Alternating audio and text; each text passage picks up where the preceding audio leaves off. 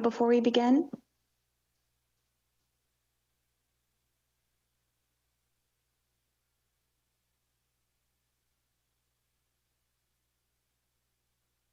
Can you hear me now? Yes, Mr. Sears, I can hear you. Thank you. Did you want to test your video as well? I might as well.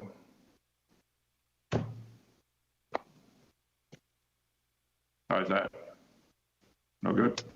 I don't see you on video yet. How come I see you? Well, I turned my video on. Do you? All right, let me just stop video. Okay.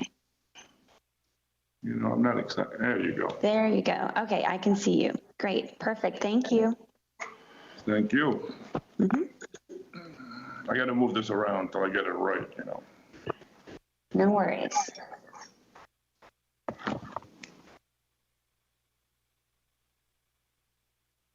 Hi, Mr. Fitzpatrick. Can we just test your audio before we begin?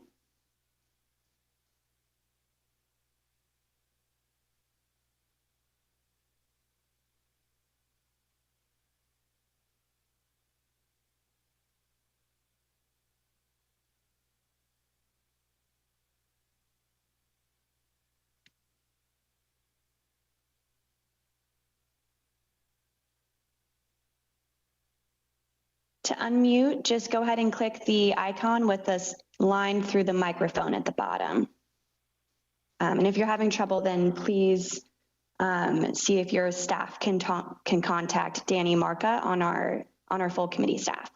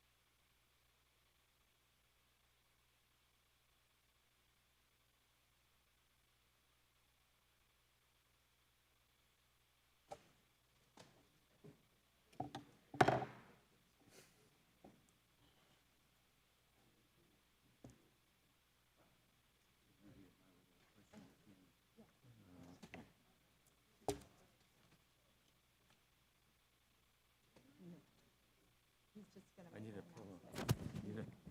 I need a pillow. I'll get you one. It's on. We're going to get started in a little while. There's some negotiations going on, so sit tight. We'll start soon. Thank you.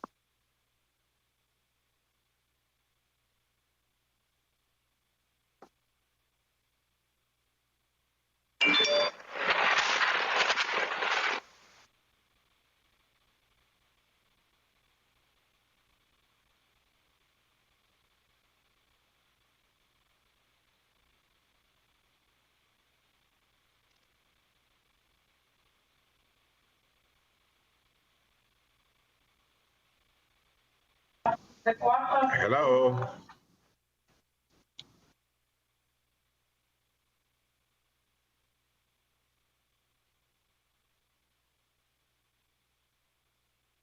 Spoya, you talking to me?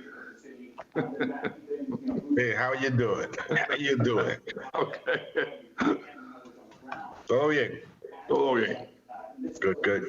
Mira, Juan, Hi, everyone. Just want to remind you that we are live right now, so please keep your mics muted until we begin.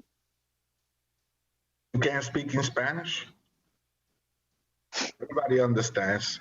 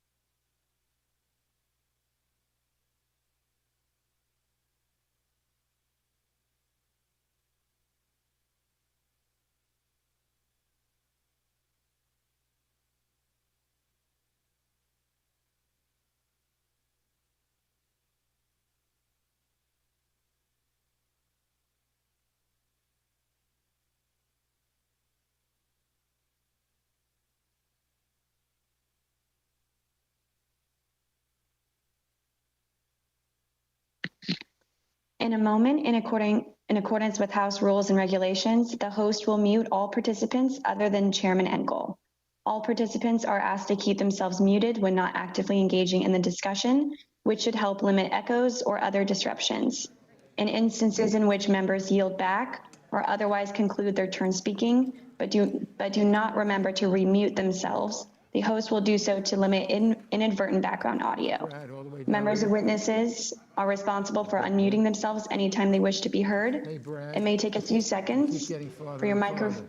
farther. You keep getting farther and farther. Okay. 5, 4, 3, 2, 1. The House Foreign Affairs Committee will come to order. Without objection, the chair is authorized to declare a recess of the committee at any point pursuant to Committee Rule 4. The chair may postpone further proceedings on approving any measure or matter or adopting an amendment. Without objection, all members will have 5 days to submit statements or extraneous materials subject to the length limitations in the rules on today's business. To insert something into the record, please have your staff email the previously mentioned address or contact full committee staff. As a reminder to members, staff, and all others physically present in this room, per guidance from the Office of Attending Physician, masks must be worn at all times during today's markup except when a member is speaking at a microphone. Please also sanitize your seating area. The chair views these measures as a safety issue and therefore an important matter of order and decorum for this proceeding. As a reminder to the members joining remotely, please keep your video function on at all times, even when you are not recognized by the chair. Members are responsible for muting and unmuting themselves, and please remember to mute yourself after you finish speaking.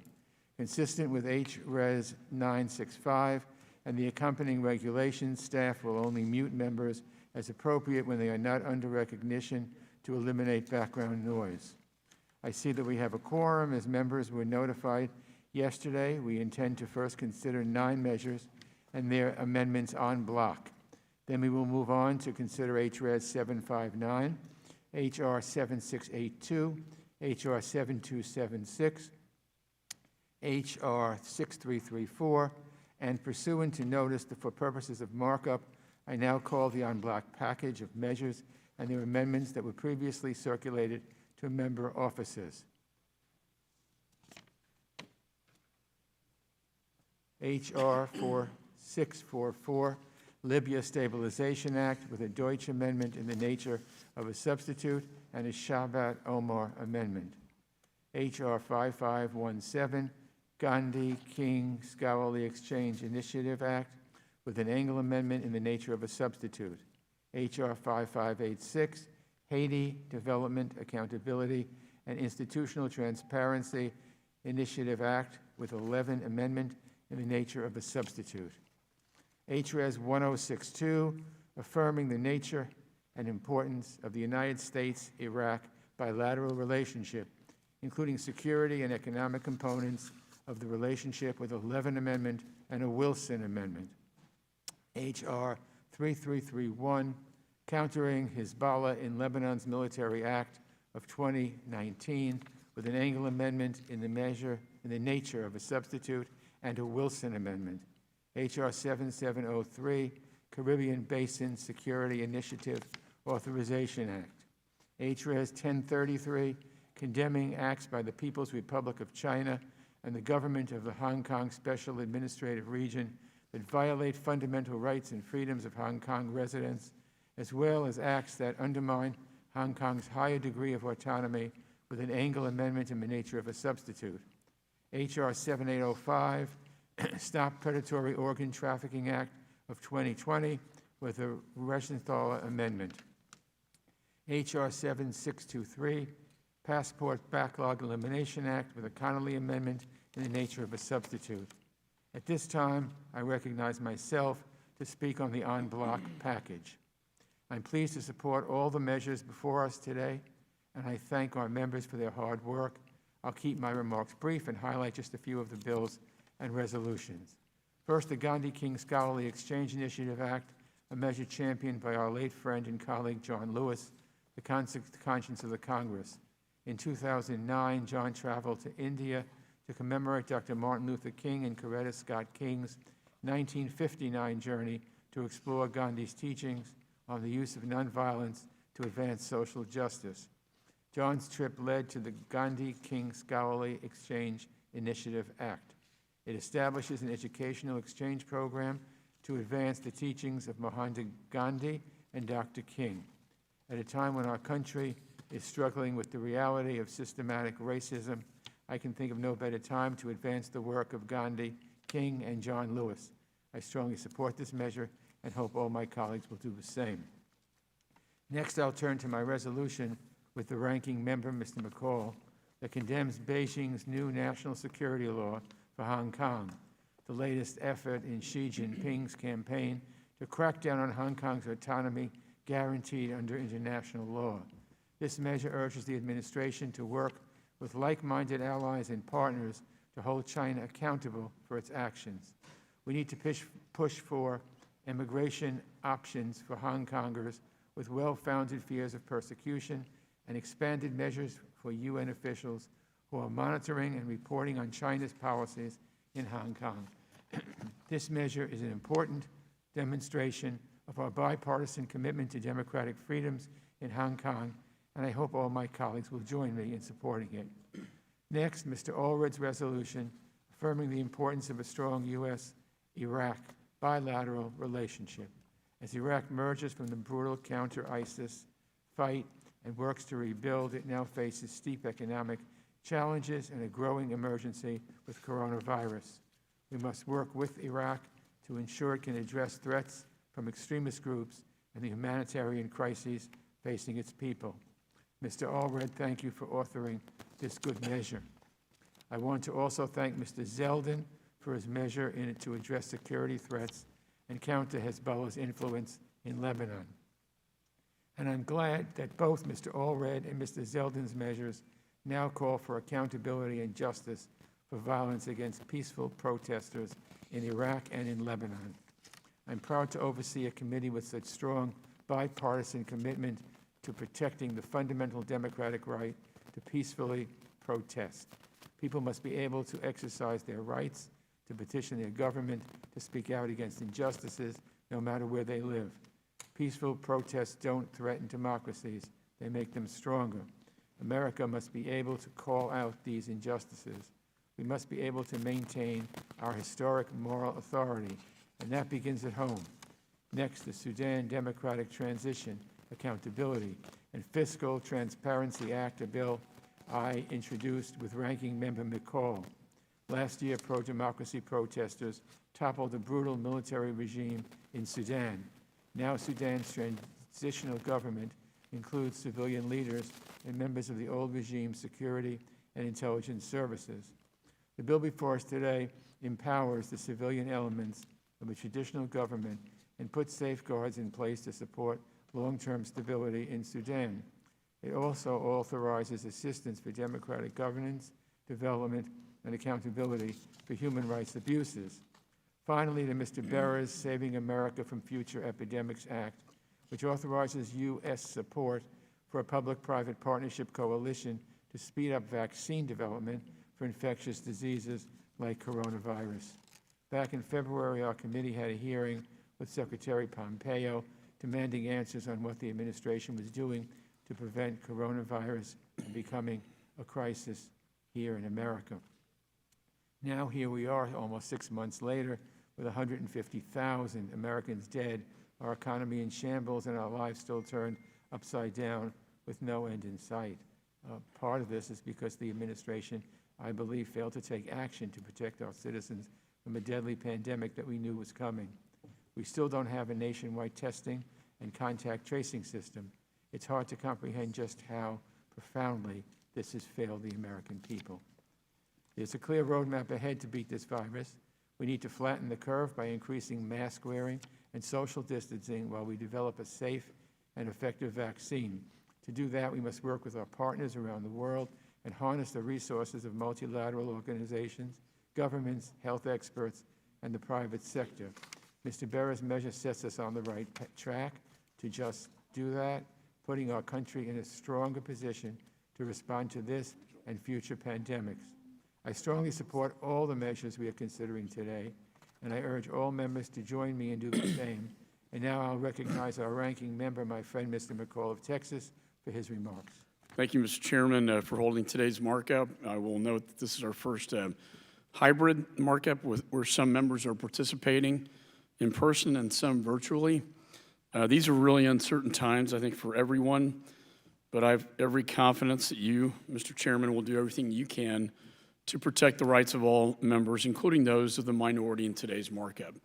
I also want to thank you and your staff for working with our members and staff on many of the measures and amendments we will be considering today. And I'm especially pleased that we'll be considering Mr. Zeldin's bill, the Countering Hezbollah in Lebanon's Military Act, and Mr. Smith's bill, the East Africa Locust Eradication Act.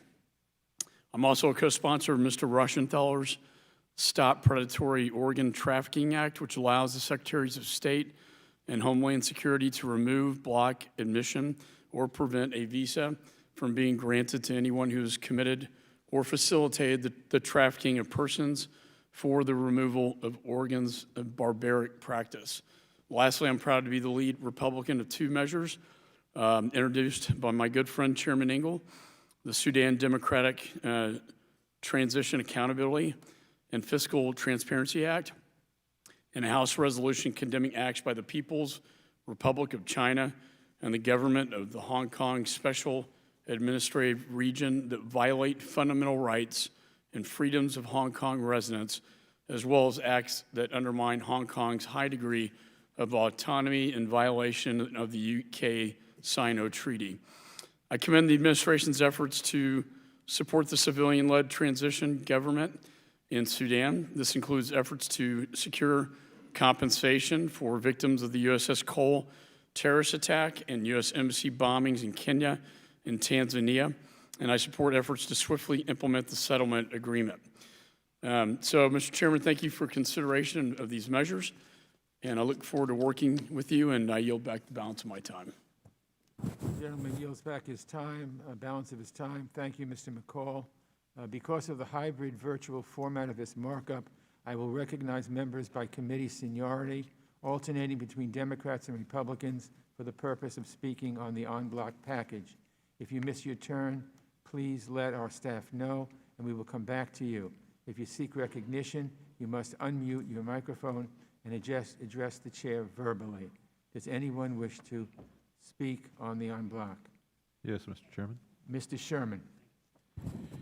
Mr. Chairman, I want to thank you for bringing forward these bipartisan measures. First, I want to address a bill introduced by John Lewis, who honored us with his presence in this House for over 3 decades. 5 years ago, I was honored to go to Selma and to walk with John Lewis on the 50th anniversary of his courageous first walk across the Edmund Pettus Bridge. In December of last year, I was honored to join John Lewis in introducing the Gandhi King Scholarly Exchange Initiative Act as co-chair of the India Caucus. This bill authorizes the State Department in cooperation with the Indian government to establish an annual educational forum for scholars from both countries that focuses on the legacies of Mahatma Gandhi and Martin Luther King, Jr. There is no better way for us to honor the important lessons that we have learned as a world from Gandhi and from Martin Luther King, Jr. and their shared ideals and values.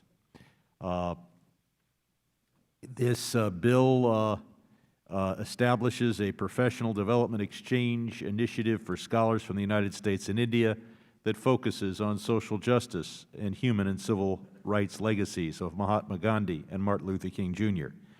The inclusion of a student exchange will further that effort and cause future generations to learn the importance of peace, nonviolence, and reconciliation that is the legacy of Mahatma Gandhi, Martin Luther King, and John Lewis. I want to thank Ami Bera for his work on H.R. 6334, which would cause the United States to participate in the Coalition for Epidemic Preparedness Innovations, that's CIPI. CIPI was founded in 2017 and is currently supporting 3 programs to develop vaccines to combat COVID-19. Support for CIPI is in our national interest. This virus will have a continuing and devastating effect on America until the entire world is free of it, and that is why I'm glad that this was part of the HEROES Act and hope that it passes into law either as a separate bill or as part of a larger civic response. Many of you are aware of my wife's work on human rights at the State Department, focusing on East Africa, particularly Sudan, and that is why I'm particularly pleased to commend Chairman Engel for his leadership on the Sudan Democratic Transition Accountability and Financial Transparency Act. We saw the people of Sudan in the streets. They have secured what is now a 3-year transition to civilian rule. This bill supports long-term peace and stability in Sudan by authorizing support for conflict mitigation, development programs, democracy and governance programs. The people of Sudan took to the streets. Now it is time for the United States to stand with them during this transition. I want to thank the Chairman for his work on the resolution condemning the Chinese government for imposing the national security legislation on Hong Kong. This bill builds on the Hong Kong Autonomy Act, which I introduced and which was signed into law earlier this month. And I want to commend Senators Toomey and Van Hollen with regard to the Hong Kong Autonomy Act. That bill imposes sanctions on individuals and banks that participate in the subversion of Hong Kong's autonomy. With the passage of this resolution, the House reiterates its support for a democratic approach and the rule of law for the people of Hong Kong. Focusing on the Western Hemisphere, we have 2 important bills, Adriana Esplanad's Caribbean Basic Security Initiative Authorization Act to promote safety, security, and the rule of law in the Caribbean. This is an important bill that will support the judicial sector, counter transnational criminal organizations, provide for educational programs for at-risk youth, and prioritize our partnerships in the Caribbean. It is paired with Hakeem Jeffries' Haiti Development, Accountability, and Institutional Transparency Act to continue our support for Haiti's recovery from the disasters that have afflicted that nation. Finally, 2 more bills on Africa. I want to commend Ted Joyce for his Libya Stabilization Act and Chris Smith for focusing our attention on the need to eradicate locusts, particularly in East Africa, and I yield back. The gentleman yields back. Mr. Smith. Mr. Chairman, I ask unanimous consent to revise and extend, and I'll just speak to one issue, and I deeply appreciate you bringing up another reiteration of our bipartisan and strong condemnation of what Xi Jinping is doing to the people of Hong Kong. Obviously, he's doing it to the Uyghurs. He's doing it to people throughout all of China. But this, again, underscores our solidarity with the Hong Kongers who are being crushed.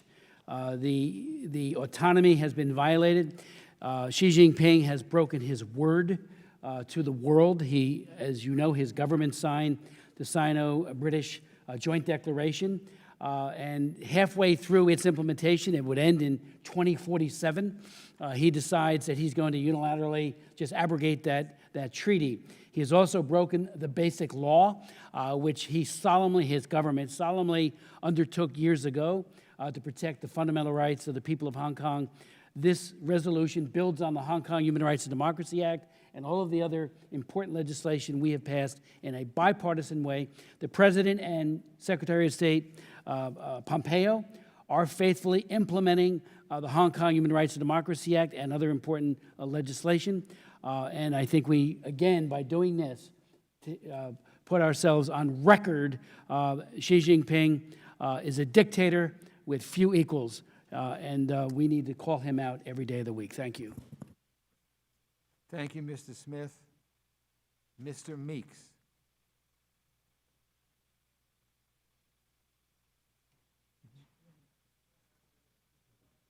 Give a quick shout out to a couple of bills that I strongly support. I want to thank Rep. Dirch for the Libya Stabilization Act, which I think is tremendously important.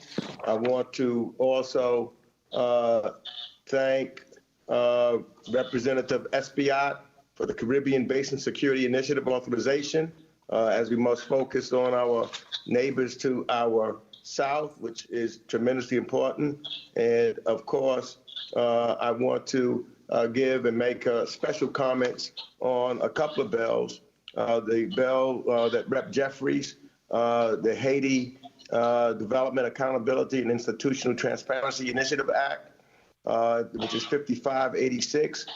Members of this committee joined me last year as we wrote to Secretary Pompeo and Administrator Green to express our deep concern regarding the prolonged political and humanitarian crises in Haiti. Under the leadership of Chairman Sears, the Western Hemisphere Subcommittee examined current U.S. government policy toward Haiti, the first such hearing in 20 years. Our members grappled with the question, how can the United States help Haiti as it remains at the brink of a crisis? 5586 answers this question. This bill codifies into law U.S. government support for the Haitian people and sends an important signal to its leaders. Thriving and vibrant democracies must include freedom from impunity, freedom of the press, the right to peaceful assembly, the right to economic self-determination, and adherence to the rule of law. And this bill provides technical support for community leaders and civil society, but most importantly, it calls for the Haitian government to be out front in designing its own future. This measure also includes a retrospective assessment of U.S. and international donor recovery and development funding for the last 10 years, an important and necessary exercise for all developing planning. This important measure offers U.S. support to the people of Haiti as they seek to break the vicious cycle of crises after crises and push for real structural and lasting change. Let me also talk about 6334, Securing America from Epidemics Act by Dr. Barrow. As we witness the human and economic toll of COVID-19, it continues to inflict upon this country and the world. We know preparedness saves lives, and mitigating the devastating impact of emerging infectious diseases ensures future pandemics are arrested before they begin. Embedded within this bill is a commitment to collaboration and innovation in the face of a current deadly threat that respects no borders. The Coalition of Epidemic Preparedness Innovations is built upon three pillars: preparedness, response, and sustainability. And with this measure, the United States leadership role in the global vaccine development effort is affirmed. Also, of course, condemning the acts of the People's Republic of China and the government of Hong Kong. Mr. Chairman, I would also would like to bring to your attention our relationship with China continues to evolve or devolve. And I want to stress the importance of speaking out loudly when addressing the basic rights of citizens that are being trampled in Hong Kong. And we must be honest to our own values in dealing with China, not forgetting our responsibilities at home and working with our allies to help shape those vital relationships. And finally, let me add my voice to an excellent initiative put forward to strengthen the United States-India relationship in the spirit of Mr. Gandhi and Martin Luther King Jr. The seeds of social justice and the principles of nonviolence when addressing development priorities pay off in unimaginable ways. And I do sincerely hope that the spirit and work of my friend and the conscience of this Congress, John Lewis, continues to inspire people around the world, and that the future generations can reap the benefits of the bravery and the philosophical clarity that we so dearly need, and that John Lewis presented to us all. And I yield back the balance of my time. The gentleman yields back. Thank you, Mr. Meeks. Are there any other members seeking recognition? Mr. Shabbat. Thank you, Mr. Chairman. And I'd first of all like to thank you for your inspired leadership as chair of this committee. We didn't always agree on everything, but you were always very respectful to both sides. We certainly appreciate many, many things that you've accomplished as chair of this committee, and I think that needs to be said. I'd like to focus now on two of the bills we have before us today. Your resolution on Hong Kong, which I'm co-sponsoring, and Mr. Deutsch and Mr. Wilson's Libya Stabilization Act. Thank you all for doing that hard work. First, relative to Hong Kong, the Chinese Communist Party's decision to ram through an illegal national security law last month is a grave threat to not only the people of Hong Kong, but to the international community itself. We all know that the PRC promised the United Kingdom and the whole world that Hong Kong would have a, quote, high degree of autonomy, unquote, and basic Western freedoms for at least 50 years. As a result, Hong Kong was a beacon of freedom and prosperity in Asia, with a close relationship to the West built on those rights. The national security law has made a mockery of all this, sending a shockwave of fear through the city and really throughout countries across the globe who recognize what's happening here. The national security law also demonstrates once again that the PRC cannot be trusted to uphold its international commitments. And if the world fails to hold China accountable, the rules-based order takes one more blow. That's why I'm glad that the Trump administration and the international community have moved ahead with actions to impose costs on the PRC for this decision, and why I'm pleased to co-sponsor and pass a resolution today that is a full-throated condemnation of the PRC's treacherous decision. Second, turning to Libya. Since the Gaddafi regime was toppled, that country has been more or less in chaos. And the conflict there has stretched on far too long, drawing in so many foreign actors that it's hard to keep track of them all. It's time for the fighting to end before more Russian troops show up, before Egypt intervenes, and before Turkey feels it has to get even more involved. It's time for negotiations to begin, and I think this legislation will help the administration work toward that goal. Finally, I'd like to focus on human trafficking in Libya, and I'd like to thank the chairman and ranking member for including my amendment in the bipartisan en bloc package. The situation in Libya is absolutely terrible. In its June 2020 monthly update on Libya, the International Organization for Migration reported that there are over 600,000 migrants in Libya from more than 40 countries, in addition to hundreds of thousands of internally displaced persons. Many of these migrants are coming from sub-Saharan Africa, hoping that they can build a better life in Europe. Libya turns out oftentimes to be a dead end. Along the way, they are often caught up in networks of human traffickers that exploit them in the most horrific ways. This includes modern-day slavery, or its equivalent, in which Africans are essentially bought and sold, or treated like animals in so many other barbaric ways. And it's worse for women, who face rape and forced prostitution. There should be absolutely no place in the world for this evil behavior to take place, and it's happening in Libya today. My amendment makes it the policy of the United States to seek an end to this slavery and forced labor and sexual exploitation in Libya, and adds addressing these crimes to the goals of this legislation. America stands for freedom, and the least we can do on the international stage is to use our vast diplomatic and humanitarian resources to help people facing these deplorable situations. Thank you, Mr. Chairman, and I yield back. Thank you, Mr. Chabot, and thank you for those kind words about me. Mr. Connolly.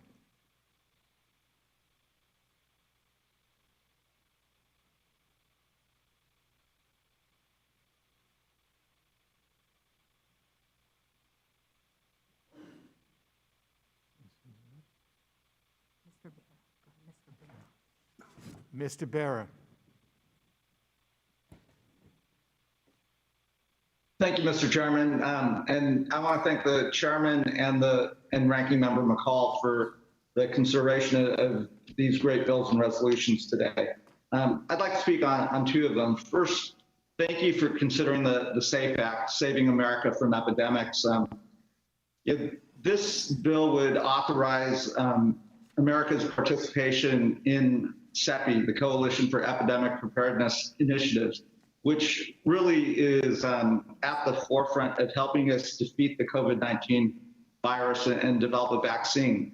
It creates a redundant process where we're looking at multiple vaccines at the same time, and this portfolio approach really is the right approach. And if you think about, one of the vaccines that just went into phase 3 trials this week, Moderna, that was one of the first investors in Moderna was CEPI. So this is a whole of government, whole of world approach, working with other agencies like Gavi to help distribute the vaccine. And again, it's redundant efforts like this where we can put American ingenuity together with the rest of the world as we defeat this virus. And all of us know it's not just a matter of vaccinating 300 million Americans, but it really is vaccinating 6 to 7 billion people around the world. And that'll take a global effort of all of us working together. So again, I want to thank the chairman for considering the SAFE Act today. And again, want to thank my fellow ranking member on the Asia Pacific and Non-Proliferation Subcommittee, Congressman Yoho, who worked with me on this bill, as well as Janice and Katie on the HVAC staff for their work in bringing this bill forward. The second bill that I'd like to talk about, it is a great honor and tribute to our colleague, Congressman John Lewis. The Gandhi King Fellowship Bill really builds on the principles that were embodied by our colleague John Lewis. The principles of nonviolence, of civil disobedience, of standing up for those that didn't have voice, and as John Lewis said, causing good trouble. And it'll continue to bring our two nations together. But the legacies of Mahatma Gandhi and Martin Luther King, but also the legacy of John Lewis. So I really think this is a great tribute in a bipartisan way to our colleague, John, and it's a lasting tribute. And again, I want to thank the chairman and ranking member for the consideration of both these bills, as well as the other very important pieces of legislation that we'll consider today. So with that, Mr. Chairman, I'll yield back. Thank you, Mr. Bera. Mr. Wilson. Thank you, Chairman Elliott Engel and Republican leader Michael McCall for organizing today's markup. There are 13 bills before us today that the committee is marking up, and I am grateful for the high level of bipartisanship that is the norm and tradition of this committee. Chairman Elliott Engel is a champion for a strong foreign policy, promoting freedom and democracy for opportunities worldwide.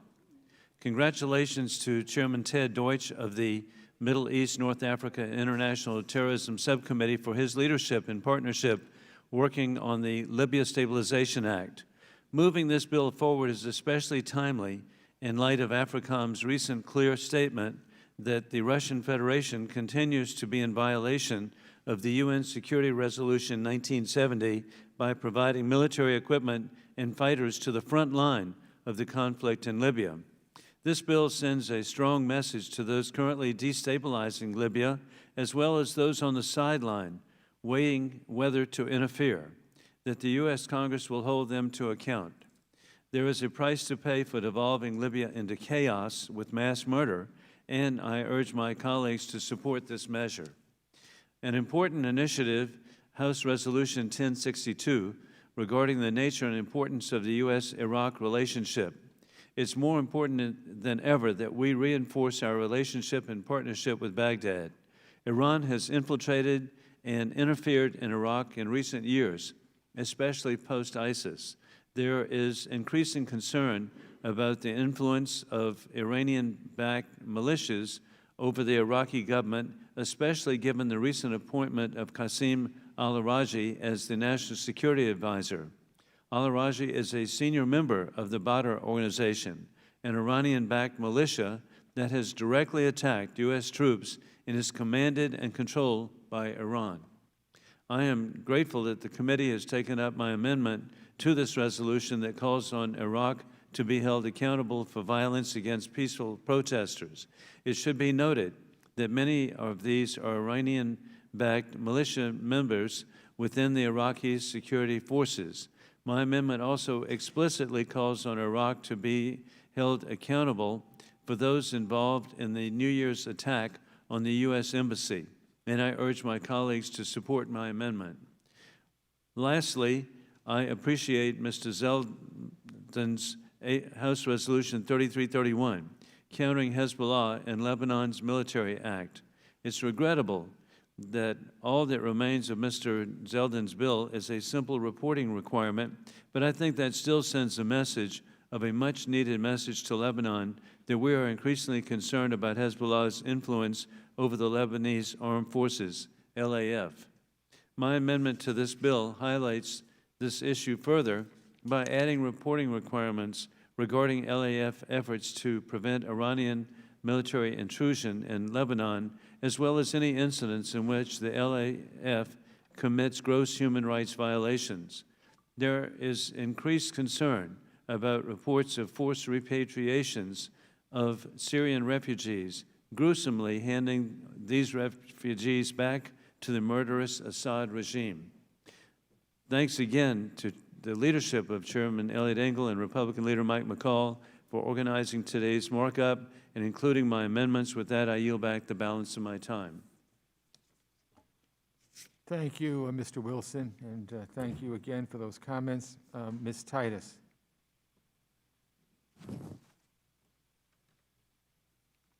Thank you, Mr. Chairman, the ranking member, for holding the markup. I'm a co-sponsor of several of the measures before us today, but I'll just be speaking on one, and that's Mr. Connolly's, the Passport Backlog Elimination Act. I represent the heart of Las Vegas, and until recently, we welcomed nearly 6 million international travelers every year. And because of the importance of that international travel to our community and our local economy, many of my constituents had business abroad, and they traveled around the globe to support the visitation and also promote international ties. Furthermore, my district is the most ethnically diverse in the state, so many of my constituents need passports to go and see family members who live abroad or are from abroad. I'm also proud to serve as the co-chair of the Travel and Tourism Caucus here in the House. Unfortunately, we've seen the devastating impact of the coronavirus on the travel industry, especially international travel to and from the United States.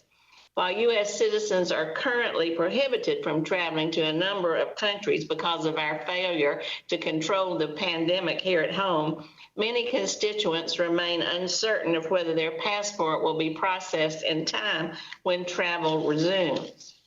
We know that international travel has an outsized impact on the industry because international travelers spend more and stay longer. International travel can also aid in our diplomatic efforts by fostering cultural exchanges, education, and economic ties. Resuming passport processing in a timely manner will be critical to bringing normalcy back to travel when it's safe to do so, both for tourism purposes and business operations. That's not only important for our constituents who hope to travel abroad for leisure or business or family purposes, but it's also important for those who have jobs that rely on this travel, including our travel agents here in the United States, to help coordinate these trips.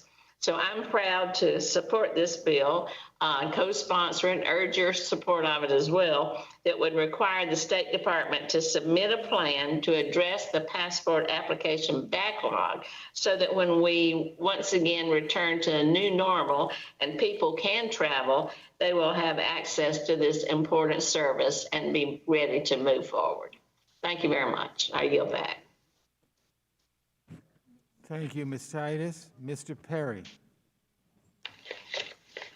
Okay, Jay, that was good.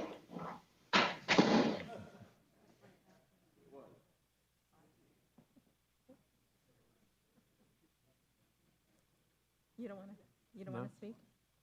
Okay. Okay. Ms. Yoho. Okay, Mr. Yoho.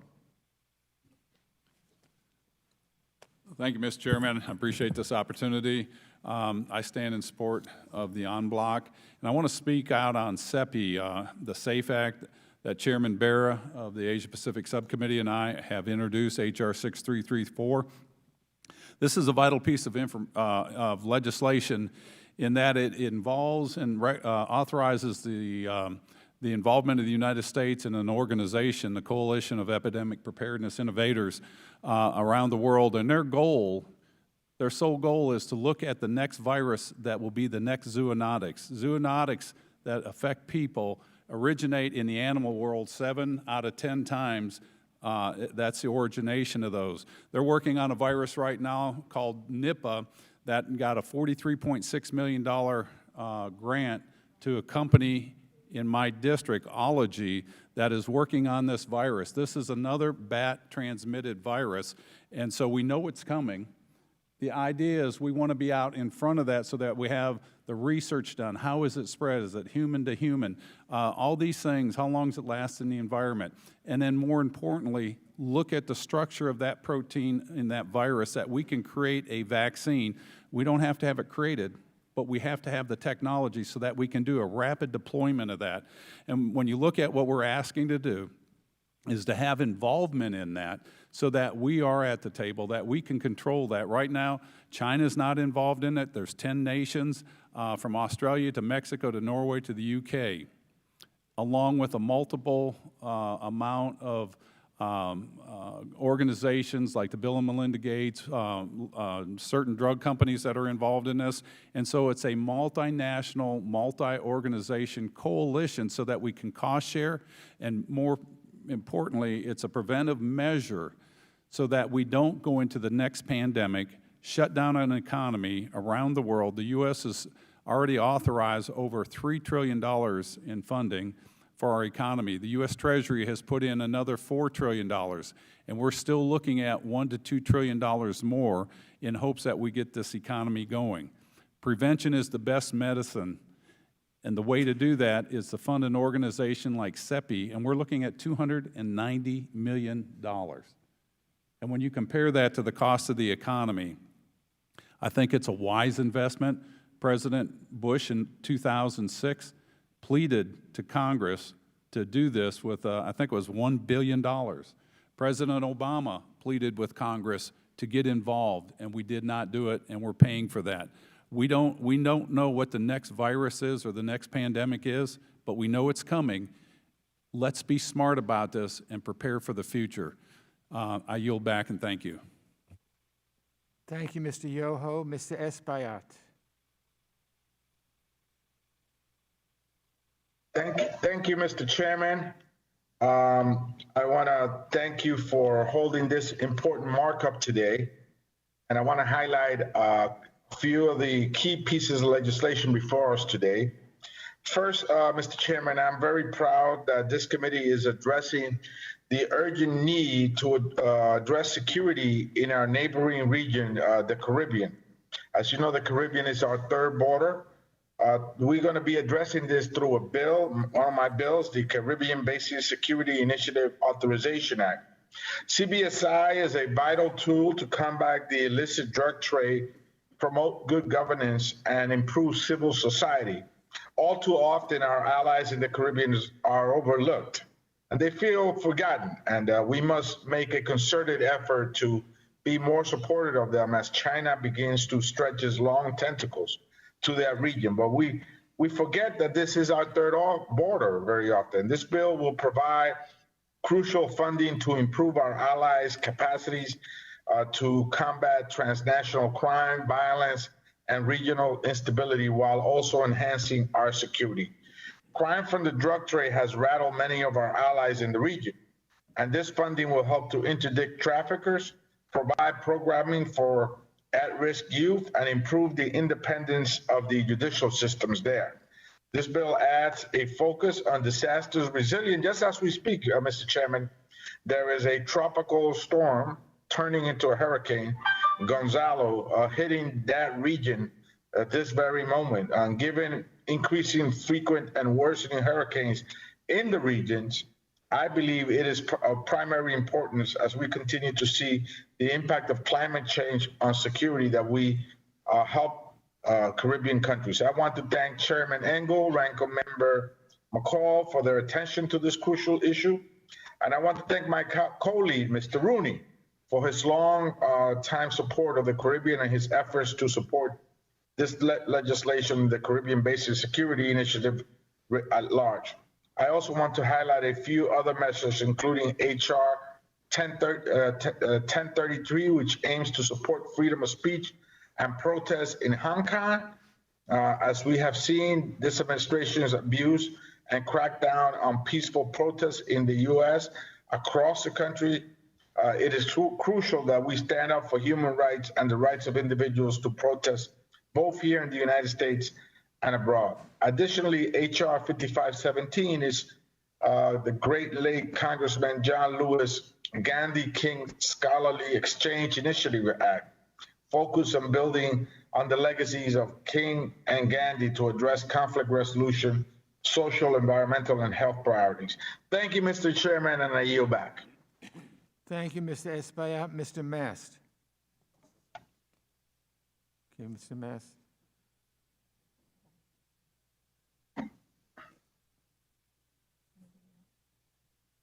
Anyone else can speak? Mr. Reschenthaler. Thank you, Mr. Chairman. I appreciate it. Mr. Chairman, I support the en bloc, which includes two measures which I introduced.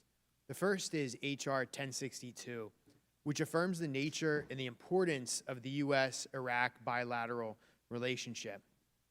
As a veteran of the Iraq War, I recognize the importance of this military and diplomatic partnership. By advancing this bipartisan legislation, the Foreign Affairs Committee is demonstrating continued support for our Iraqi partners and promoting stability and peace in the region. The U.S.-Iraqi partnership is critical to counter threats from Iran and violent extremist organizations like ISIS.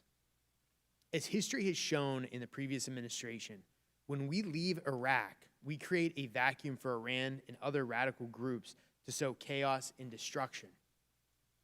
We cannot let this happen again, and by passing this resolution, we are taking a step in the right direction.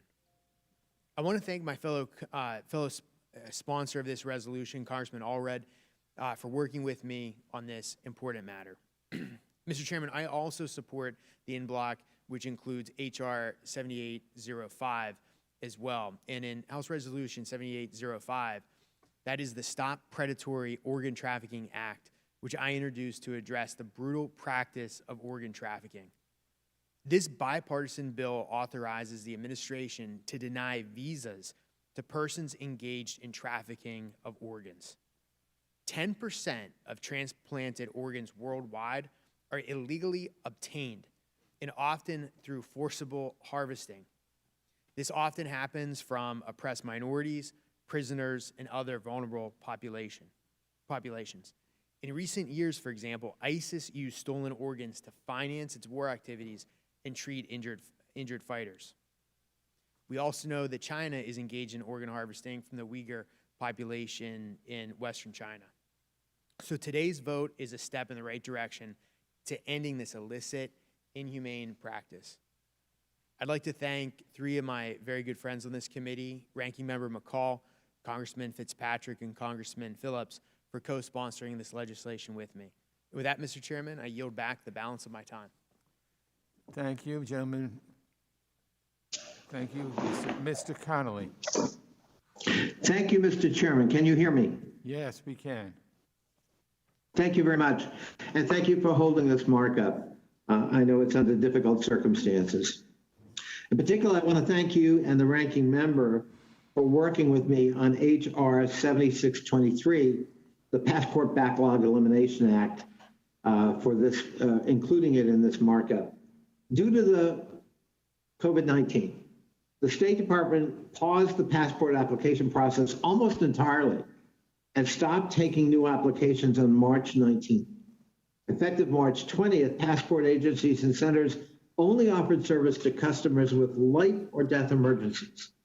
That delay created a backlog of nearly 1.7 million passport applications awaiting adjudication. I understand that passport agencies have now undertaken a phased approach to reopening based on local conditions. And at present, about 2,000 out of 4,000 individuals employed by passport agencies have now returned to work. While I appreciate the progress that's been made, the current backlog, which stands at 1.2 million applications, remains unacceptable. Too many of our constituents are left in limbo, not sure if they'll receive their passport in time, and some don't even know the status of their application. And without the passport, many of them can't, of course, get visas. Passport agencies ought to be able to increase capacity to process demand and reduce the backlog safely.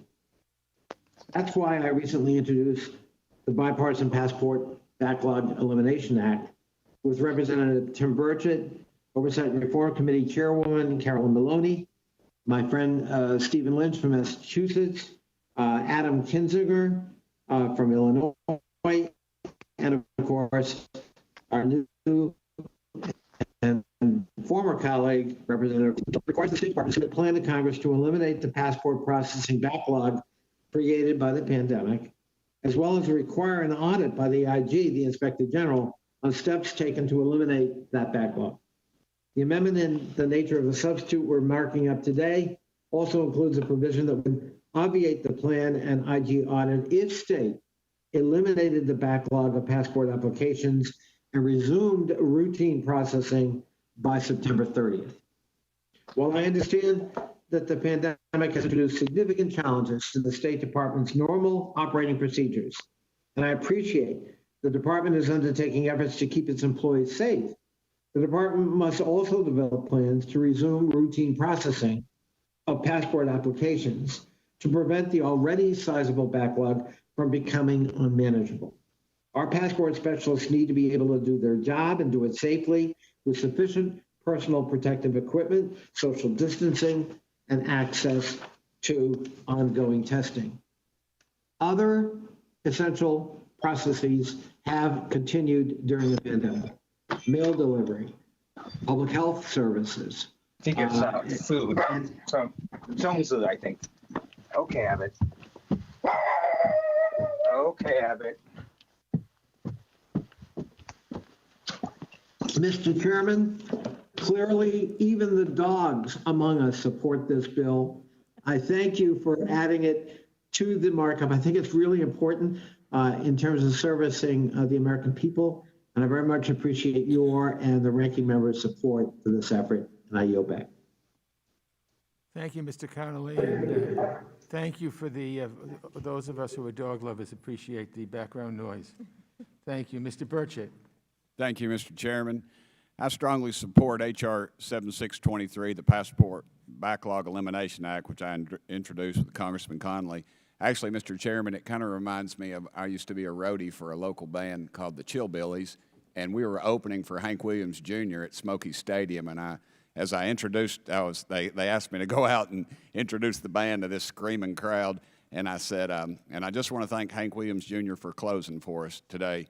And so, Representative Conley, I thank you for closing for me today on this bill. This piece of legislation requires the state to submit a plan to Congress to deal with and eliminate the passport backlog at the Bureau of the Consular Affairs due to COVID-19. Last month, I led a letter to the Bureau of Consular Affairs urging state to begin processing millions of these pending passport applications. I'm glad action is being taken to reduce this backlog, but it is not happening fast enough. I'm confident that this legislation will provide a clear guidance to my constituents and Americans across the country about when they can expect an answer regarding their passport application. Mr. Chairman, thank you so much for indulging me, and I yield back the remainder of my time from the kids' table at Thanksgiving, because that's sort of the way I feel like down here. Thank you. Thank you, Mr. Burchett. Ms. Omar.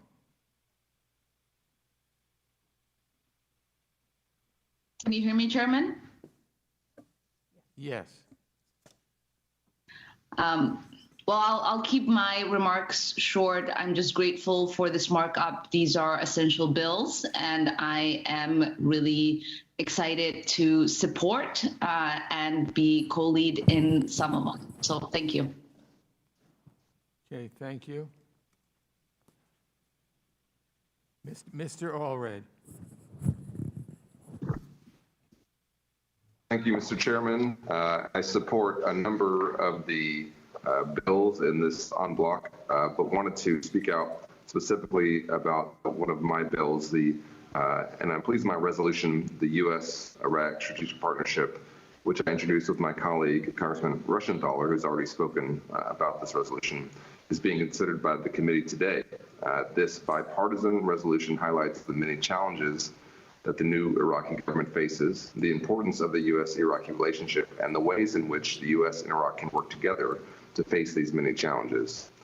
While the looming threat with the looming threat of rising COVID-19 cases, a possible resurgence in ISIS, and an economic crisis, it's more important now than ever that we show support for the U.S.-Iraqi relationship. I want to thank you, Mr. Chairman, and the ranking member for including this measure in the markup today, and I encourage my colleagues on both sides of the aisle to support this bipartisan resolution. I yield back. Ms. Wild. Thank you, Mr. Chairman. I would like, first of all, to associate myself with the remarks of the ranking member, Mr. McCall, and urge the approval by Congress of the International Claims Agreement between Sudan and the United States arising from the deaths of 11 Americans in the al-Qaeda bombing of the U.S. Embassy in Nairobi in 1998. And of course, I support H.R. 7682, the Sudan Democratic Transition Accountability and Fiscal Transparency Act of 2020. Now I'd like to speak in support of H.R. 6334, Securing America from Future Epidemics Act. As our nation and the world face the greatest public health crisis in a century, we should be working with allies and partners across the globe to bring about unprecedented international cooperation among public health agencies, scientists, the private sector, and non-governmental organizations. The speed of travel and global reach of COVID-19 reminds us of how deeply interconnected our world is today. Our response must be similarly interconnected and global in scope, mobilizing the full resources of our government at all levels to ensure that we are adequately confronting this crisis here at home and building capacity and preparedness abroad. These are not two distinct objectives. They are two necessary components of the same objective: to counter, contain, and combat COVID-19. At a time when the international community should be united in this common mission, we see instead a lack of clear strategy and political will on the international stage. The temptation to retreat inward, including in our own country, has come at the cost of developing the integrated global leadership which we so urgently need. H.R. 6334, the Securing America from Future Epidemics Act, is an important first step toward achieving that global leadership. This bipartisan legislation would authorize our country to join the Coalition for Epidemic Preparedness Innovations, an alliance of government, private sector actors, philanthropic organizations, and civil society groups from around the world focused on developing vaccines for COVID-19 as well as to prevent and contain other major international health crises in the future. No country can solve this problem alone. We must work together.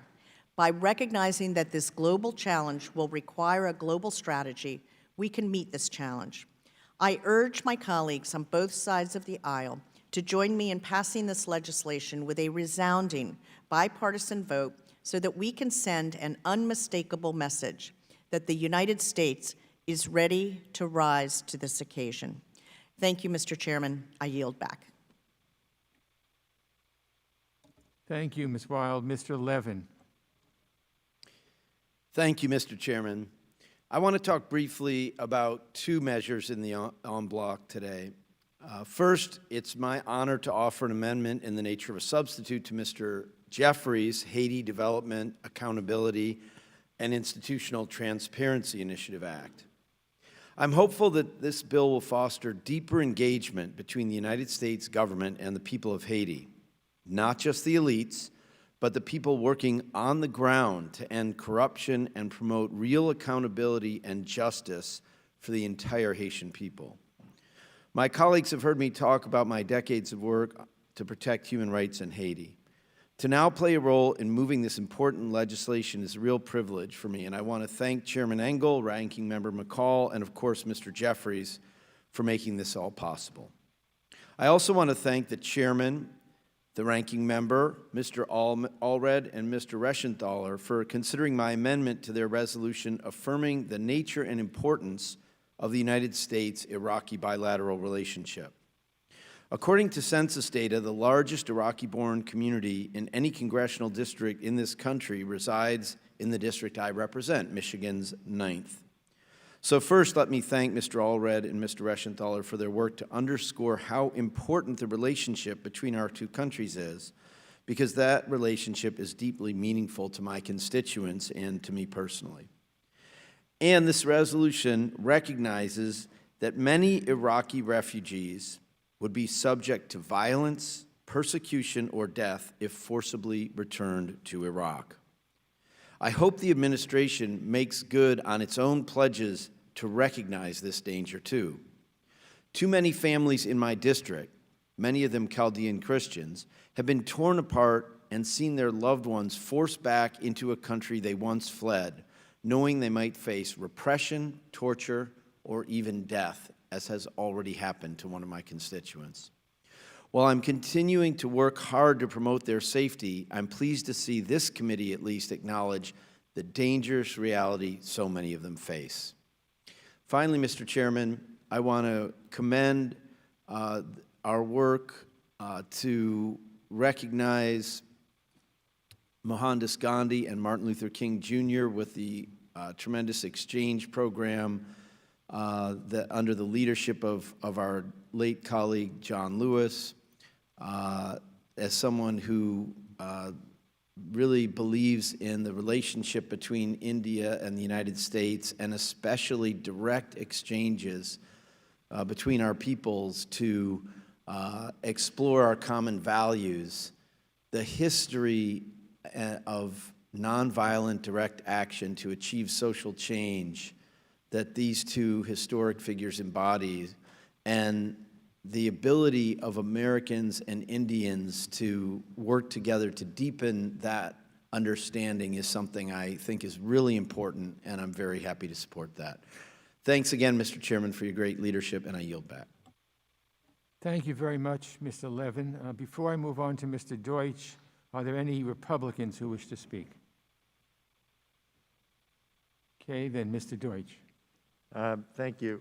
Thank you, Mr. Chairman and Ranking Member McCall for holding this markup. I want to take a moment to mention our friend John Lewis, who we've been honoring this week. He was not a member of this committee, but he served as an example for all of us. His lifelong quest for equality and civil rights inspired not only Americans, but millions around the world, and upheld America's image as a beacon of liberty and a champion for human rights. I'm so proud today to support his legislation, H.R. 5517, the Gandhi King Scholarly Exchange Initiative Act, and I hope that we will remember and we will continue to honor his legacy as we debate America's foreign policy and our role around the world. I want to express my support for all of the measures today, in particular HRS 1033, HR 7703, the Caribbean Basin Security Initiative, Mr. Espaillat, HR 3331, countering Hezbollah in Lebanon's military act, Rep. Zeldin and Luria, HR 7682, the Sudan Democratic Transition Accountability and Fiscal Transparency Act, Chairman and Ranking Member, and HR 5586, the Haiti Development Bill of Representative Jeffries that Mr. Levin just spoke about. I'm also glad that today we'll be marking up the Libya Stabilization Act, which I introduced in October with Mr. Wilson. Since last fall, the conflict has become even more threatening for U.S. interests and regional stability. The ongoing conflict in Libya has provided Russia a foothold in North Africa and entree into Libya's energy industry, to undermine NATO solidarity, and it's threatened European security. It's destabilized Libya and the Eastern Mediterranean more broadly, and it's exacerbated a humanitarian and migrant crisis. In response, this bill calls on the United States to take a more active role in diplomacy to resolve the conflict, to support humanitarian assistance, democratic governance, civil society, and future elections, and to improve Libya's public sector financial management, specifically of the central bank and National Oil Corporation, which are flashpoints between the warring parties. This bill also sanctions those who deploy mercenaries, support militias, violate the UN arms embargo, and commit human rights violations in Libya. The bill demonstrates Congress's interest in de-escalating the conflict, in reviving diplomacy, and ending foreign intervention in Libya. It makes the threat of sanctions more credible and signals bipartisan support for their implementation against any unhelpful actors in Libya. I think it is important that we advance the bill now, given reports about Russia's expanding military deployments, Turkey's growing role in escalation, and warnings of potential Egyptian military intervention. I hope the bill demonstrates that the United States will not allow others to work against our interests and the interests of the country, and that we must work with the UN, with our European allies, regional states, and most importantly, Libyans, to end the war and to rebuild Libya. I'm proud to support, again, all of the measures that we'll advance today, and I thank the chairman, yield back the balance of my time. Thank you, Mr. Deutsch. Mr. Malinowski. Thank you, Mr. Chairman, Ranking Member. I strongly support everything in the en bloc. I was very happy to have a chance to work with Mr. Deutsch, Mr. Wilson on the Libya measure, as well as with you and Mr. McCall on the Hong Kong measure. And I want to address my remarks to that and to the bigger challenge that we face as a country and as a committee on China. And I want to say that with this Hong Kong bill, we are doing something very good and very important, but, and please don't take this the wrong way, also something somewhat easy. It's easy to condemn China. We all do it. It's easy to make it a talking point in our political debates, Republicans and Democrats. We all do it. It's easy to make China a scapegoat for our own country's problems and failures. Too many of us do that. The question is, can we get serious about this?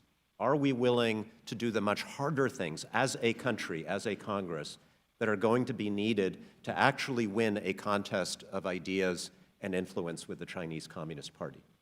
Are we willing, for example, if we were serious about this, would we be willing to actually tell our business community to disentangle itself from human rights abuses like mass surveillance in China? We passed a bill in the House led by Mr. Sherman, the Uyghur Human Rights Act, which tried to do that, but the Senate stripped most of its toughest provisions. We tried to put those provisions again into the NDAA. Hopefully, it'll work this time. If we were serious, we would be reinforcing our alliances around the world. We would be rallying the free world to our side in meeting this challenge. Instead, we are withdrawing 12,000 troops from Germany and threatening to withdraw more from South Korea and Japan. If we were serious, we'd take a hard look at our defense budget, and we'd ask whether we actually need some of these legacy weapons systems that probably would be useless in an actual shooting war with China, but which are hard to deal with because there are jobs and there are industries. And we might invest that money in research and development as well, not just in defense, but in modernizing our economy and making our country the world leader in building a clean energy economy, for example, because that country, whoever wins that race, is going to dominate the global economy in the 21st century. And if we were serious, we would be reinforcing our traditions, our commitment as a country that takes in immigrants and refugees. This is how we won the Cold War. One way we won the Cold War against the Soviet Union. We would be opening our doors to people fleeing repression in China, people fleeing the suffocation of Hong Kong by the Chinese Communist Party. And we'd be recognizing that not just as a humanitarian imperative, as a good thing to do, but as something that would benefit the United States of America, because we would benefit from the incredible talent of these people who may not be able to stay in China and Hong Kong anymore. It's a way, it would be a way of winning this competition without firing a shot. That would be hard because it implicates all of our hard debates on immigration. And unfortunately, the only steps we've taken are steps backward, canceling the Fulbright program for Hong Kong residents, for example, which I think is a total self-inflicted wound. Fortunately, I think we are working well together on this in this committee. I've worked closely with Mr. Curtis, Mr. Kinzinger, Mr. Castro, a number of members on both sides on legislation that would open our doors to people who are fleeing potential Chinese repression in Hong Kong, that would open the United States to the great talent of these people and send a message to the Chinese Communist Party that if you suffocate this place, you will lose its best and brightest, and your loss will be our gain. That's the kind of thing we should be doing. And I hope, and I think I'm confident in saying, that by the time of our next markup, we will have come to a strong consensus on that legislation, and we'll be able to move forward on a bipartisan basis to do something important and something hard. Thank you, and I yield back. Gentleman yields back. Thank you, Mr. Malinowski. Are there any other members seeking recognition? Hearing no further requests for recognition, then without objection, the committee will proceed to consider the noticed items en bloc. Without objection, each measure is considered as read, and the amendments to each are considered as read and are agreed to. The question occurs on the measures en bloc as amended, if amended. We're going to take a vote by voice. All members, please unmute your microphones.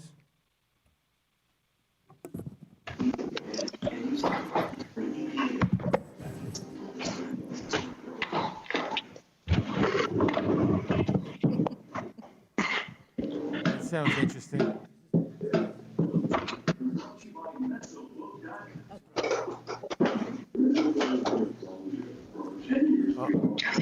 Okay. All those in favor, say aye. Aye.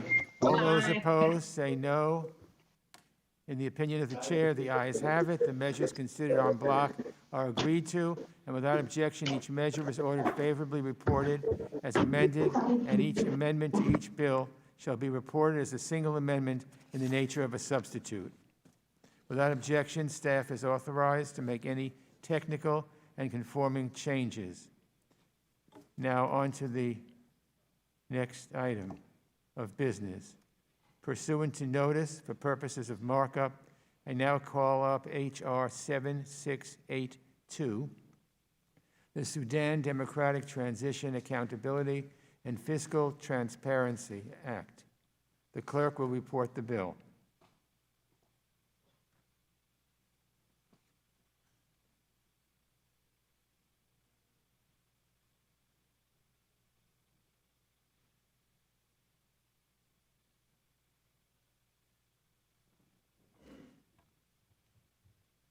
Mr. Chairman, could you please repeat the bill number for me?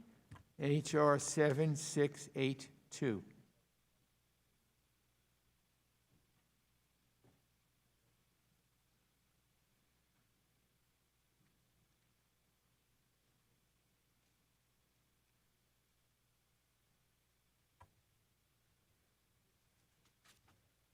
H.R. 7682. A bill to support a civilian-led democratic transition, promote accountability for human rights abuses, and encourage fiscal transparency in Sudan and for other purposes. Be it enacted by the Senate and the House of Representatives of the United States of America and Congress assembled, Section 1, short title, this act may be cited as the Sudan Democratic Transition, Accountability, and Fiscal Transparency Act of 2020. Without objection, the first reading of the bill is dispensed with. Without objection, the bill shall be considered as read and open to amendment at any point. Does anyone have an amendment? No? Okay. Wait, hold on, Mr. Perry. Does anyone have an amendment? Mr. Perry. Mr. Chairman, I have an amendment to desk. Mr. Perry. Mr. Chairman, I'd like to begin by asking unanimous consent to insert the words "the government of" before the word Sudan in both places where it appears in subsection A of the amendment. Without objection. Thank you, Mr. Chairman. Mr. Chairman, Sudan has certainly made significant strides to rejoin the community of nations, including their total government reorganization and selection of a civilian leader. In February, Sudan agreed to pay excuse me, will the gentleman suspend for a minute? I'm sorry. Yes, Mr. Chairman. Thank you. The clerk shall distribute the amendment to your staff virtually. For members currently in the hearing room, you can pick up a copy of the amendment at the designated desk. And let's pause briefly to give all members enough time to review the amendment, just about a minute, so everybody has a chance. Okay, Jason's passing out. What's being passed out? They're passing out the amendment. Okay. The amendments are being passed out. Mr. Perry will return with you in a minute. Thank you.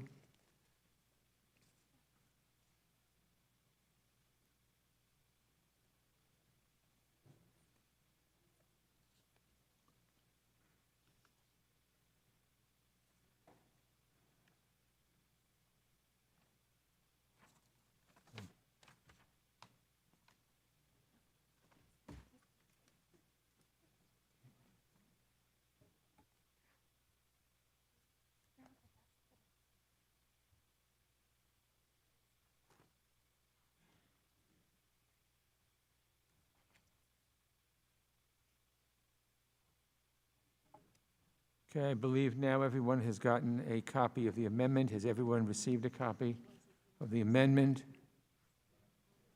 The clerk will please report the amendment. Perry, Amendment Number 172. At the end of the bill, add the following. Section 17, limitation on availability of funds. In general, none of the funds authorized to be appropriated by this act may be available for Sudan until the Secretary of State determines that Sudan is no longer a state sponsor of terrorism. Without objection, further reading of the amendment will be dispensed with. A point of order is reserved. The gentleman from Pennsylvania is recognized for 5 minutes in support of the amendment. Thank you very much, Mr. Chairman. I'm just going to continue where I left off. In February, Sudan agreed to pay a $70 million settlement to the families of U.S. citizens who died in the U.S. Cole terrorist attack, even though the attack was committed under the al-Bashir regime. Settlements are now pending in the cases of the Kenya and Tanzania embassy bombings in the late 1990s. There are very encouraging signs that Sudan may even be a U.S. ally in the near term. Prime Minister Hamdok is also making significant overtures to Israel, Sudan's one-time enemy. However, we must proceed with caution. Sanctions were prematurely lifted against Burma as it undertook its transition to democratic governance in 2013. As a result, our policy options are limited to address the persecution of the Rohingya in that country on this very day. Assuming this bill passes, we would be authorizing the appropriation of hundreds of millions of dollars to a government the U.S. classifies as a state sponsor of terrorism. And while Secretary Pompeo and Mr. Hamdok have discussed Sudan's removal from the list, no such announcement has yet been made. Before we act with haste, we ought to allow the process to continue. Sudan is still under a transitional government that amounts to a power-sharing agreement between military and civilian actors. But veto powers arguably rest with armed actors making democratic gains in the country fragile at best. I hope that for Sudan's sake, its transition to democracy succeeds, but it is not by any stretch guaranteed. This amendment to limit funding under this act until Sudan is removed from the state sponsor of terrorism list is a responsible measure that signals to Sudan, one, our support for its transition to democracy, while two, ensuring we are doing our due diligence to protect the interest of the American people. I urge my colleagues to an affirmative vote, and I thank the chairman, and I yield back the balance. I thank the gentleman. Is there further debate on the amendment? Mr. Sherman. I rise against the amendment. I'm surprised that that Mr. Perry wants to take wants to take away the flexibility that the State Department needs.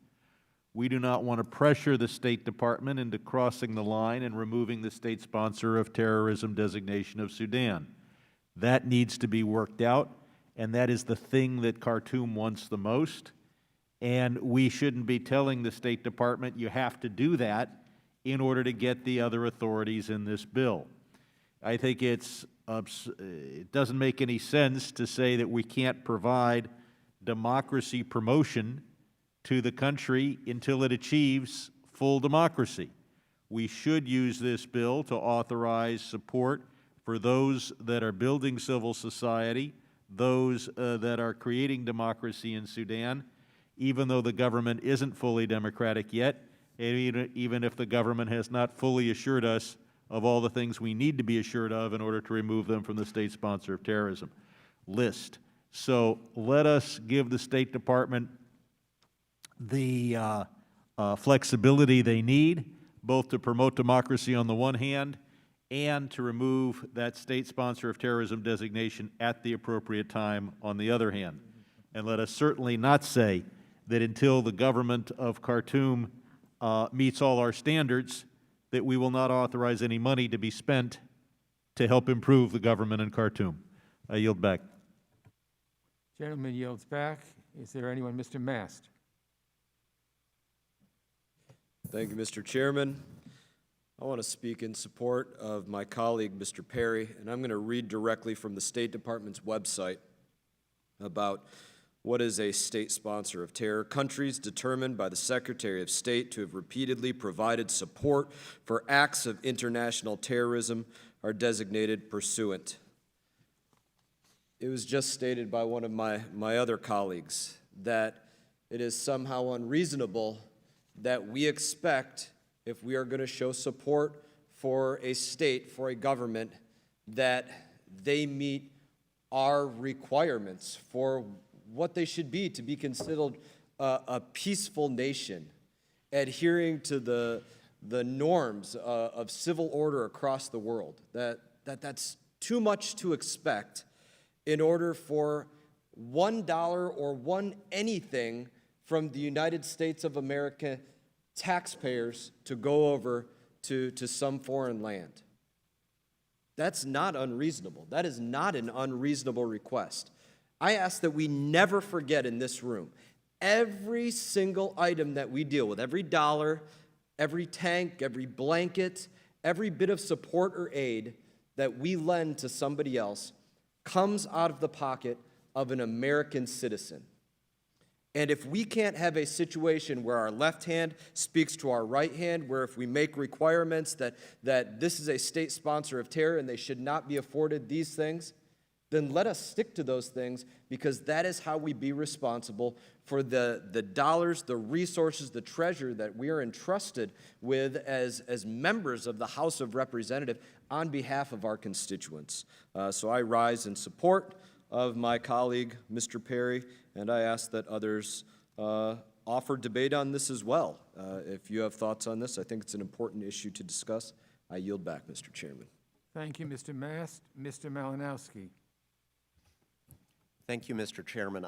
I just wanted to address Mr. Perry's analogy to Burma, because I agree with him wholeheartedly that we made a mistake by lifting sanctions prematurely on Burma while it was still evolving from dictatorship. I was there when the Obama administration made that decision. I argued against it.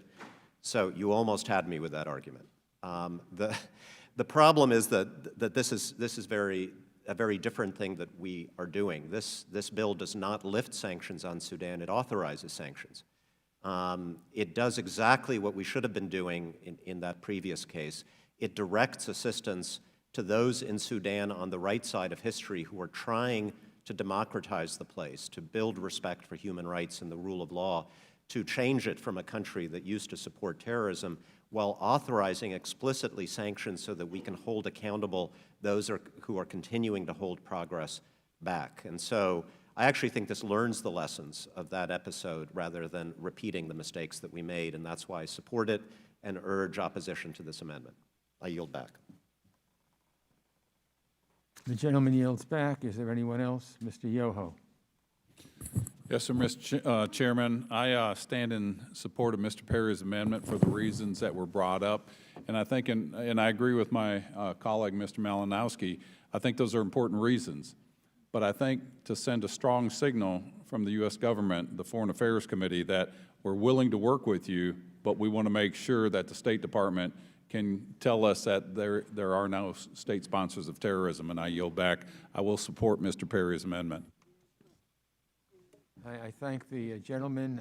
I now recognize myself. I oppose the amendment because it would tighten restrictions that already exist on U.S. assistance to the people of Sudan, which undermines the entire purpose of the bill.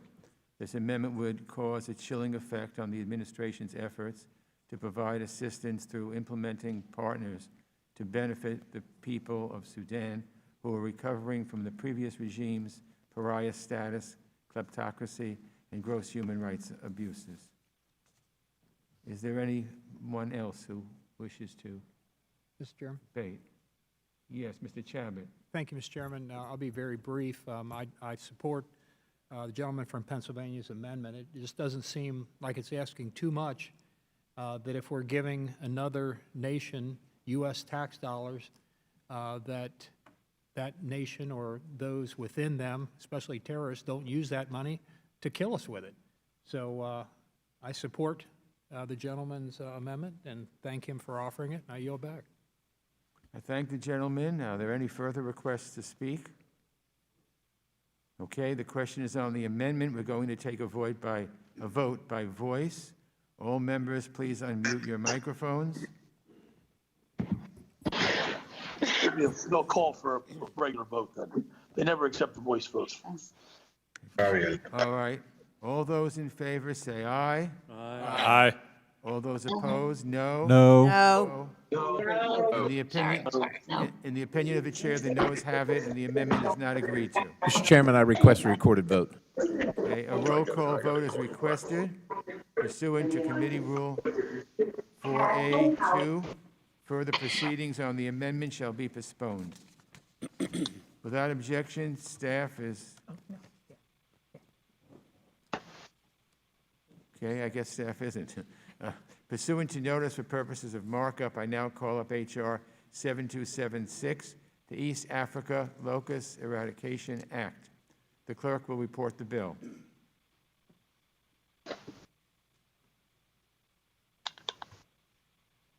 H.R. 7276, East Africa Lotus Eradication Act. Without objection, the first reading of the bill is dispensed with. Without objection, the bill shall be considered as read and open to amendment at any point. Mr. Smith. Thank you very much, Mr. Chairman. I want to thank you and Ranking Member McCall for your support for this legislation and for bringing it to the committee today. I want to also thank our distinguished chairwoman of the subcommittee, Karen Bass. I serve as the ranking member on the Africa Global Health, Global Human Rights Committee, and very, very happy to have her co-sponsoring this bill. This bipartisan bill, Mr. Chairman, creates an interagency task force that would address a crisis of increasingly biblical proportions caused by swarms of desert locusts, which have been compounded by COVID-19, which we all know our own country and so many other countries are dealing with. Swarms of hundreds of millions of locusts descend upon areas, stripping it almost immediately of all of its vegetation. Unfortunately, in part because of COVID-19, we are witnessing the real possibility of a very significant famine in many countries in East Africa and elsewhere, where more than 26 million people are in danger of suffering from acute food insecurity, which is defined as a sudden lack of food or the ability to produce or access minimum requirements of food. While direct intervention, particularly interventions abetted by the use of smartphone technology to track locusts and thus enable mobilization of aerial assets for spraying, has helped countries contain the crisis, especially in Kenya. Elsewhere, we're seeing, again, an enhanced risk of famine, and that could also come to Kenya as well. I'm particularly worried about Ethiopia, where a perfect storm of internal political conflict, international confrontation over water resources with Egypt, and again, COVID, and now locusts, is creating an environment where interventions cannot be properly staged. Our bill would create an interagency working group comprised of representatives from USAID, state, the NSC, the Department of Defense, and the Department of Ag to formulate a strategic plan to address this and future locust outbreaks, as well as other similarly destructive pests such as fall armyworm, which wreaks tremendous havoc on crops annually. The working group would also include a representative from our mission to the UN food agencies based in Rome, where our current ambassador, Kip Tom, is doing a stellar job interacting with both the World Food Program and the Food and Agricultural Organization, or FAO, as well as the locust-impacted countries. Ambassador Tom has been pushing the FAO in particular to proactively address the problem and address better use of technology. As I mentioned a moment ago, the use of apps on smartphones in Kenya, advocated by the ambassador, led to roughly 80% of the data collected on the location of these locusts. It is innovation such as this and the adoption of best practices with our interagency group will focus on identifying and implementing. Because again, this is not the last we've heard of these terrible pests. And while the focus of our bill continues to be East Africa, the amended version we are adopting today recognizes the expanding threat in other locust countries, including Afghanistan, which are threatened by spreading swarms. Last week, we heard from Acting Administrator Barsa, and he gave detail to what USAID is doing, and it is a collaborative effort with our partners around the world, and I do hope the committee will support this in the House and that it becomes law. Yield back. I thank the gentleman. For what purposes does the gentleman from Pennsylvania seek recognition? Thank you, Mr. Chairman. I have an amendment at the desk. The gentleman is recognized for that purpose. The clerk shall distribute the amendment to your staff virtually. For members currently in the hearing room, you may pick up a copy of the amendment at the designated desk. Let's pause briefly to give all members enough time to review the amendment.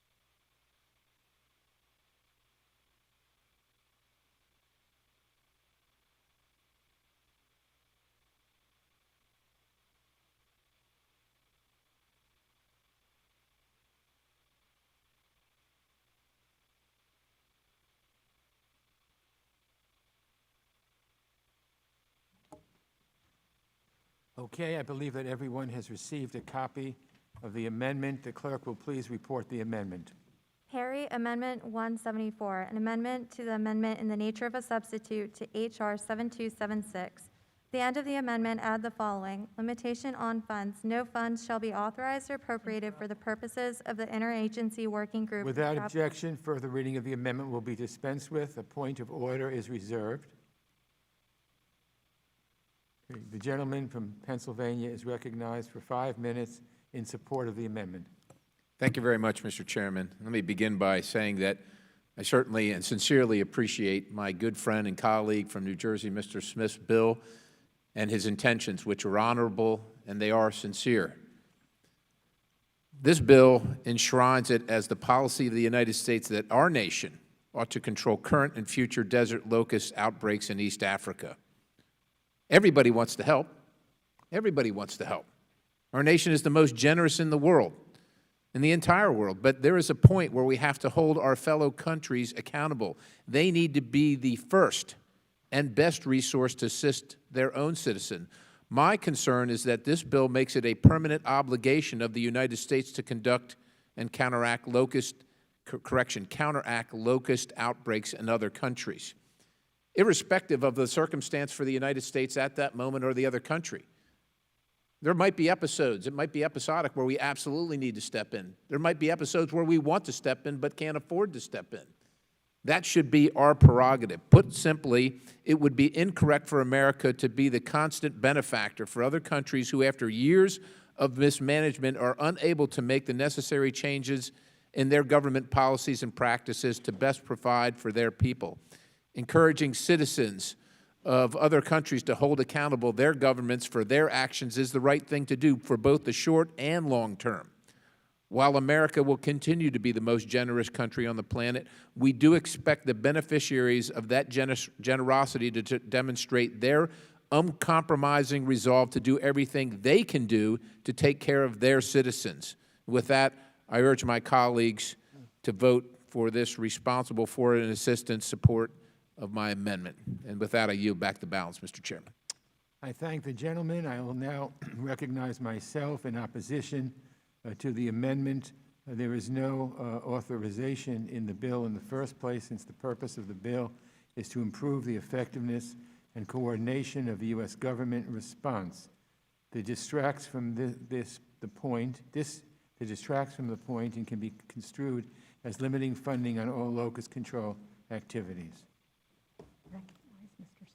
Mr. Smith. Thank you very much, Chairman. I rise in opposition to my good friend's amendment. Let me just say a couple of things. I remember I was here when the Ethiopia famine occurred in the 1980s, when Mengistu, a dictator, used food as a weapon, and the massive loss of life left a lasting impression upon me in terms of what societies need to do to mitigate famines before they happen. There have been other famines that have occurred. The United States and the taxpayers of our country ought to be very proud of the fact that no matter who is at the helm at the White House, we have responded very, very generously to make sure that people had food, that they ate, they had proper nutrition, and it seems to me that this is just another manifestation of that concern. We heard from the acting USAID Administrator, Barsa. He testified here just a few days ago, and he waxed eloquent about what the United States is doing and what our partners around the world are doing. And they frequently put, and I recommend that members read them, the updates that are put out periodically about that other countries, Germany is providing the most of all in this crisis. Good for them. We should be doing our fair share as well. This is a strategy bill. Let me say it again, a strategy bill. Let me say it again, a strategy bill. So that we have a whole of government, interested parties, of course, involved to try to mitigate a crisis before it happens. One of the things that has happened over these last several years has been a big emphasis on early warning capabilities and trying to empower and work with host countries so they could build up capacity as well. It does work. There have been crises that have been averted and mitigated because of early warning. Having a strategy and having people who are vested, this, by the way, is not a permanent authorization. It's a 2-year group that is put together, and maybe it'll be extended, hopefully, because this crisis is not going away, but it'll set up, I think, a mechanism to ensure that women and men and children do not starve to death. Let me just note, according to USAID, as of 7/29, response efforts include ground and aerial pest control, training pest control experts and scouts. Again, that whole idea that people are out there saying, here they're coming, in come the planes. The pests are then destroyed.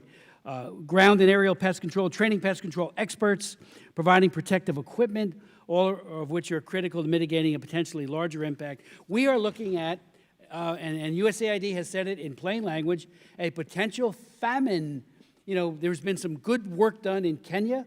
They may have averted the worst of the crisis, but some of the other countries, including Ethiopia and Afghanistan, are at grave risk. I would ask members to vote no on this. You know, food, what's more basic than food? Last Congress, I was the prime author of the Global Food Security Act, and again, we worked across the aisle. You know, we worked during the Obama administration, during the Trump administration, to make sure that food was available, that's nutritious. And when you talk about locusts devouring, if you've ever seen the pictures, and particularly the videos, of what these things do and how quickly they do it, you know, a farmer loses everything almost instantaneously, how does he or she feed their family? How do they feed their community when all of this has been destroyed? So I respectfully urge a no vote on this. Yield back. Thank the gentleman from New Jersey. Is there further debate on the amendment? Mr. Mast. Thank you, Mr. Chairman, for recognizing me again. I would ask of all of my colleagues, I know it's quite often thought, especially on the Foreign Affairs Committee, that there doesn't seem to be an opportunity cost to fund one thing at the expense of other things domestically. And I would beg that that is the wrong way to look at the treasury and the treasure of the citizens of the United States of America. There is absolutely an opportunity cost, and I don't believe there's been a greater time, certainly in my lifetime, to look at what that opportunity cost is, whether we are authorizing or providing for programs or looking at programs for the American people or for those elsewhere. Now, don't get me wrong in what I'm saying here. The United States of America does incredible work around the world. When there are tsunamis, we go out there and we provide our time and our treasure and our aid. When there are earthquakes in places like Haiti or other places, we go out there, we drop what we're doing, and we help the people on the ground, help them survive. We go out there in places, whether there's a tornado or a flood or you name it, and we do everything that we can to assist. But right now is a moment where our country has spent at minimum $6 trillion on coronavirus.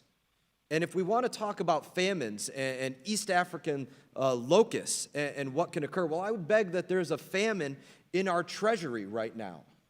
And that's something that we need to look at the opportunity cost of any program that we are authorizing and say, let's look at the American people first. We do care about other people out there. We do care about that. But right now, we need to look at what has been spent domestically and what will need to be spent domestically, and recognize that if you prioritize every single thing out there, then literally you've prioritized nothing. And that is my ask in this. I offer support for my colleague, Mr. Perry, and Mr. Chairman, I yield back. The gentleman from Florida yields back. Is there further debate on the amendment? Mr. Sherman. I rise in opposition to the amendment, and I do have a question for the author of the bill. This is a strategy bill. This is an amendment to prevent money to be spent. How much money could be spent creating a working group so people get together and discuss what's the most effective response to the locust? Well, certainly, gentlemen yield. Yes, I yield. Certainly, the amount of money is absolutely de minimis. These people are already there. They would just form in order to collaborate and come up with a. So we spend any money that we allocate more efficiently, so it has a greater impact on the affected communities and people. And I'm not sure in reading the language whether or not it then chills any more money that we might provide. Maybe it's just for the working group or for the actual money that we might allocate at USAID, but the amount of money is about a little over $19 million. That's $19 million, but it buys, as I read from USAID, some very, very, has an outsized impact on affecting this ongoing tragedy. The gentleman talks about the importance of safeguarding our treasury, reclaiming my time. I think it's clear that money we've already appropriated is going to be spent to deal with this East African locust infestation. And I would think that safeguarding our treasury would involve having a working group and a strategy bill. And so I can commend the gentleman not only for wanting to save many tens of thousands, if not millions of lives in East Africa, but for safeguarding our treasury, because we're going to do it. Let's do it with coordination and strategy. I yield back.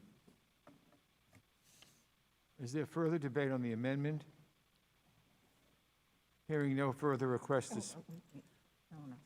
Oh, Mr. Malinowski, pardon me. Thank you, Mr. Chairman. I just want to very briefly add that I stand against swarms of locusts. that we have a chance to reaffirm our longstanding bipartisan opposition to swarms of locusts, and I urge support for my colleague and friends, Mr. Smith's excellent and very modest legislation. Thank you. Yes. Okay. Is there further debate on the amendment? I would ask unanimous consent to speak for 10 seconds. Gentleman's recognized. I think from the days of Moses, we have known the terrible effect of locusts, and it's about time for us to do what the Pharaoh did not do, and that is to have a strategy against locusts. Gentlemen, certainly. Moses did not ask the U.S. taxpayer for any dollars. I thank both gentlemen for their important statements. And hearing no further requests to speak, the question is on the amendment. We're going to take a vote by voice. All members, please unmute your microphones. Okay. It's only a matter of time until it appears in the call 800-998-7136. Aye. That's 800-998-7136. Okay. All those in favor, say aye. Aye. All those opposed, say no. No. In the opinion of the chair, the noes have it, and the amendment is not agreed to. Pursuant to notice for purposes of markup, I now call up H.R. 6334, the Securing America from Epidemics Act. The clerk will report the bill. H.R. 6334, a bill to authorize United States participation in the Coalition for Epidemic Preparedness, Innovations, and for other purposes. Without objection, the first reading of the bill is dispensed with. Without objection, the bill shall be considered as read and open to amendment at any point. For what purposes does the gentleman from Pennsylvania seek recognition? The amendment at the desk, Mr. Chairman. The gentleman is recognized for that purpose. The clerk shall distribute the amendment to each staff virtually. For members currently in the hearing room, you may pick up a copy of the amendment at the designated desk. Let's pause for a very brief time to give all members enough time to get the amendment, review it.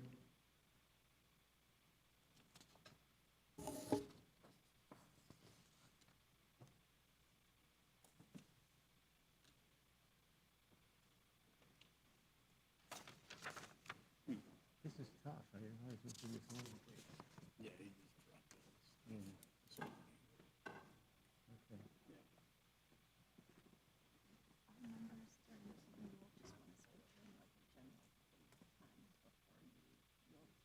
Okay. Okay, the clerk would please report the amendment.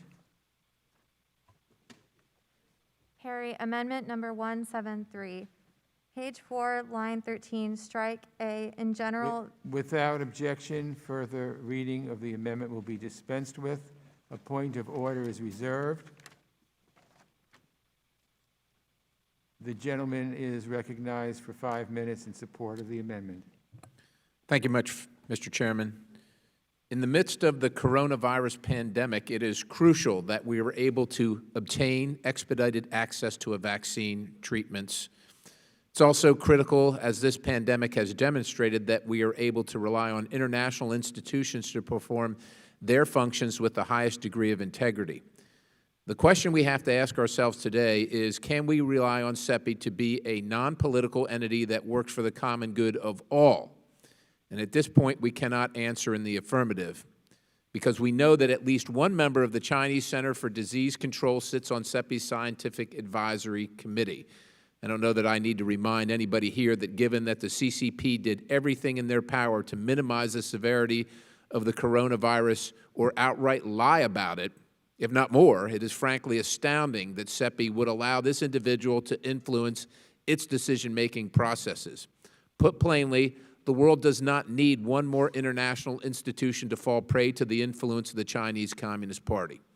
There have also been troubling comments made by at least one member of the CEPI Board of Directors, and I'm probably going to butcher this name, Dr. John Nagansong, member of the Africa CDC, when he stated the Chinese government's response to this new outbreak has been swift and decisive, and also that China has made remarkable progress in responding effectively to disease outbreaks. Now, this good doctor further praised the Chinese CDC in a January 27 article published in NIH's website, or on NIH's website. I assure you that his statements praising China's response to the coronavirus are not exclusive to him within CEPI's leadership. CEPI also worked closely with the World Health Organization for numerous projects and initiatives, including, as has been pointed out, the development of the coronavirus vaccine.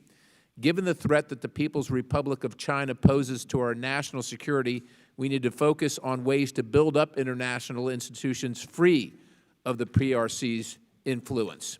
Now, to be clear, this authorization or this amendment regarding the authorization provided in this bill shall not take effect until the date on which the Scientific Advisory Committee on the Coalition of Epidemic Preparedness Innovations removes each member of China's Center for Disease Control and each member of any other medical institution affiliated with the Chinese Communist Party. So I'm not against what we're trying to do here, just against the Communist Chinese Party's involvement. And I would turn to my colleague from New Jersey, Mr. Malinowski, who just a few minutes ago in a colloquy said, are we ready to get serious about the Chinese Communist Party? I hope we are. I am. Let's do this, but let's do it the right way and send a message to the Chinese Communist Party that we don't accept their propaganda and their involvement in keeping the world safe, because they have no interest in doing any of that. And with that, I yield the balance, Mr. Chair. I thank the gentleman. Is there further debate on the amendment? Mr. Sherman. Mr. Chairman, Congressman Barrett. I rise against the amendment, and I know we'll also want to hear from the bill's author, Mr. Berra. I think it's absolutely absurd for the United States to fail to participate in any international organization in which there is the participation of China, or apparently, if I heard the gentleman right, the participation of anyone who says anything nice about China. The Chinese learned this when they tried to build a great wall and wall themselves off from the rest of the world. It didn't work. They were conquered by the Mongols and then the Manchurians, and two dynasties were created by non-Chinese. We cannot wall ourselves off from the world either. The United Nations has the participation of China and its communist government. Does that mean we withdraw? The World Health Organization had the participation of China. We withdrew. That leaves China in a strong position in the WHO and us sitting cooling our heels. Now we have another organization, and we're told, well, the way to prevent Chinese influence is for us to stay home. No, the way for us to avoid Chinese influence, or the influence of the Communist Party of China, is for us to be actively there participating, speaking truth, and convincing everyone or nearly everyone on that board that we are taking the right position. So to think that we can adopt a strategy of trying to wall ourselves off from the world, to think that we can adopt the strategy of the ostrich and put our head in the sand, these strategies do not work. The strategy is to actively participate and know that the strength of our arguments will win the day. With that, I can yield to the gentleman from California, Mr. Berra, if he has comments, or he can seek his own time. Yeah. Mr. Berra is recognized. I appreciate the comments of my colleague from California, Mr. Sherman. I rise also in opposition to this amendment. I'm no fan of the Chinese Communist Party, and when I look at what they're doing in Hong Kong, what they're doing with the Uyghurs, I agree with my colleague, Mr. Malinowski, that it is time for us to take the Chinese Communist Party seriously. But this amendment hurts us, the United States. It would slow down our participation with CEPI, and it would hurt our own citizens because it would slow down finding a vaccine that can help us defeat this virus. And what you're talking about is one Chinese scientist on a scientific advisory committee. It's a scientist. The advisory committee doesn't actually have any determination in how CEPI uses its funds, where it makes the investments, and the best way for us to have influence over CEPI and how it moves forward is actually to become a member nation in CEPI. The Chinese are not there, and the best way to counteract Chinese influence is actually to be at the table. If we're not at the table, we cede that authority. And in this global pandemic, we're all going to have to work together, and that includes working with the Chinese to help defeat this virus. I'm critical of the lack of transparency at the beginning of the pandemic, but let's be better than the Chinese. Let's not do the same thing that they've done. Let's actually participate in these global institutions to defeat COVID-19 at the global level. And that's why I oppose this amendment. I think it would actually hurt the United States and hurt our citizens. So thank you. And with that, I yield back, Mr. Chairman.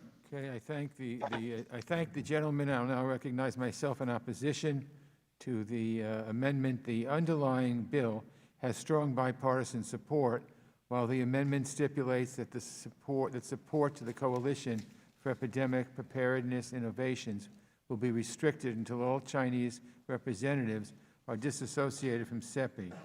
Conditioning our participation will not only cede the playing field, not enhance efforts to develop a vaccine.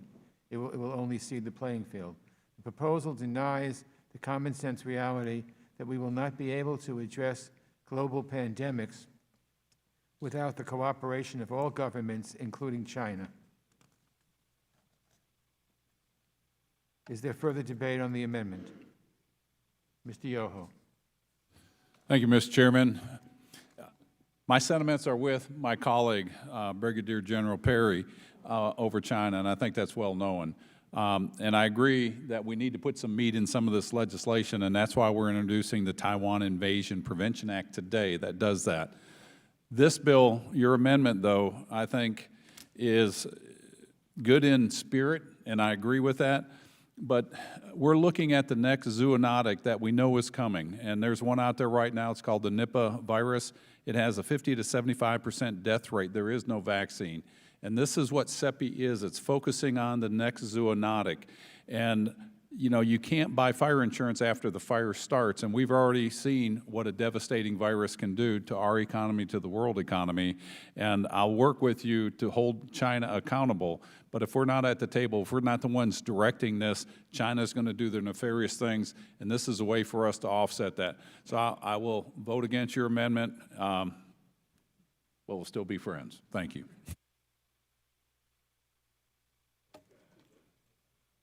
Is there further debate on the amendment? Seeing none, the question is on the amendment.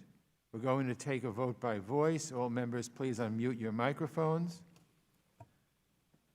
You mentioned, John, on the way to Texas, you hope to travel with the president on Air Force One, and that pre-flight screening essentially informed him that he tested positive for the virus. We are going, I think we're going to take a vote by voice. All those in favor say aye. Aye. All those opposed, no. No. The opinion of the chair, the noes have it, and the amendment is not agreed to.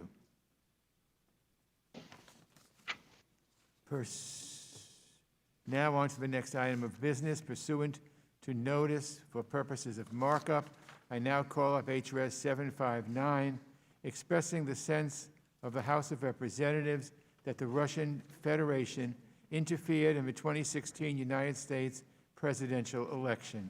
The clerk will report the resolution.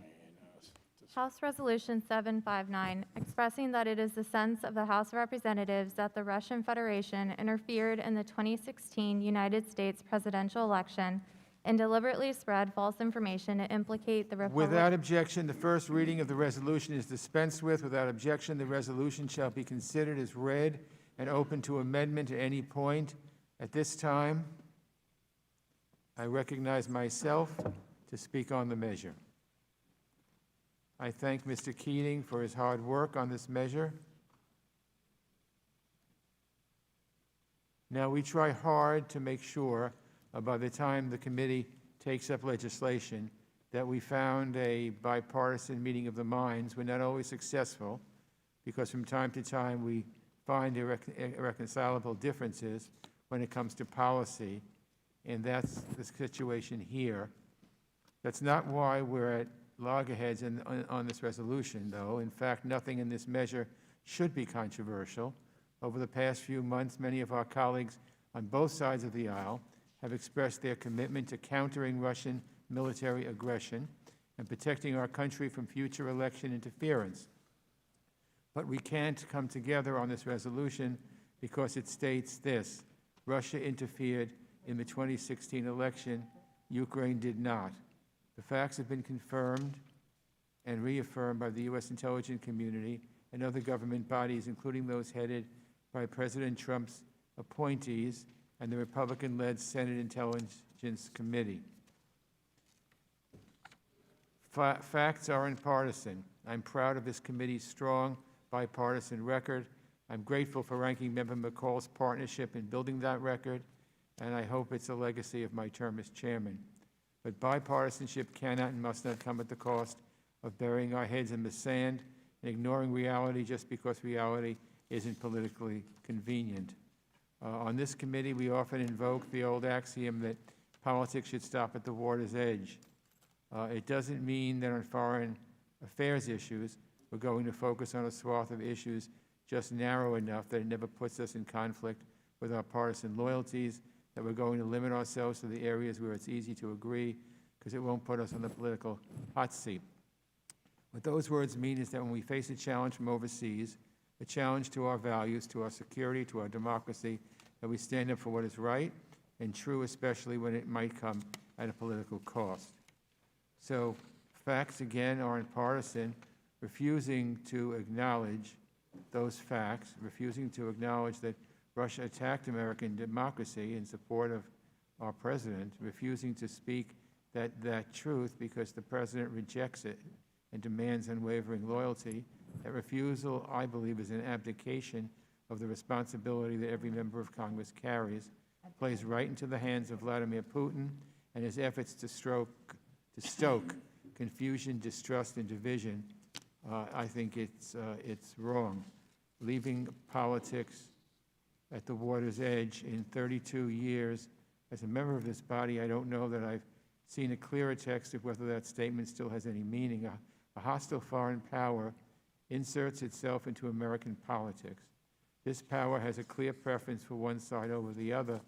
Will we stand up and say in a unified voice, I don't care which side Russia is supporting, that's unacceptable, or will we splinter along party lines? Will we admit that bipartisanship, even when it comes to national security, is an important idea, but it's difficult to hold up under the hot glare of modern American politics? And anyone who thinks I'd feel differently if the shoe was on the other foot, feel free to scrutinize my record from the 4 years I was ranking member and Barack Obama was president. Facts aren't partisan. Vladimir Putin hopes that our political system is so broken that facts become partisan. This is an opportunity to prove him wrong. It's an opportunity to put our national security above partisan priorities where it belongs. So therefore, I'm pleased to support Mr. Keating's measure and urge all my colleagues to do the same. And I'll now recognize our ranking member, Mr. McCall of Texas, for any remarks he might have.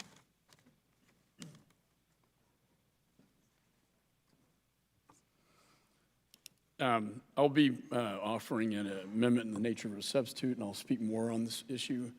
At that time, I was in the Gang of Eight briefing in 2016. It was very clear then, and it's very clear today, that Russia meddled in our elections. And we've talked about this for 4 years. And we've had the Mueller report.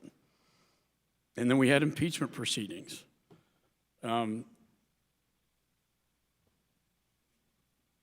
I'll recognize it again here today that it happened, and there should be consequences, and there were.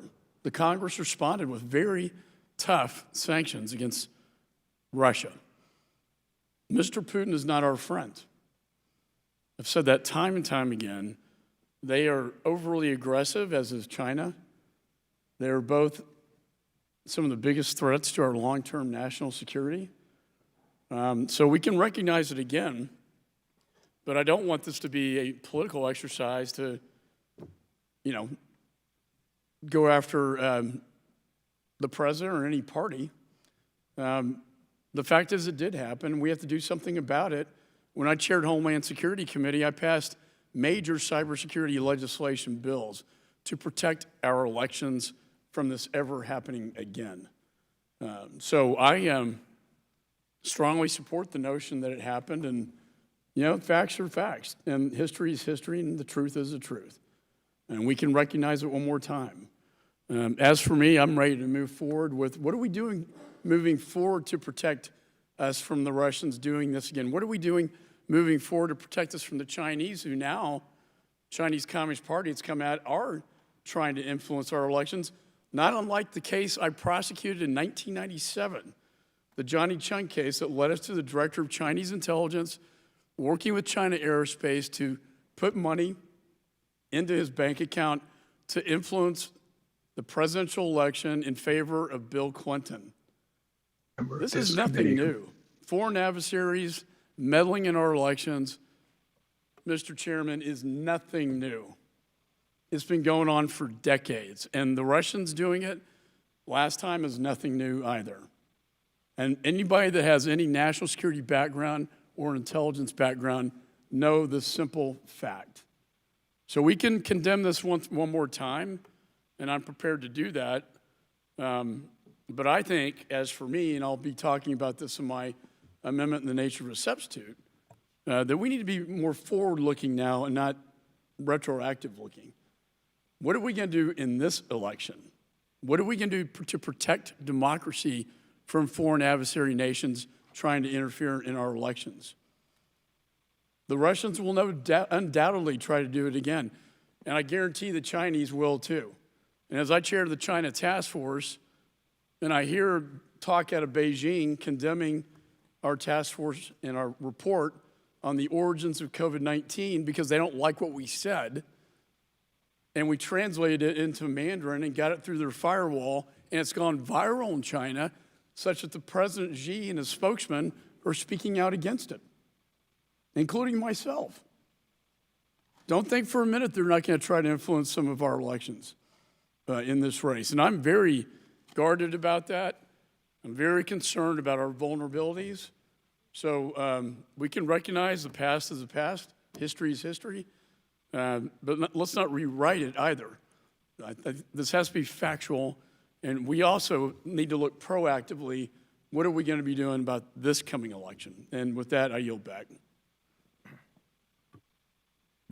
The gentleman yields back. I realize members wish to speak on the resolution and that some members have amendments to offer. I'll recognize members by committee seniority, alternating between Democrats and Republicans for the purpose of speaking on the resolution first. If you miss your turn, please let our staff know, and we will circle back to you. If you seek recognition, you must unmute your microphone and address the chair verbally.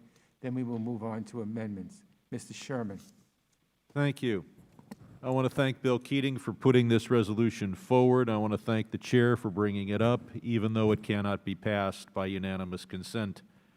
This resolution says that Russia, not the Ukraine, interfered in the 2016 U.S. presidential election in favor of Donald Trump. It's also important what this resolution does not say. It does not say that Trump colluded with Russia or assisted their interference, nor does it say that the Russian interference was decisive, and we will never know whether this or that action taken by Russia affected so many votes in Pennsylvania or Wisconsin. It simply says that Russia interfered. Now, the ranking member does mention that other nations do things that affect our election, and I think we have to draw the line between affect on the one hand and interfere on the other. It is entirely appropriate for BBC to cover a news story, and if in that coverage we think it favors one party or the other, so be it. We all know it's BBC. or Al Jazeera or Russian television. Nations have a right to put out press releases and stories if we know who's authoring them.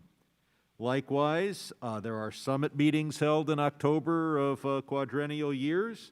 If China wants to buy a bunch of soybeans from us next month, maybe that's to affect our election, but we've got a lot of farmers who want to sell a lot of soybeans.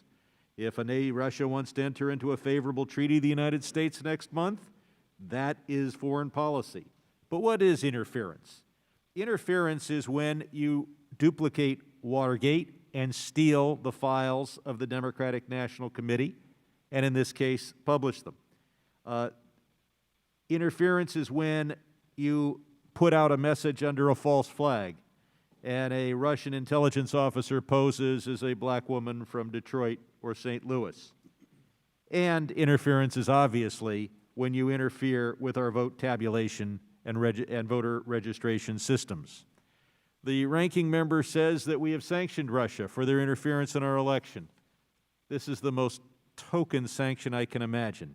A few computer thugs have been told that if they come to the United States to visit Disneyland, they probably won't get a visa, and if they do, they may get arrested. So they won't visit Disneyland. We have not sanctioned the Russian state in any way for interfering in our election. We have done nothing to Putin. We had in last year's NDA bill a provision to prevent Americans from investing in Russian sovereign debt. That would have cost the Russian state many billions of dollars in additional interest. That, unfortunately, is not in this year's NDAA.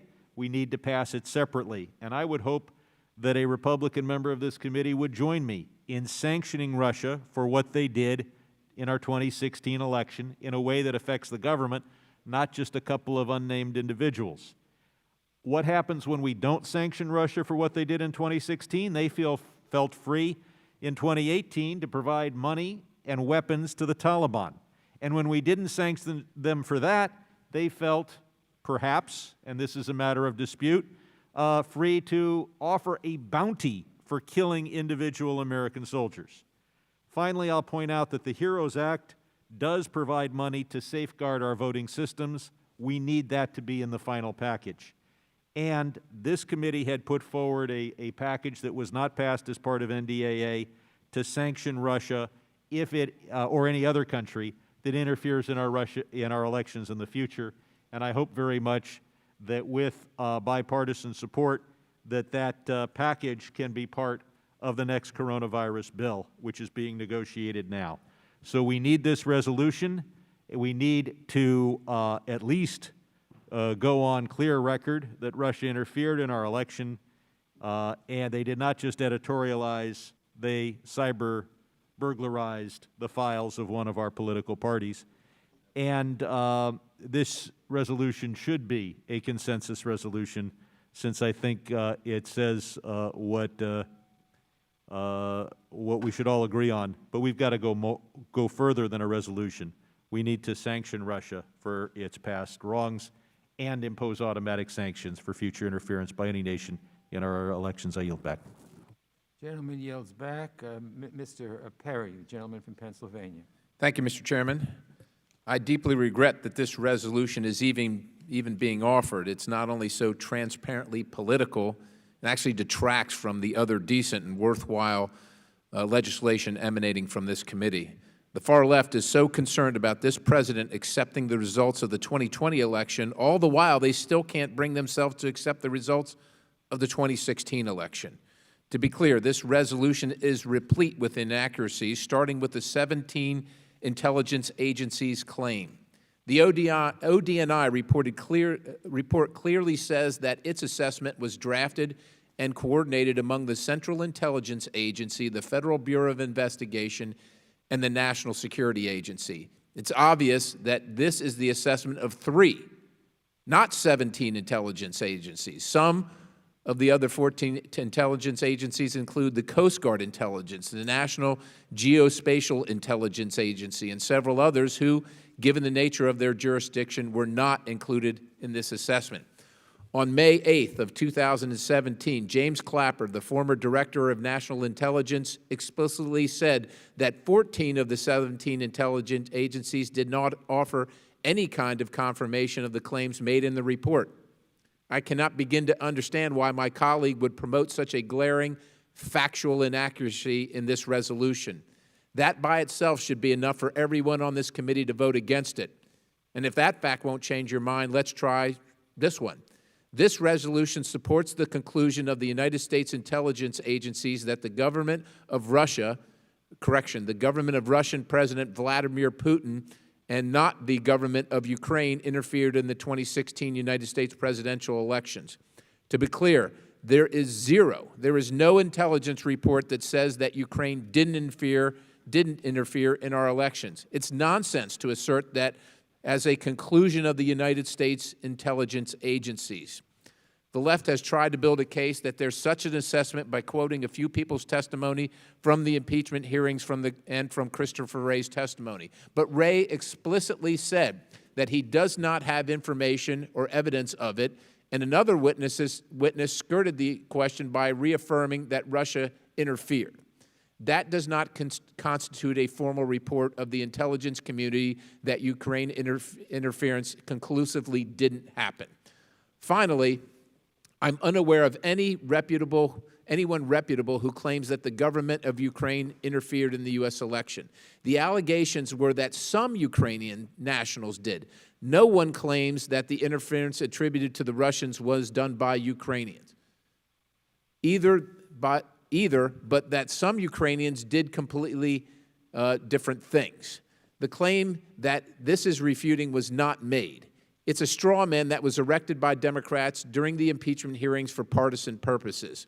If the gentleman that offered the resolution would like the facts concerning what transpired during the 2016 election, he's more than welcome to meet with me and many others. But as this resolution stands, anyone voting for it is simply voting for fake news. And with that, I yield the balance, Mr. Chairman. Okay, I thank the gentleman. Mr. Meeks. Thank you, Mr. Chairman.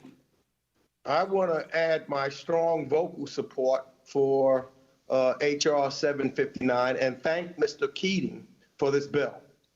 Fact of the matter, Mr. Chairman, just what my friend and colleague, Representative Perry, just said, is why this is needed more than ever. Because continually, the President of the United States and other members and others completely distort and minimize the effect that Russia has had in messing with our democracy and others. Our European allies, many of them have also talked about how Russia was doing the same thing in theirs, undermining and underpinning the essence of what a democracy is all about. We can never stand up long enough and loud and state loud enough the significance and importance of protecting our elections from outside forces and its integrity. It is who we are. It is what our DNA is.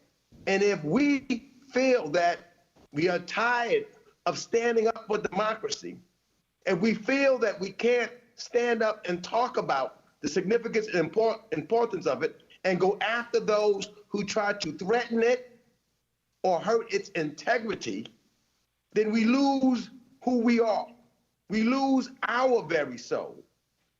So this resolution, which helps us stay focused on the source of the electoral interference, Russia, and decouple, that's what this does, those efforts with our relationships with Ukraine, chasing or promoting false narratives about official interference stemming from Ukraine, which is what they're trying to say, Ukraine did it, or Ukraine has something to do with it, would simply be a gift to Putin ahead of our elections in November. There will be more of this coming in months. And so we've got to stay in front of it now and state it clearly, as in this resolution. And our intelligence community and the State Department officials that have repeatedly and clearly in their analysis of 2016 and in their warnings about 2020. So it's not just about the past. You study the past so that you can be prepared for the future, and you continue to talk the truth about the past so that you can make sure that what happened in the past does not happen again. So I hope that we can be sober in our approach, which would help inform our relations with Russia and Ukraine, as well as protect our democracy and our domestic affairs, as well as sending strong messages to our allies that we don't want them to mess with our democracy, nor with yours. And if, in fact, and we need to then put the additional collective pressure on Russia, all of our Western democracies, to say, Russia, we're going to isolate you. And the sanctions that we're looking at, when we're standing strong, can be in a multilateral way to truly isolate Russia and make it turn from its ways, as opposed to having them trying to taint our elections and our democracy. Democracy is what this is all about. Clarity is what this resolution is all about. Let there be no question. Ukraine was not involved in our elections. It was, in fact, the Russians, as all of the information from our State Department and the intelligence community has said. Let's believe them. Let's not believe Vladimir Putin. And I yield back the balance of my time. Thank you, Mr. Meeks. The gentleman yields back. Mr. Zeldin. Thank you, Mr. Chair. I view Russia as an adversary of the United States on many levels, and it is unacceptable for any foreign country to meddle in any U.S. election, and that absolutely includes Russia. With that being said, this resolution is continuing this narrative and effort that is deliberately offending the intelligence of the American public about the undeniable involvement of Ukrainians attempting to meddle in the 2016 election. By the way, yes, it's to a totally different scale. But this resolution is trying to claim two things. One, meddling came from Russians, and two, meddling didn't come from Ukrainians. So here's some facts. Fact one, Ukraine's sitting ambassador to the U.S., Valerie Chally, wrote an op-ed in The Hill condemning then-candidate Donald Trump in the middle of the 2016 presidential campaign. That could be called foreign interference with a U.S. election. Fact two, the Ukrainian embassy in Washington, D.C. during the 2016 presidential election worked directly with reporters researching Donald Trump, Manafort, and Russia to dig up dirt, according to Alexandra Chalupa, a Ukrainian-American working as a DNC consultant. She worked with reporter Michael Isaacoff, invited him to an event with Ukrainians in D.C. and connected him with Ukrainians at the event in an email. 2 days before the event, Isaacoff published a story about a $26 million deal that fell apart between Manafort and a Russian oligarch related to a telecom venture in Ukraine. Fact three, Ukrainian officials were actively encouraging efforts to have law enforcement investigate Trump campaign staff to push the Trump-Russia collusion narrative. Sergei Lushenko, a former Ukrainian investigative journalist and current member of parliament, held a news conference to highlight the Black Ledger and urged Ukrainian and American law enforcement to aggressively investigate Manafort. 2 weeks after the news conference, Lushenko said, quote, "For me, it was important to show not only the corruption aspect, but that Trump is a pro-Russian candidate who can break the geopolitical balance in the world." He said that the majority of Ukraine's politicians are, quote, on Hillary Clinton's side. Fact four, on social media during the 2016 U.S. presidential campaign, Ukrainian officials criticized Donald Trump. For example, former Ukrainian Prime Minister Arseniy Yatsenyuk warned on Facebook that Trump had, quote, challenged the very values of the free world. On Twitter, Ukraine Minister of Internal Affairs, Arsen Avakov, called Trump a clown and said Trump is an even bigger danger to the U.S. than terrorism and a dangerous misfit, among other things. Fact 5.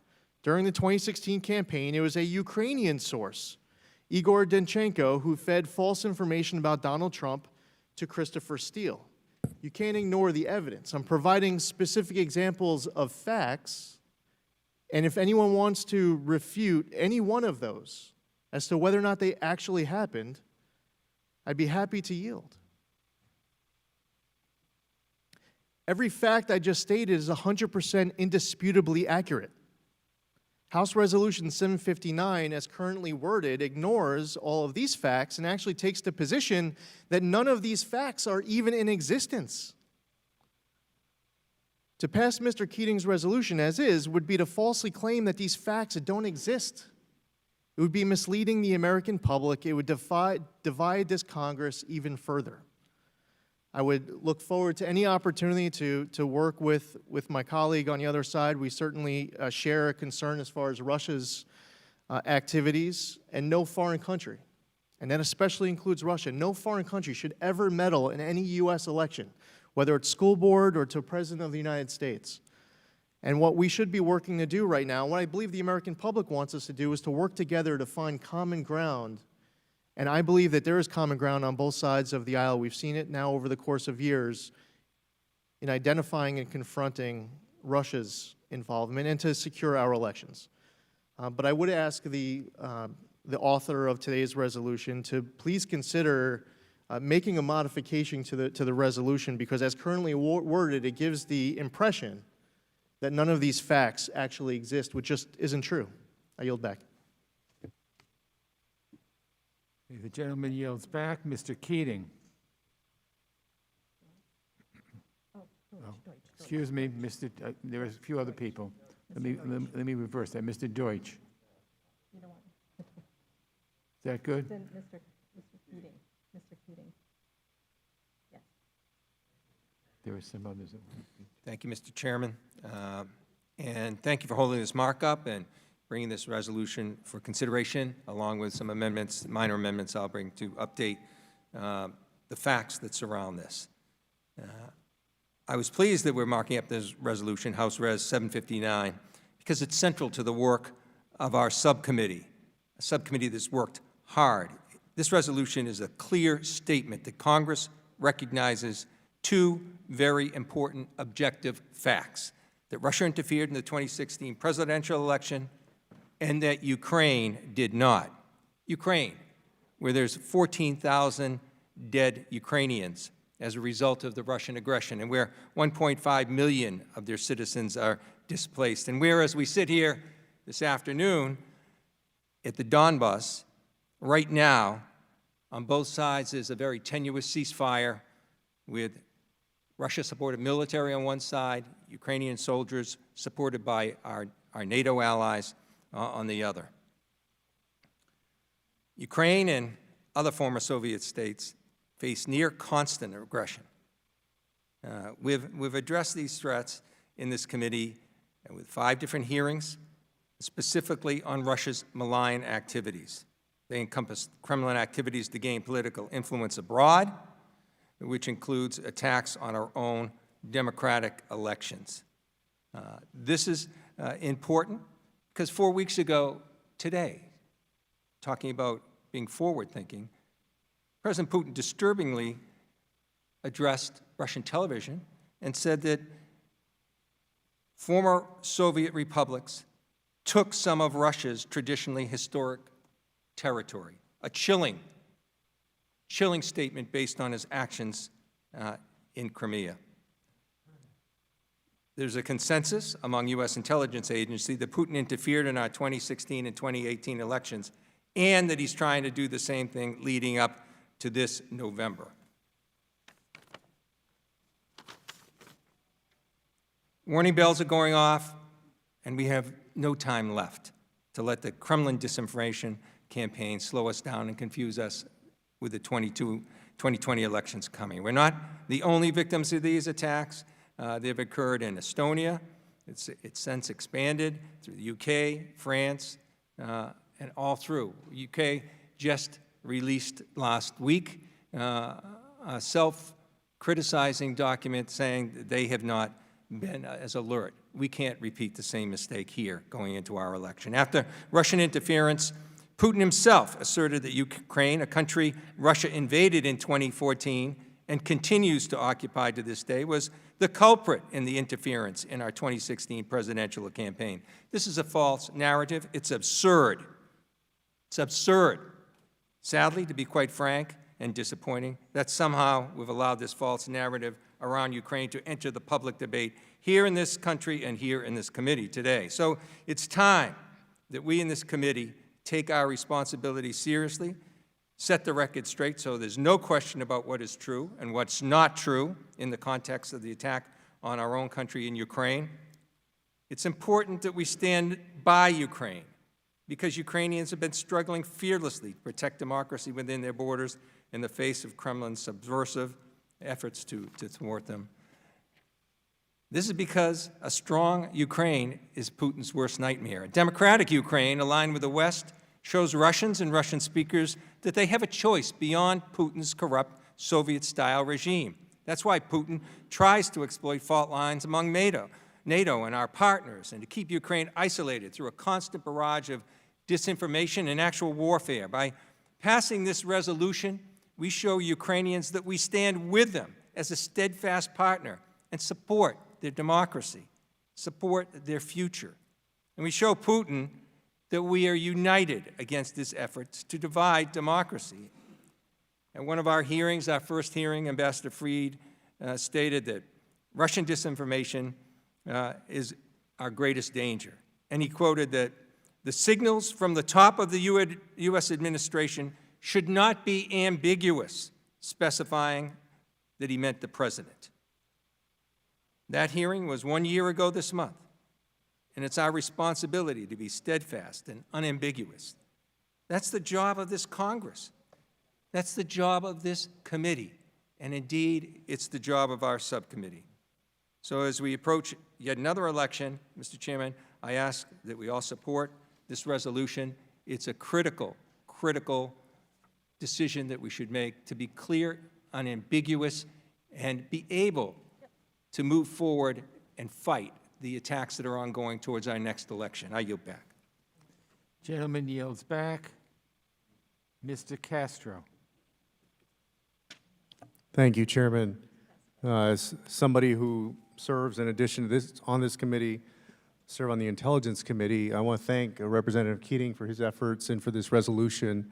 It's important that we acknowledge the role that Russia played in interfering in our 2016 elections, that we don't let them forget about it or the world forget about it or our fellow citizens forget about that. But it's also important that we prepare to stop them from doing it again, because we know that they're trying. Not only Russia, but also other countries. And while it's true that throughout our country's history, there have been other nations that have tried to interfere in our elections, with the proliferation of media, the creation of social media, the proliferation of cell phone technology, it's never been easier, and there have never been more entry points than there are now for nations to try to attack us and interfere with our elections. A few members, I think, spoke about the importance of buffeting our election security. That's absolutely critical to make sure that Russia or no other nation is successful in interfering with our elections. I believe that although this Congress has done some, we could do much more to secure our elections. We could provide more resources to state and local governments to do that. Another area that I believe is underdeveloped and that we have a lot of work to do on this committee and on the Intelligence Committee is in cyberspace, in cyber diplomacy, in cyber agreements with our ally nations, to make sure that when we're attacked and when our allies are attacked, that we can act together in concert to defeat those threats and to make sure that Russia and other nations are not successful in interfering with our democracy. I also believe that, just as we voted recently on military spending, or on the NDAA at least, that some of our spending priorities are misplaced. and that we could do a much better job of addressing this issue in terms of how we spend money. For example, with the technology that's being developed by some nations that are quite adversarial to us, including Russia and China, even our most sophisticated weapons could be rendered useless with a few computer keystrokes. All of the billions of dollars that we spend on this machinery could literally be rendered useless if we don't get our cyber space work right, if we don't perfect our cyber defenses.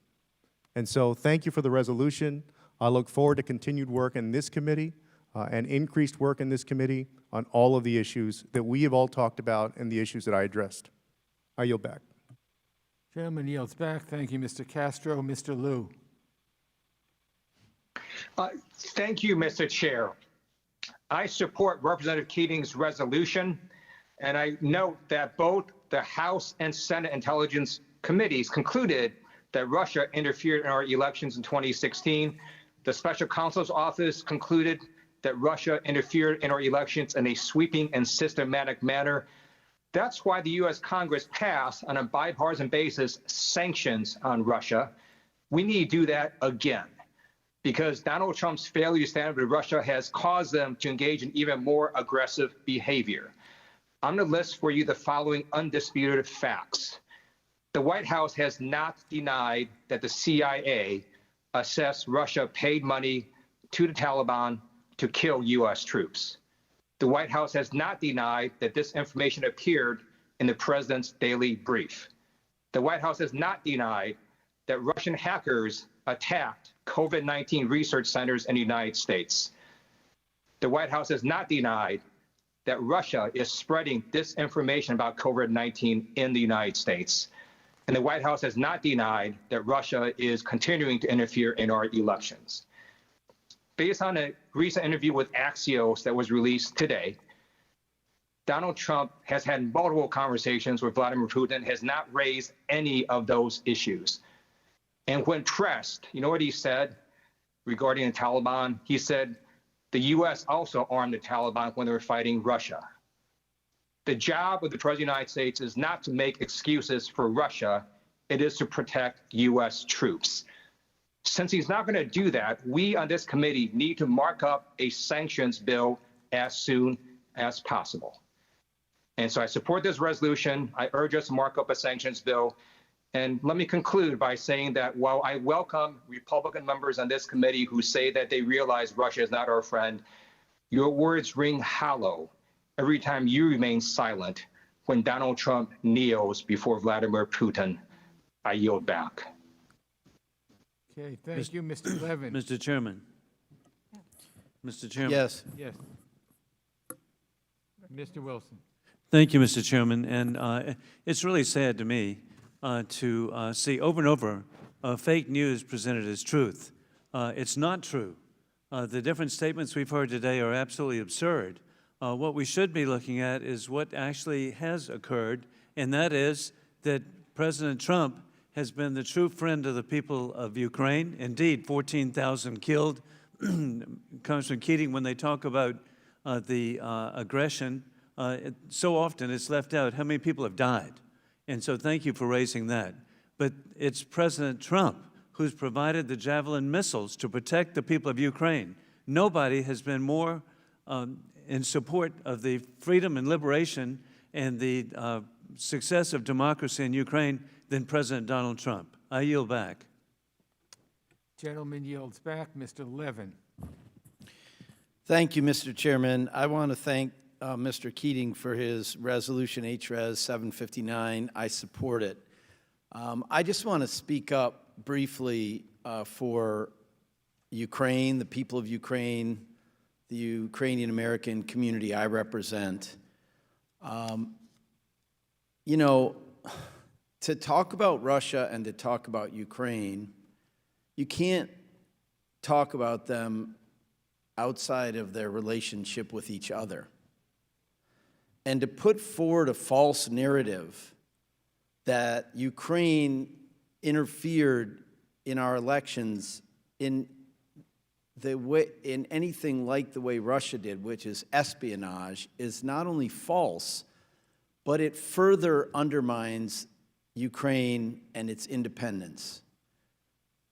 The President of the United States has advocated for Russia to be allowed back into the G7, despite the fact that it is unremorseful about overrunning the border of an independent country, seizing its land, and to this day continuing to participate in a guerrilla war against its sovereign neighbor. The evidence is not only incontrovertible that Russia interfered in our 2016 election, we've also been presented by our intelligence community with information that no one disputes that they've been interfering in this election. The fact that some Ukrainians may not like it and may express their opinions in our free press, that a president of the United States stands with the KGB agent Vladimir Putin in Helsinki almost 2 years ago right now and says, yeah, I think I believe him more than our intelligence services. As the late John McCain said, that was one of the lowest points in the history of the U.S. presidency. And Donald Trump continues to kowtow to Vladimir Putin. I don't know why, but it's completely unacceptable. And we need, on a bipartisan basis, to stand up to Russia. It's not really about Democrats and Republicans. It's not a political matter. We're talking about the most basic security interests of the United States. Ukraine is our friend, and I, for one, am going to stand up for an independent, democratic Ukraine against the aggressor next door, Russia. Thank you, Mr. Chairman. I yield back.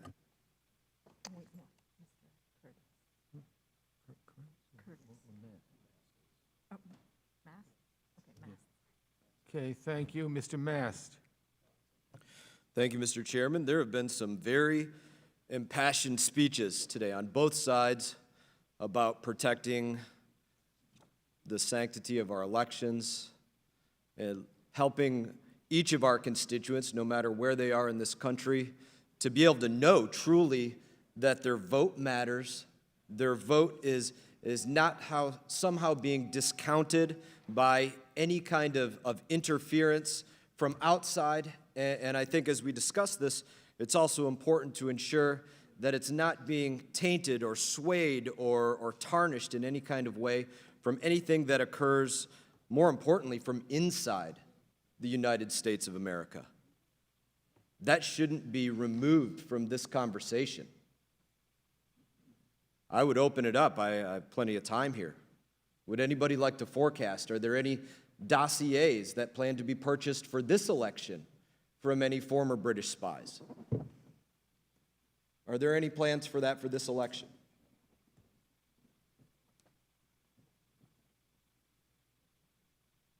Or perhaps I could open it up. Would anybody like to deny that that occurred last time, in the last election? Speaking of foreign interference, would anybody like to deny that that foreign interference occurred? The purchase of a fake dossier by a former British spy by the DNC. This might be a long 3.5 minutes.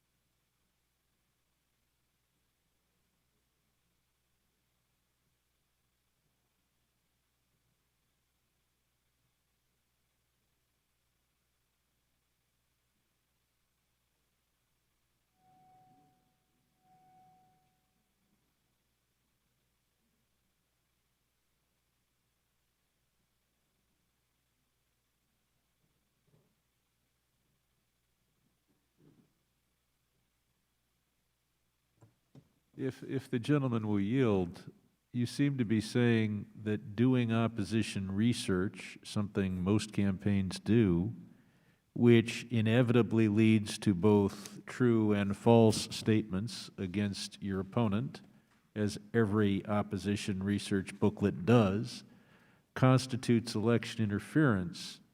That means everybody who has been in a tough race has engaged somehow in interference. I will reclaim. I thank the you for your fact that I reclaim. the okay, well, I want to respond. I want to have time to respond to what you brought up, not get too far down the road. There's no question that the research of anybody's opposition or presenting information about candidates is fair and just to provide to the American people. But if you're arguing that a dossier purchased by the DNC, by your party, and sold to the FBI knowing that it was fake, an internal government agency, an agency of the citizens of the United States of America, not even a foreign actor, that is somehow above board? Is this the argument that you want to, that you want to have right now, that the Steele dossier was nothing more than innocent opposition research? I yield to you. The research was so alarming that John McCain flagged it to authorities. It is, opposition research does occasionally reveal information that should be given to law enforcement. It is not the invoking of a foreign government to engage in opposition research, and certainly every one of my Republican opponents has engaged in opposition research. So I will reclaim, Mr. Sherman. I thank you for the debate. As always, we have often lively debate. I will point out we sat here for probably roughly 2 minutes with nobody disputing that did occur, and also you all chose not to forecast to me whether you plan to purchase a dossier for this election as well. I yield back. Mr. Malinowski. Thank you, Mr. Chairman. I always appreciate a moment of silence in committee. The really important question before us here is not whether Russia interfered in our elections, because I think we all agree that that happened, as Mr. McCall said. And by the way, I agree with Mr. McCall. I don't feel a burning need to constantly reaffirm that fact that we all acknowledge. I think it's more important to be protecting our next election. The really important part of this resolution, the really important issue, is the allegation that Ukraine interfered. And this is why it's important, because what Russian propaganda consistently does is not to try to exonerate Russia, it is to incriminate everybody else. The Russians will always say, yeah, sure, we kill journalists, but so does everybody else. We interfere, so does everybody else. So get off your sanctimonious high horse. We're no different, we're no better, we're no worse than anybody else. And there has been a concerted Russian effort to try to say that Ukraine did exactly what they did. And it's important for us to push back against that. Now, we've heard these allegations, again, repeated in this hearing, that yes, as the Russians charged, the Ukrainians did things that constitute interference. And I'd like to ask everybody to imagine this scenario.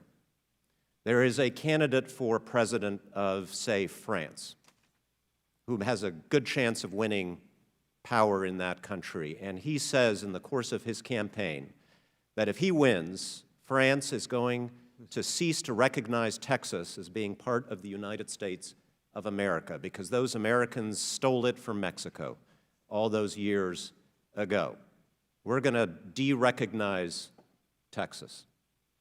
And then the U.S. ambassador to France says that would be bad, publishes an op-ed in a French newspaper saying the United States government would take issue with that.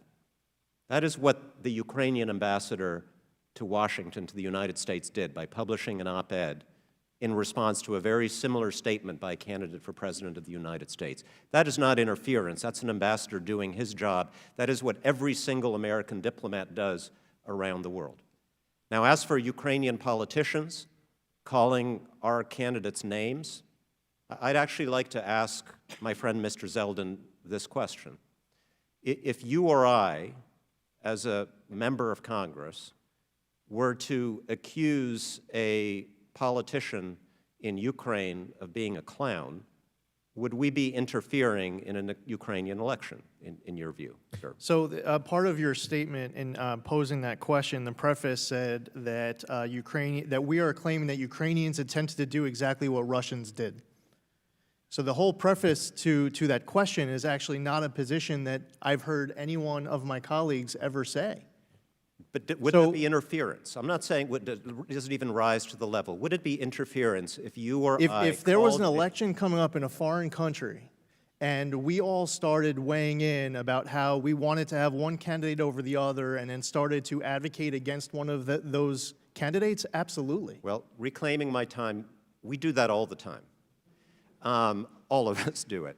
As for accusations of corruption under the Sergei Magnitsky Act, this committee has the authority to present evidence to the State Department that a foreign leader, politician, candidate for office is engaged in corruption, and the Secretary of State has to look at that evidence and make a decision as to whether that person should be sanctioned. That's not interference. And why this is so important is that if we start defining these things as interference, we are basically saying that what we all do here, what our diplomats do around the world in defense of American interest and American values, is somehow tantamount to interference in other countries' affairs, which is exactly what the Russians seek to do.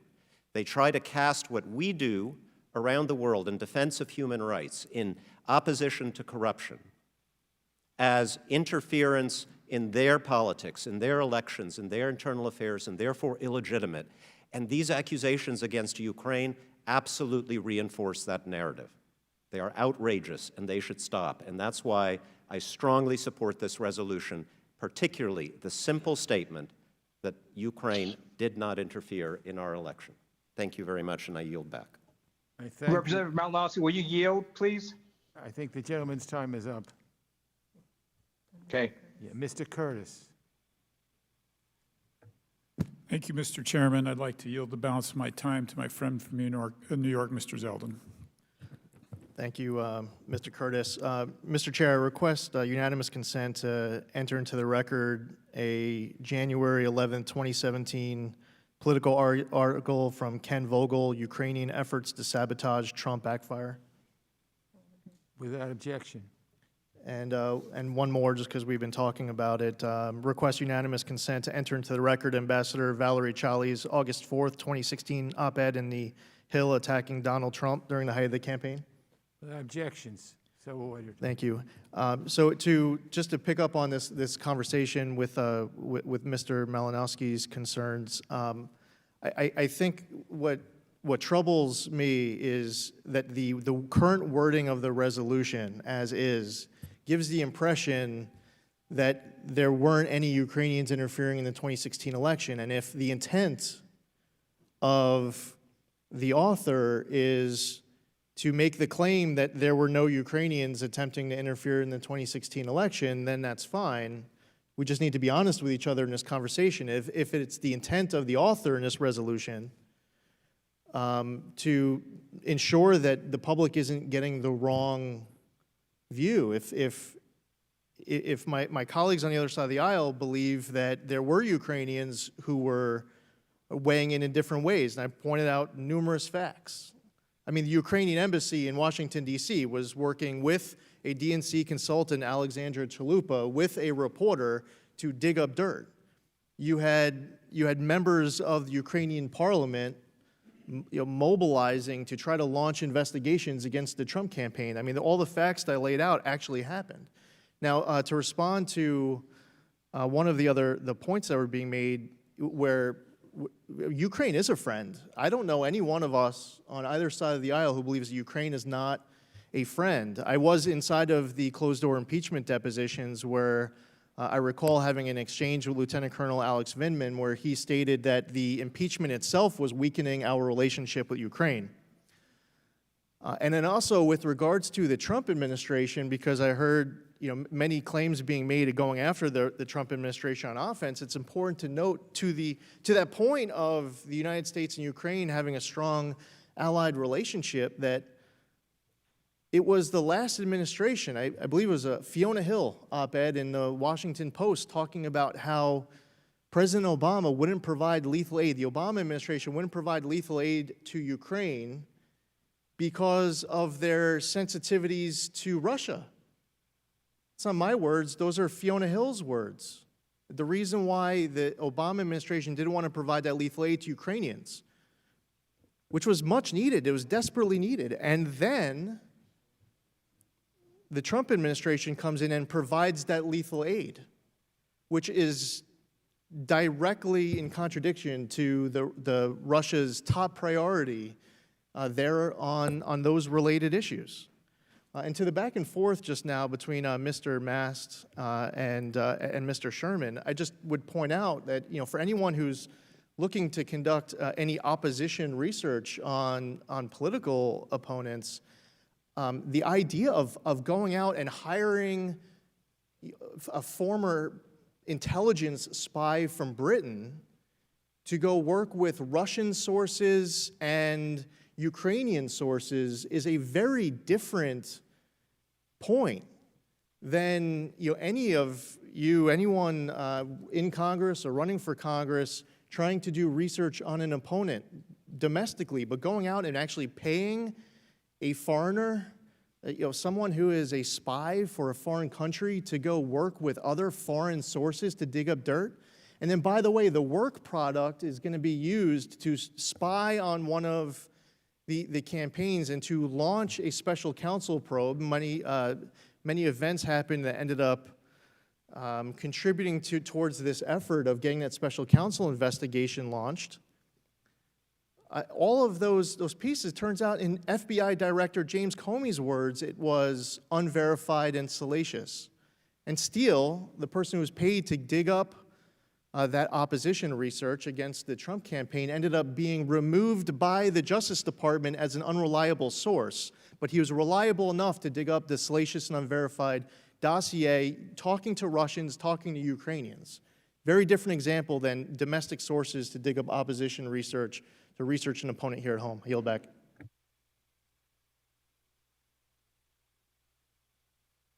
Thank you, Mr. Zeldin. Mr. Deutsch. Thank you, Mr. Chairman. First, I ask unanimous consent to enter for the record October 3rd, 2019 New York Times article entitled, "How a Fringe Theory About Ukraine Took Root in the White House." I'd also like to ask unanimous consent to submit for the record a November 13th, 2019 AP article entitled, "Debunked Ukraine Conspiracy Theory is Knocked Down Again." So ordered. And I'd ask unanimous consent to submit for the record a November 22nd, 2019 New York Times article entitled, "Charges of Ukrainian Meddling a Russian Operation, U.S. Intelligence Says." So ordered.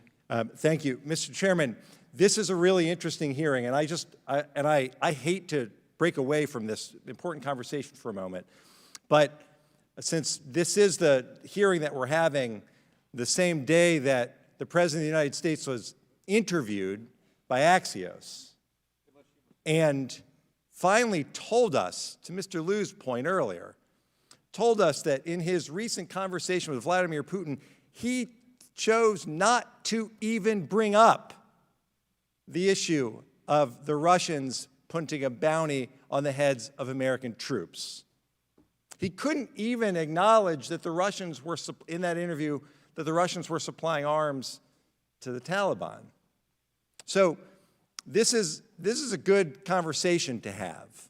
But let's remember that at this moment in history, when we've been waiting to understand, we've been waiting for the president to simply acknowledge that if there's any truth at all to what was in my presidential daily brief that I didn't look at or didn't know about or wasn't told about, if there's any truth at all to that, it's outrageous, it's horrific. I feel for the families who lost soldiers as a result, perhaps as a result of this. And here was his moment with Vladimir Putin to even ask him if it was true. Not that that would matter, since he asked Vladimir Putin if they interfered, if Russia interfered in our election, and then was willing to take his word for it when he said no. But he didn't even ask. So let's keep that in mind as we go forward. Let me talk about this resolution for a second and what it is and what it isn't. The resolution says, resolve that the House supports the conclusions of U.S. intelligence agencies that the government of Russian President Vladimir Putin and not the government of Ukraine interfered in the 2016 U.S. presidential election. It's not about what the opinions were of Ukrainian officials or former officials. It's about whether the Ukrainian government interfered in the election, which we know is part of a Russian campaign. Now, I know we have a hard time sometimes remembering things. It is history, but it is not ancient history that Mueller indicted 13 Russian GRU agents and 3 Russian companies for interfering in our elections. We know that. And we know that while I will acknowledge perhaps there wasn't much talk of the U.S. Coast Guard intelligence, we do know that the CIA, the FBI, the NSA, and the Office of Director of National Intelligence issued an intelligence community assessment that summarized the findings of all of the ways that the Russian government interfered in our election. And the evidence now stretches across 5 volumes of bipartisan reports on various elements of Russia's attack on our elections. But alleged Ukrainian interference in the 2016 election to benefit the Democratic Party, that is part of a Russian misinformation campaign. That's why Donald Trump got impeached, as we recall. Remember? It wasn't that long ago. Election meddling was debunked repeatedly during that process, with stunning testimony from multiple nonpartisan witnesses from within the administration. So my question is, do we believe those patriotic public servants, or do we believe Vladimir Putin? It's almost sad, really. Donald Trump benefited from Russian interference to win in 2016, and now apparently the president is so fragile that he needs someone to go out and try to find some evidence to support a mirror image of this plot that was put in place by the Russians that benefited him. Someone needed to dig up dirt to show that it was Ukraine and the Democrats. Think of how divisive that is. Think of how divisive it is that we're carrying through in this debate today. We're doing exactly what this Russian disinformation campaign wants us to do. This resolution rejects Russian interference. It stands up for Americans' right to decide our own elections, and it rejects the Russian effort to try to pin the blame on the Ukrainians. We will not turn on another and divide ourselves, not when there's so much at stake. I support this resolution. Yield back. Thank you, Mr. Deutsch. Ms. Wild. Thank you, Mr. Chairman. I yield the balance of my time to Mr. Sherman. I thank the gentlelady. As to this dossier, keep in mind the firm that created that was first hired by Republican opponents of Donald Trump. And second, keep in mind that whenever you're involved in a campaign, it is quite possible that the work that you hire to be done will be subcontracted to a foreigner. You may hire a graphic artist and find out that that graphic artist has a partner in Toronto. So to say in some haughty way that nobody has ever, you may buy a pen for your campaign, it may be made in Japan. When you buy services, you may indeed find that there's a subcontractor who's not a U.S. citizen. Will you also But the bigger issue, I will not yield, the bigger issue is this definition of interference. It is not interference for somebody to write an op-ed in their own name. It was not interference when BBC did a story about my race that I thought was overly complimentary to my opponent. It is not interference when, if a foreign leader wants to meet with our President Trump in October, and if they sign a deal to buy soybeans, that is not interference in our election. It will be hotly debated. Some people will say this is an attempt to manipulate our election by China or whoever's buying the soybeans. Some will argue that it's great to have a deal maker sell soybeans for you. That's legitimate. And there have been many summits and foreign policy decisions and treaty discussions in the months before our elections. That is not what we're talking about with interference here. We're talking about attempts to manipulate our vote tabulation and vote registration systems. We're talking about false flag, where you pretend to create racial animus by posing as a member of this or that race living in St. Louis when in fact you're a Russian agent in St. Petersburg. And we're talking about burglary, cyber burglary, where you actually steal and violate our laws against theft in order to steal information.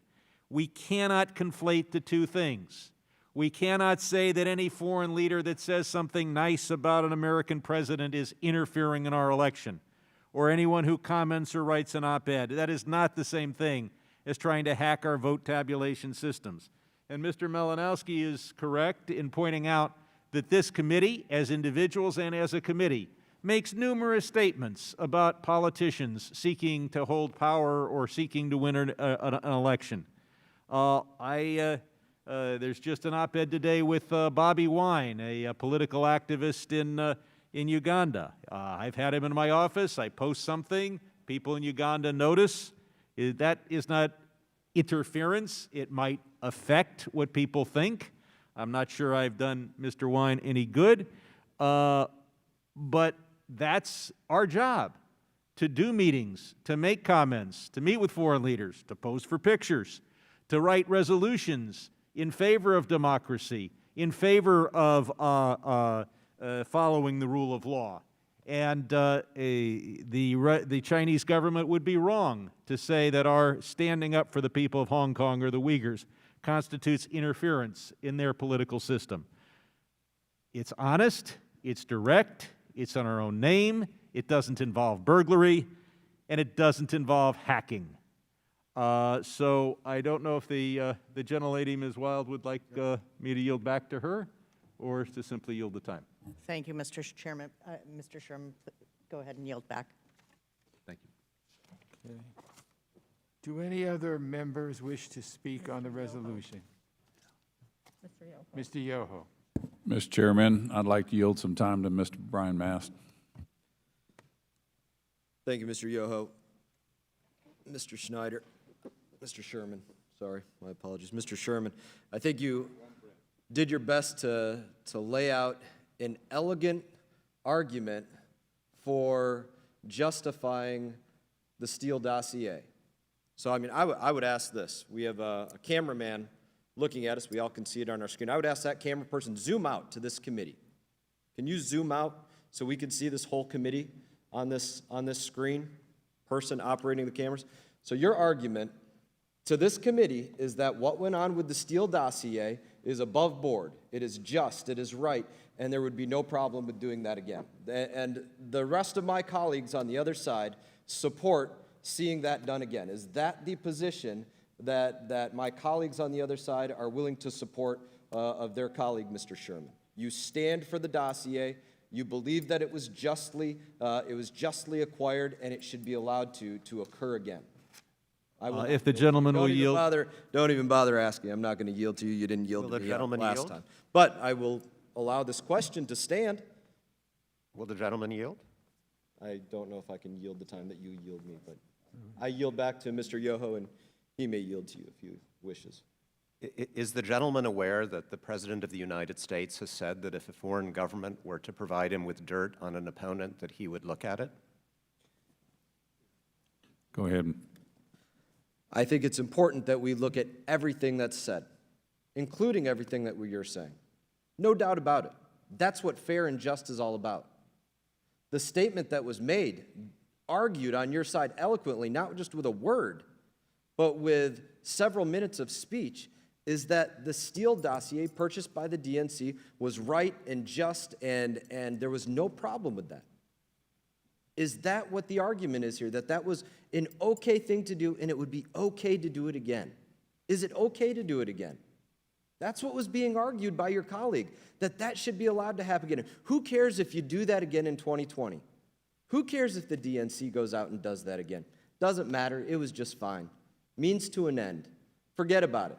American people shouldn't worry about that. Don't worry about what goes on inside the FBI. Don't worry about the way that American people are spied upon by their own government. Don't worry about that. That's what's being said. We shouldn't worry about it before, and we shouldn't worry about it in the future. I yield back.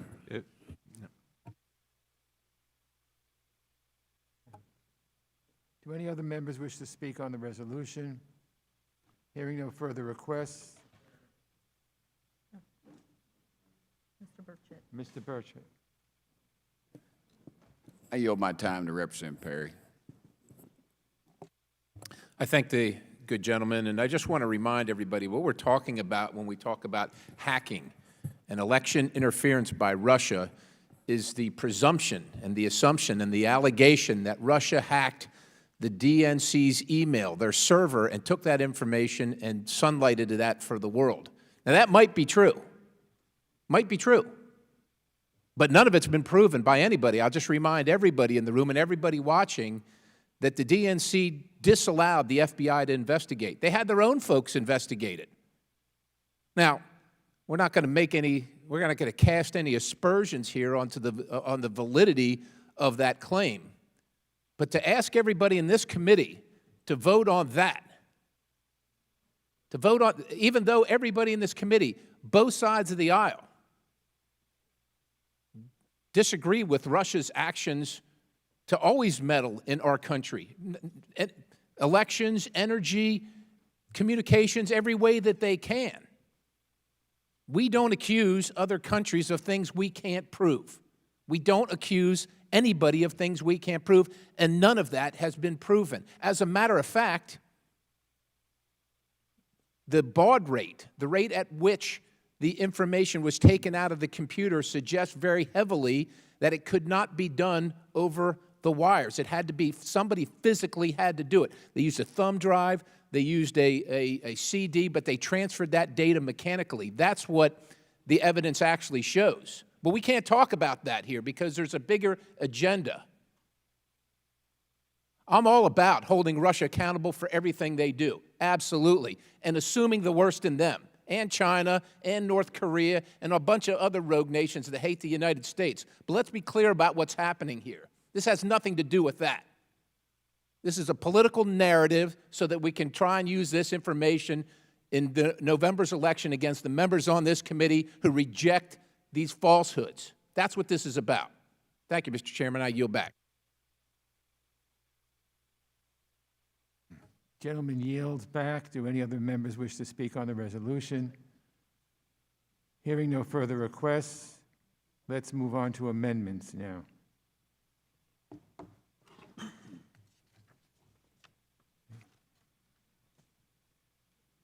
Okay. For what purpose does the gentleman from Massachusetts seek recognition? Mr. Chairman, I have an amendment at the desk. The gentleman is recognized for that purpose. The clerk shall distribute the amendment to your staff virtually. For members currently in the hearing room, you may pick up a copy of the amendment at the designated desk. Let's pause briefly to give all members enough time to renew and review the amendment.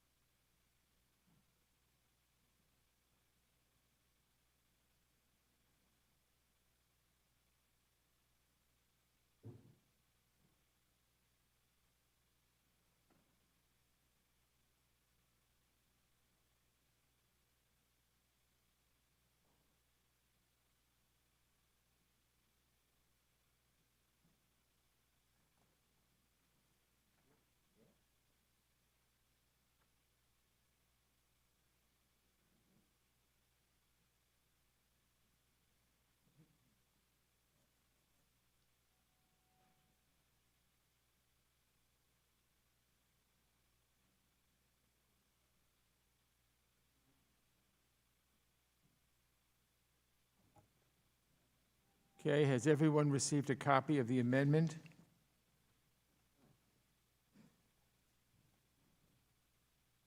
The clerk will please report the amendment. Keating, Amendment Number 88. If in the fourth preamble clause, strike Richard M. Burr, and insert then, In the fourth preamble clause, insert Richard M. Burr after committee. Without objection, further reading of the amendment will be dispensed with. A point of order is reserved. The gentleman is recognized for 5 minutes in support of the amendment. Thank you, Mr. Chairman. Very briefly, it seems like a long time ago I mentioned that I'd have an updating amendment, minor in scope. We've gone a long ways, covered a lot of ground, talked about everything except what was central to this resolution, that Russia did it and Ukraine didn't. This amendment just updates a few notes. It includes the testimony of State Department Undersecretary of Political Affairs David Hale that there's no evidence that Ukraine interfered in the U.S. election. It also provides additional information about the hearing that we had February 2020, 4 members of the House regarding Russian interference. It also deals with, importantly, Senate Select Committee on Intelligence. Senate Select Committee on Intelligence, Republican run Senate Committee on Intelligence. Privy to information, not newspaper articles, not fake news, as some have declared it.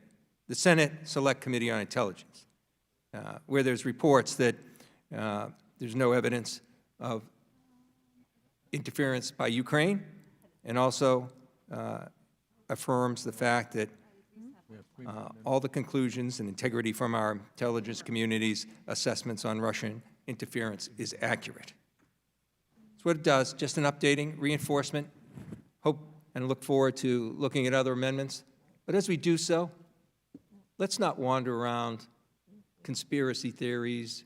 Let's not wander around tangential information. Let's not talk about someone's opinion that they put in an op-ed. That didn't affect the election. I could share some of the on-the-record opinions, op-eds and comments by other people that didn't side with the president in this campaign. But for the purpose of this, I'm not going to use the extraordinary language and name-calling and bitter acrimony of those statements. But they were uttered by Senator Graham, by Rick Perry, Senator Cruz, same kind of editorial comments that we treasure in our country, that people have the right to an opinion. But that's not what we're talking about here. We're talking about a systematic, pervasive, dangerous attack on our democracy by Russia and their efforts to deflect this on an ally of ours, Ukraine. That's what we're talking about. As we go to the other amendments, I'll address those issues more. That's why I didn't engage on silence on things that aren't relevant to what we're discussing and what's in here, because what's in here is important and it's central. And it's amazing that right now in 2020, months away from our next election or any time, that we're having a debate about this. That it's so clear. You either trust our own intelligence sources and every bit of factual evidence we have, and as a matter of fact, everything in this resolution that I had, one member on the other side, I won't name him, said everything you put in there was factual. Those private conversations. I'll keep them private. Doesn't mean they'll support the whole resolution, but everything in here is factual. It's why we have a committee here. That's why Congress gets to act on things in the silence of the president. It's why there's a Senate Select Committee, majority Republican committee, that thought it was important to be public about this.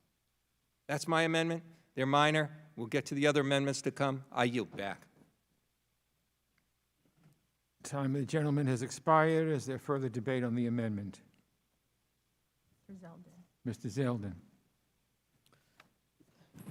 Well, thank you, Mr. Chair. I really wish that we can just be candid and honest with the American public when we know that there's a bipartisan agreement. There are Republicans and Democrats on this committee and throughout Congress who have continuously stated a position that Russia meddled in the 2016 election.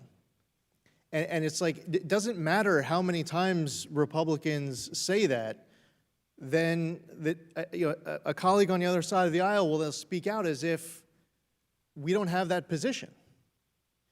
And if you read this resolution and you don't know anything else, you're learning from reading it, you might come to the conclusion that Ukrainians had no involvement whatsoever in the 2016 election.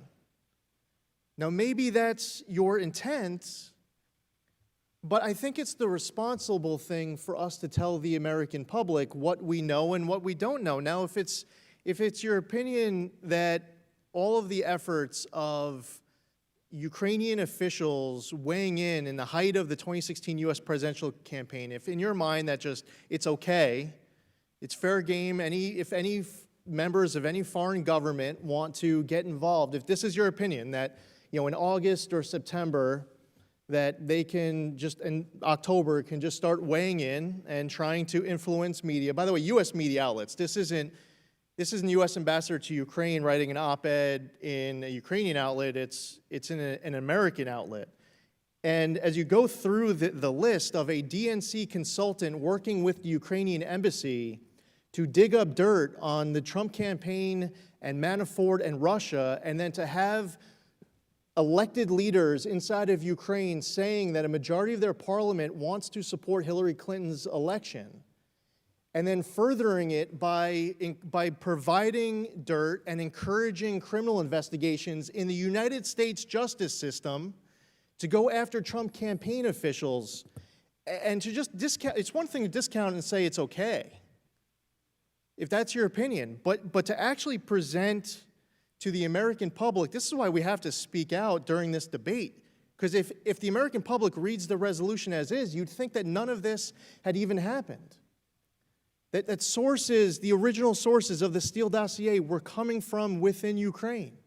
And again, in the beginning, the middle, and the end of this debate, every Republican can start and conclude and fill up their remarks with concerns about Russia being an adversary of the United States.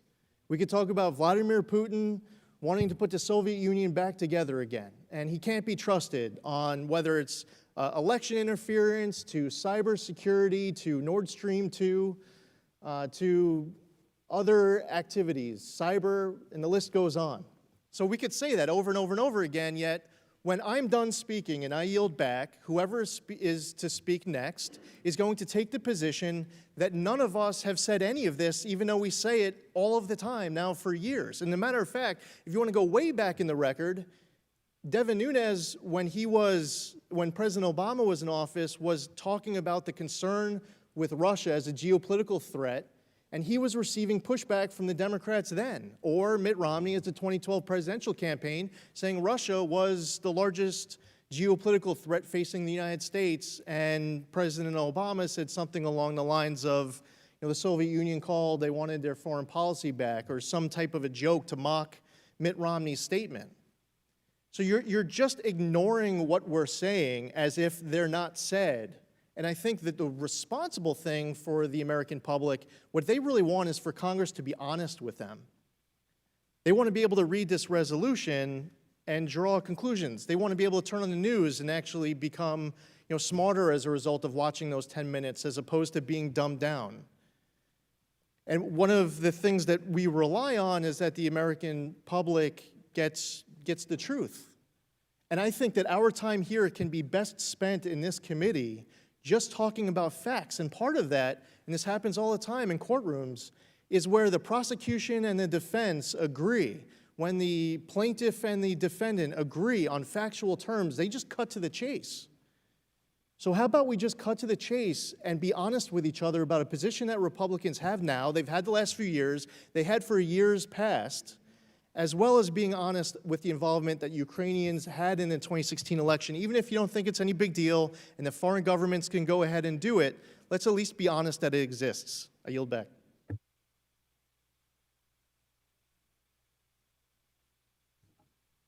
Gentlemen's time has expired. Are there any further requests for debate on the amendment? Hearing no further requests to speak, the question is on the amendment. We're going to take a vote by voice. All members, please unmute your microphones. All those in favor say aye. Aye. All those opposed, no. Aye. Aye. In the opinion of the chair, the noes have it, and the ayes have it. That's a recorded vote. And the amendment is not agreed. Mr. Chair, request a recorded vote. Typo. The ayes have it, and the amendment is not agreed to. Okay, a roll call vote has been requested pursuant to Committee Rule 482. Further proceedings on the amendment shall be postponed.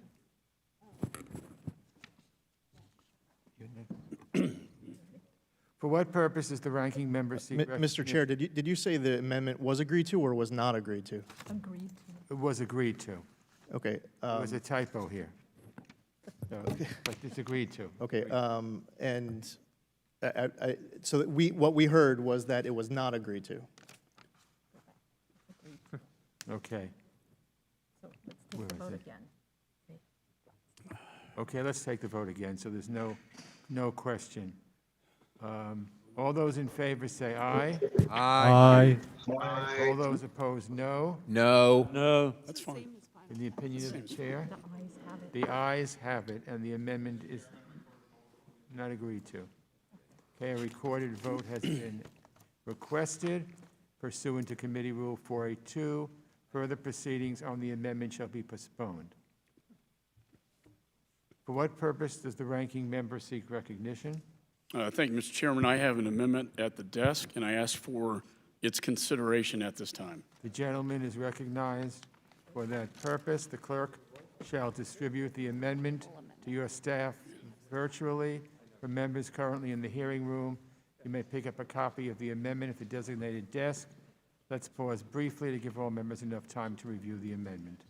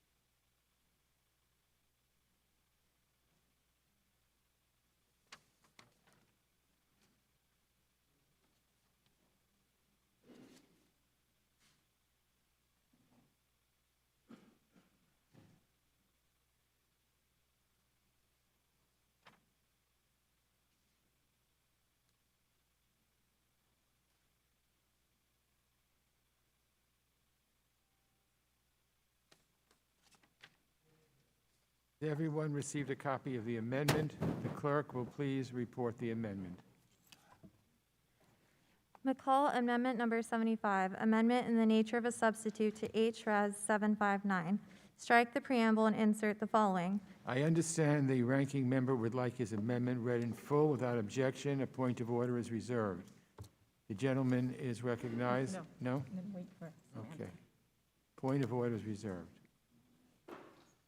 Please continue. Whereas on October 7, 2016, the Department of Homeland Security and the Office of the Director of National Intelligence issued a joint statement which concluded that the intelligence community of the United States was confident that the Russian government directed the recent compromises of emails from U.S. persons and institutions, including from U.S. political organizations, and that these thefts and disclosures are intended to interfere with the U.S. election process.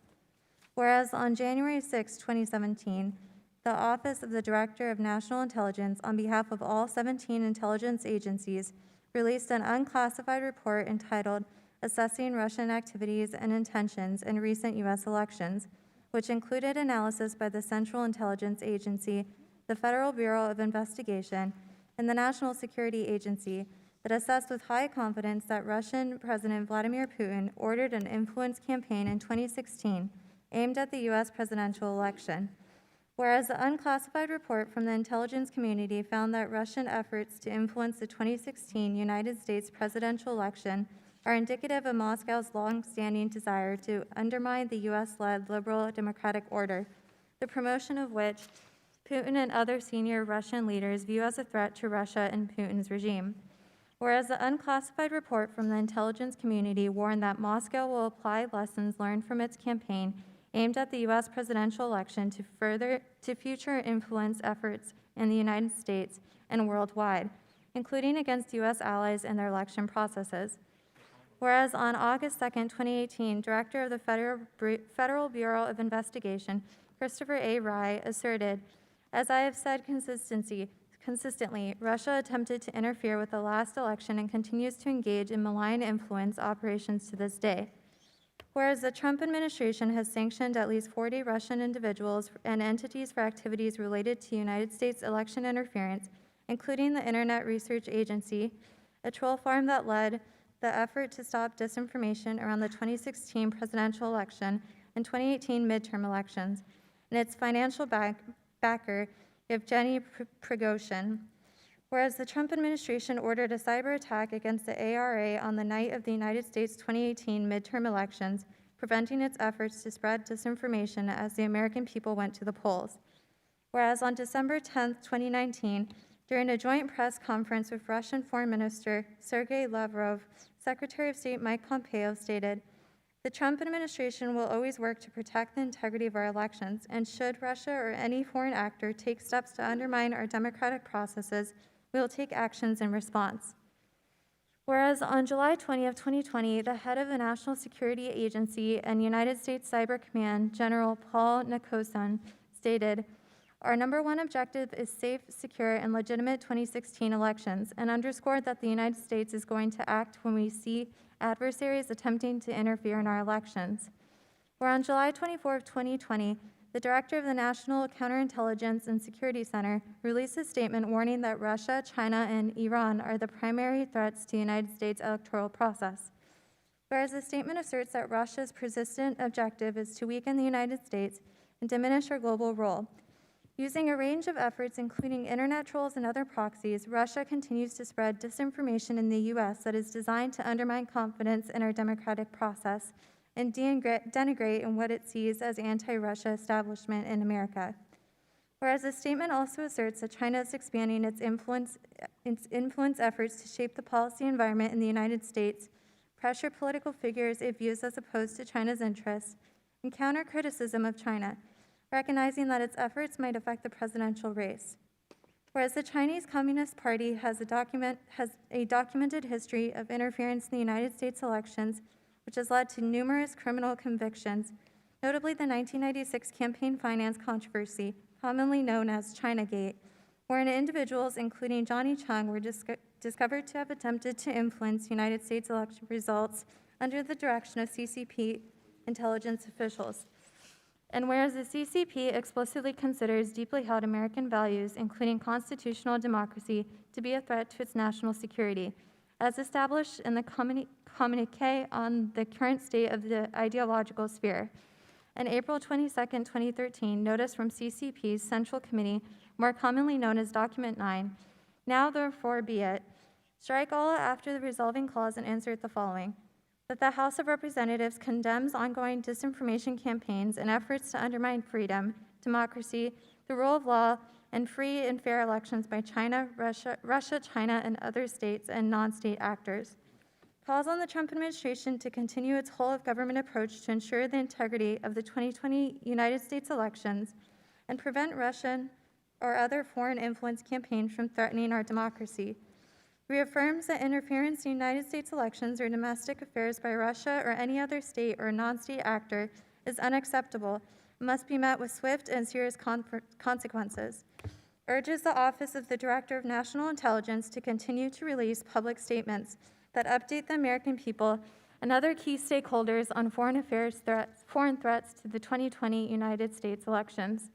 Supports the conclusions of United States intelligence agencies that the government of Russian President Vladimir Putin interfered in the 2016 United States presidential elections, and reaffirms its support for the government and the people of Ukraine in their fight against Russian aggression and interference. Amend the title so as to read, a resolution expressing that it is the sense of the House of Representatives and that any interference in the 2020 United States elections by Russia or any other state or non-state actor is unacceptable and must be met with serious consequences.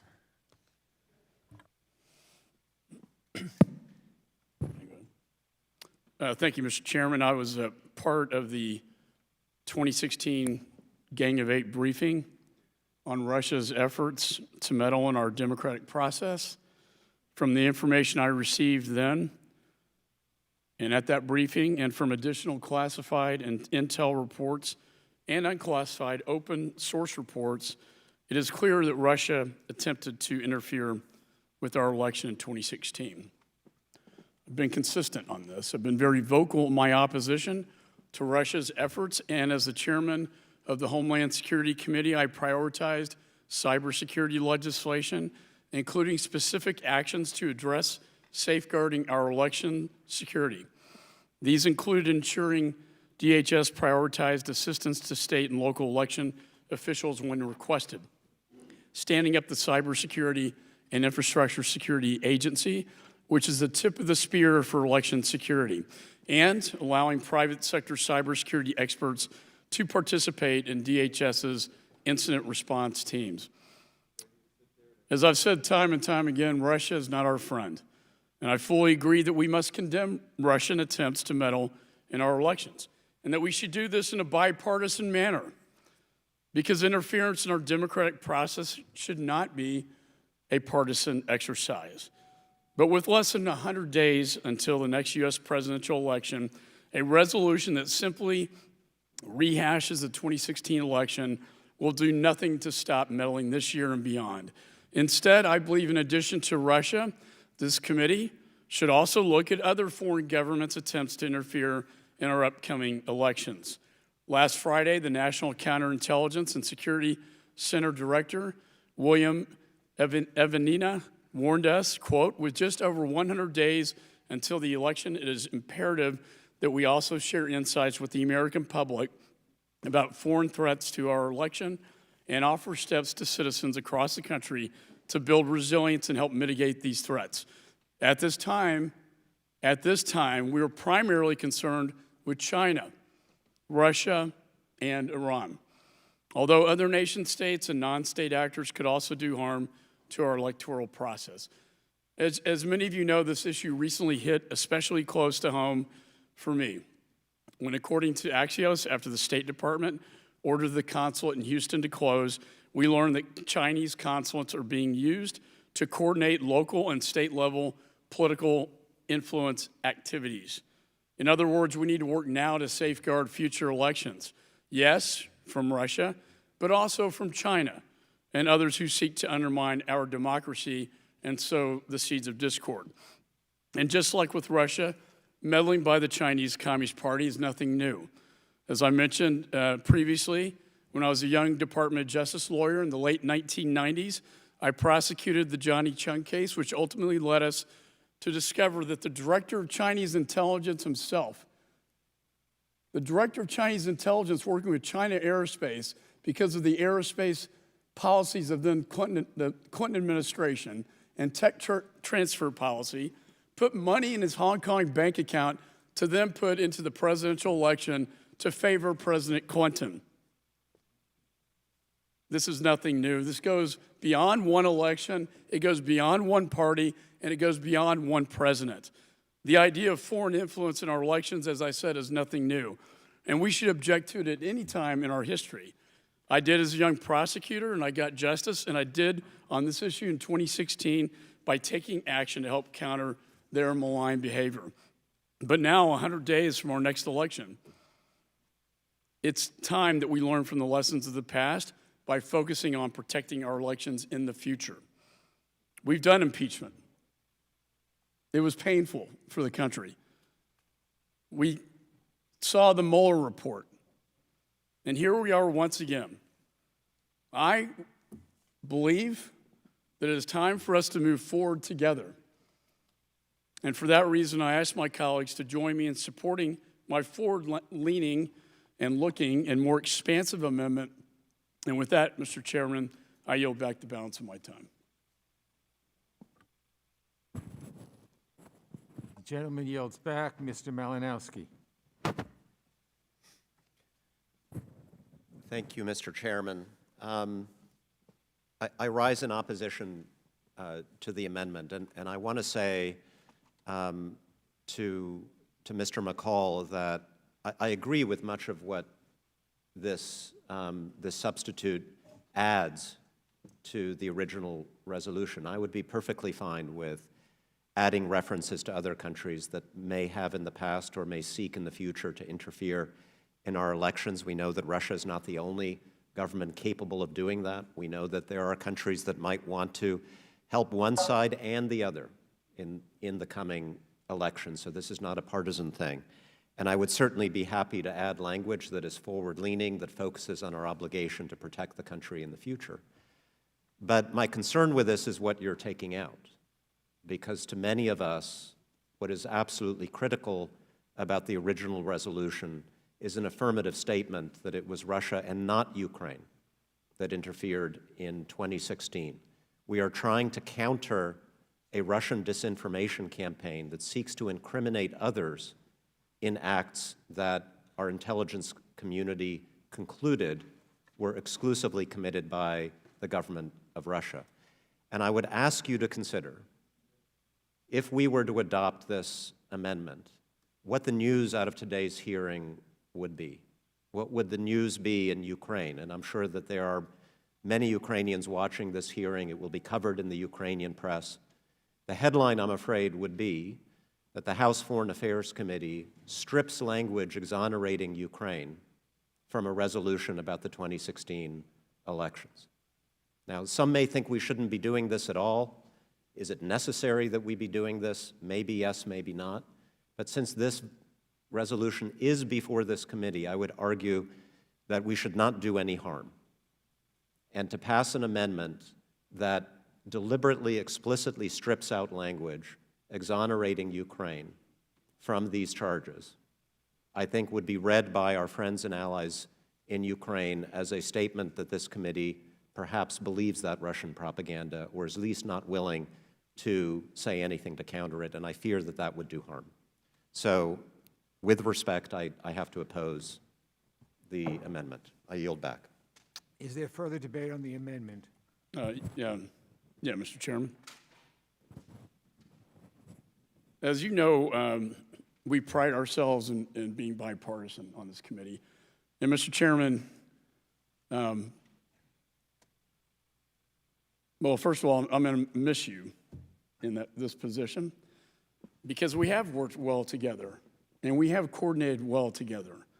And we do work things out. And when we can't, we're civil about it. I have to say, and I'm not blaming you on this one, I'm very disappointed at the process as to how this was handled. And for the members who don't know, we were given this resolution. I wasn't even notified that it's going to be on a markup until the 11th hour.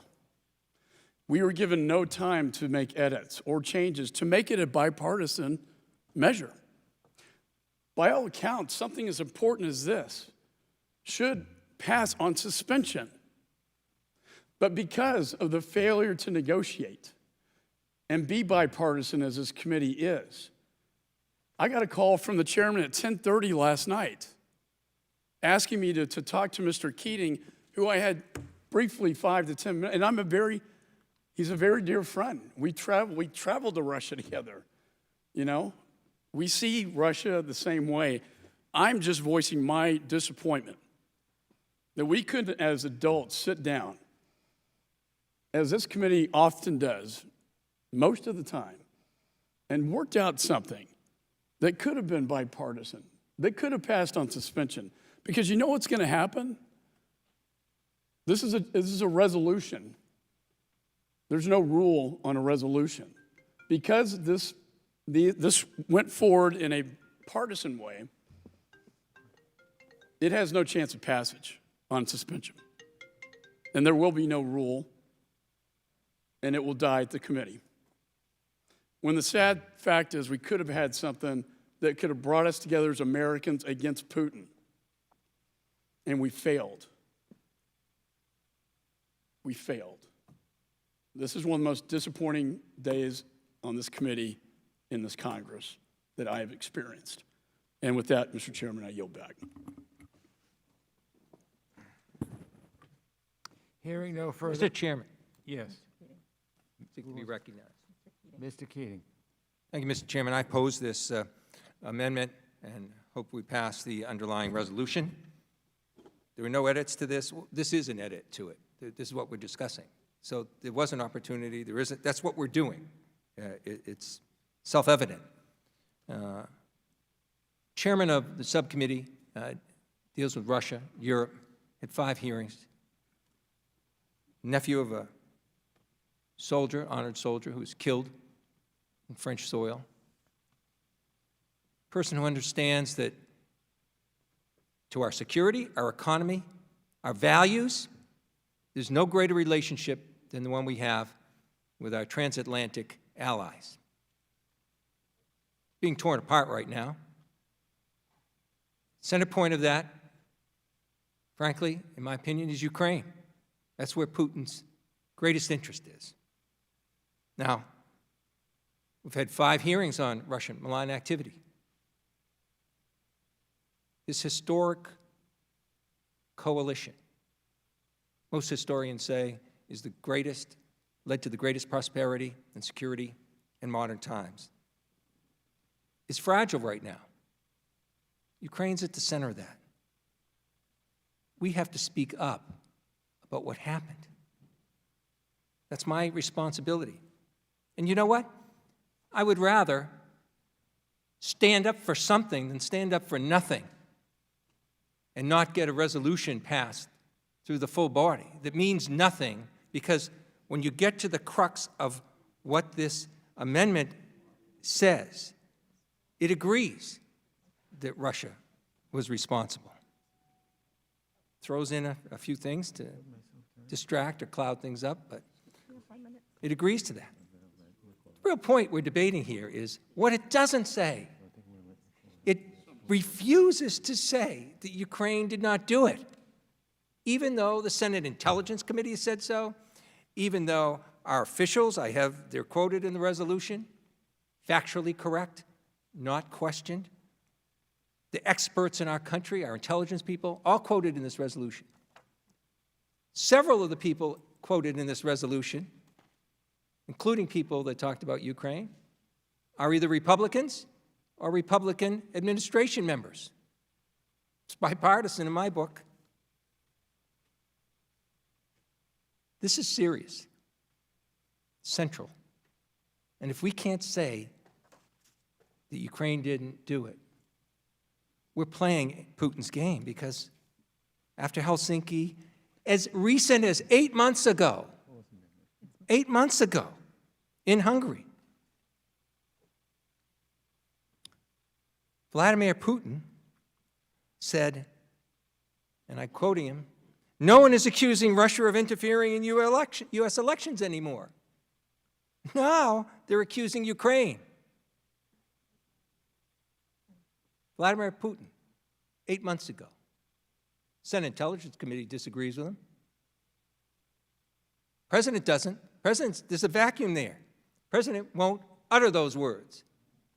President won't utter that statement that plays right into their strategic effort to deflect their own culpability from their attack on us, to create a wedge between ourselves and Ukraine, to undercut our relationship and Ukraine's relationship with Europe, and to get in the way of their efforts for reform and independence.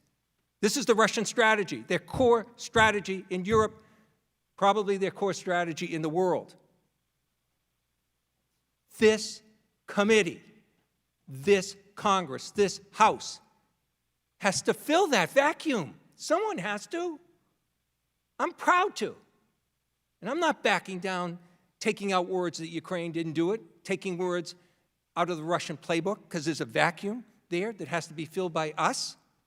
A president who today won't say anything about Russian aid to the Taliban, who still hasn't said anything, even though the secretary, his own Secretary of Defense, said in a hearing there were payments made by Russia to attack our forces. Won't say that. In fact, disagrees with it. But if we can't say that Russia did it and Ukraine didn't,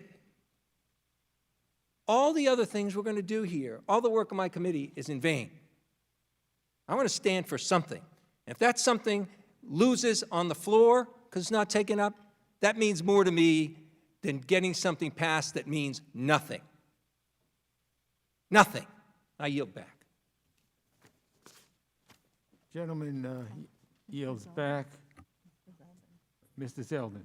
Thank you, Mr. Chair. I'd like to speak in favor of this amendment. First off, to clear the air on something that was just stated that absolutely never happened. It was just claimed that the Secretary of Defense testified to Congress that the Russians paid to attack U.S. service members, and that was not stated. Will the gentleman yield? Please, I'd love to hear the quote.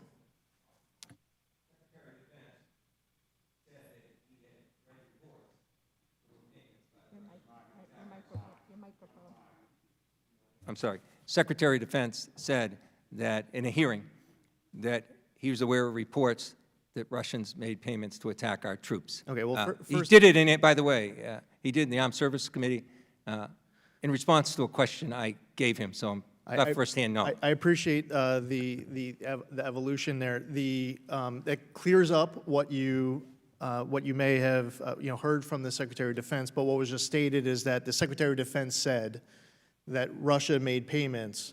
Now, if he had testified at some hearing that you're at that he heard about reports, it's just, words matter.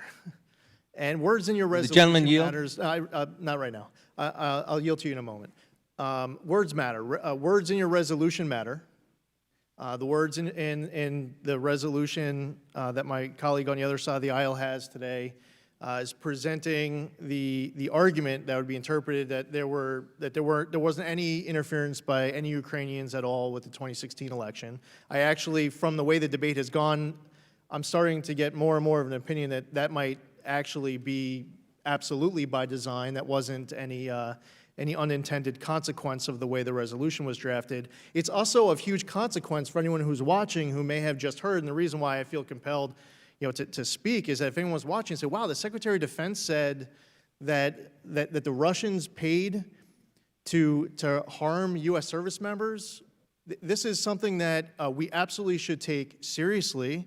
It was something that was investigated that during a period of time that if this in fact happened, it would be absolutely outrageous and unacceptable, and the United States government would need to take actions to push back on it. There's a dissenting view that came from within the Intelligence Committee. There's disagreement on it. But I'll tell you what, the way that everyone is adopting, many of my colleagues on the other side of the aisle are adopting the Susan Rice op-ed as the story. This is what we saw during the impeachment, is that we adopted Adam Schiff's fairy tale impeachment narrative, and let's just run with it. Well, Susan Rice's op-ed said that there was a conclusion based off of compelling evidence that the Russians paid bounties to attack U.S. service members, that the president knew about it, and the reason why the president didn't do anything about it was because he was beholden to Vladimir Putin. That was what the New York Times printed. That was Susan Rice's words.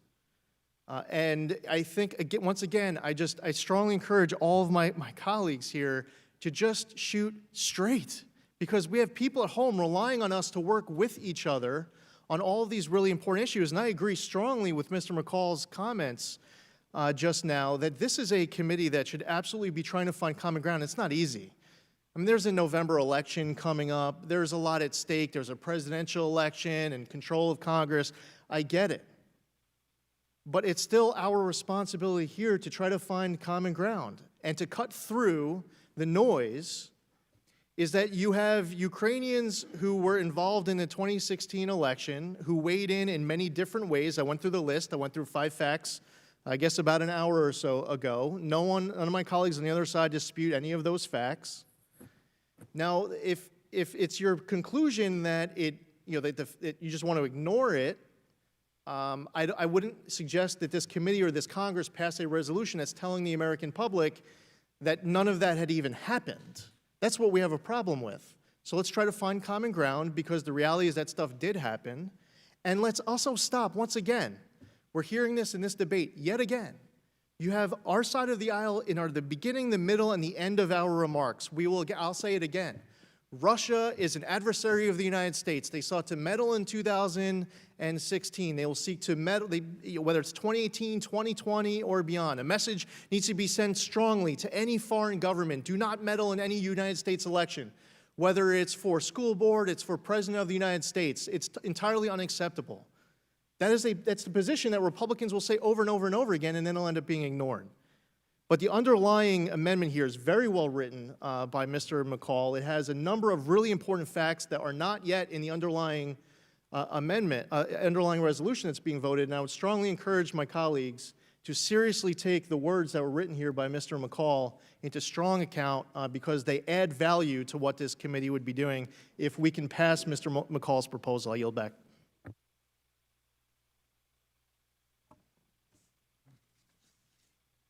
Okay, I recognize myself to speak against the amendment. First of all, I know what the ranking member, what Mr. McCall said was heartfelt, and I respect that being heartfelt. I've prided myself in running the most bipartisan committee in Congress, and I know that Mr. McCall feels that way as well. But I'm disappointed that my colleagues cannot acknowledge the simple facts stated by this resolution. And there were 3. One is that Russia interfered in the 2016 election because it had a clear preference for Donald Trump as a candidate, which the Intelligence Committee and the President's own appointees have acknowledged. 2, that the narrative that Ukraine interfered in the 2016 election was invented by the Russians, and that no evidence to support this narrative has been found. And finally, that Russia is trying to shift blame to Ukraine to distract from its own culpability and to drive a wedge between the U.S. and Ukraine. Unfortunately, my friends on the other side would rather muddle these points by using additional references about tangentially related topics and by removing references to Ukraine and to Putin's preference for Trump. They simply don't want to confront these facts.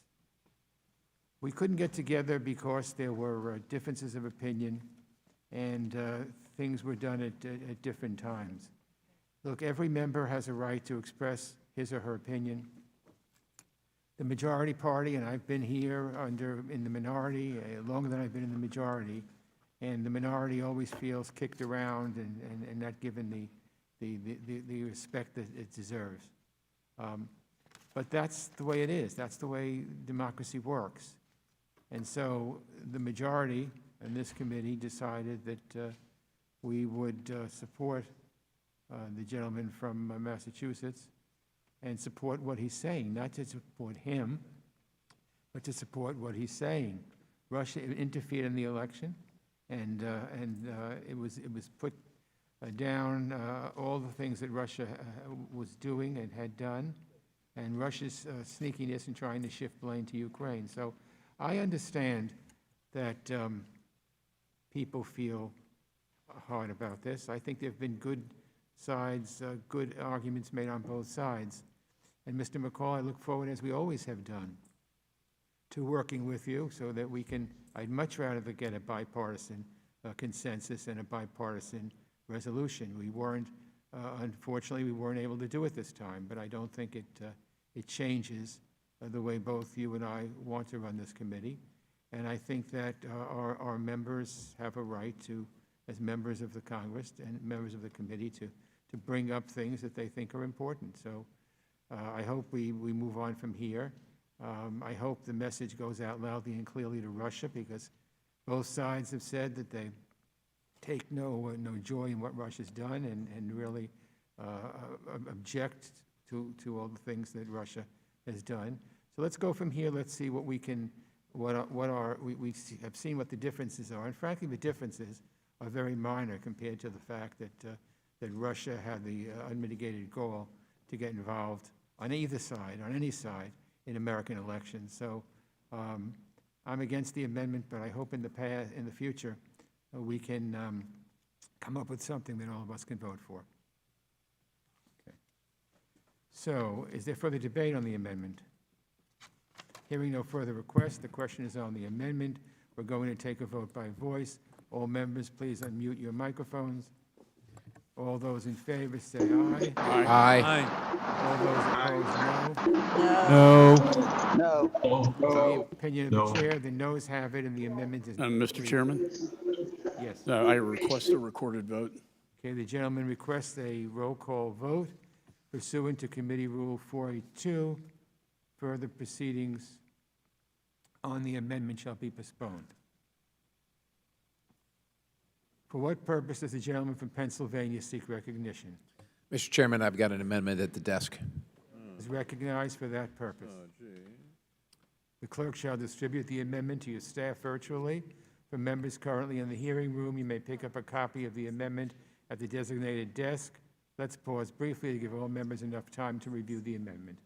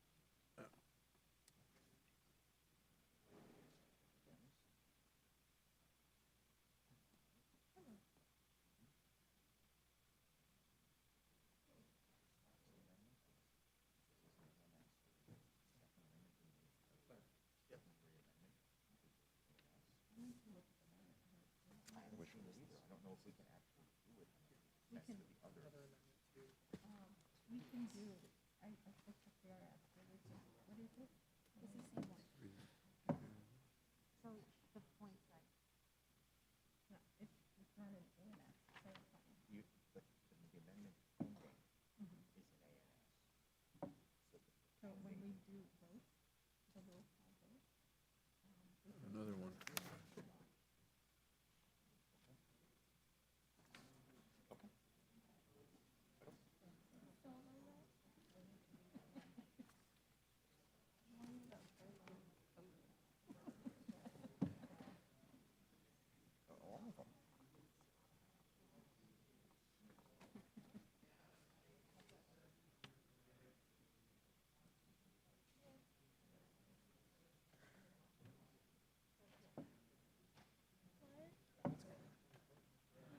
Okay, has everyone received a copy of the amendment?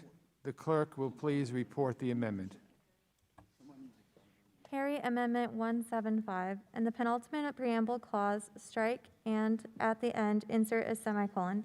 In the final preamble clause, strike the colon and add, a colon, and all that follows through the end of the clause and insert a semicolon.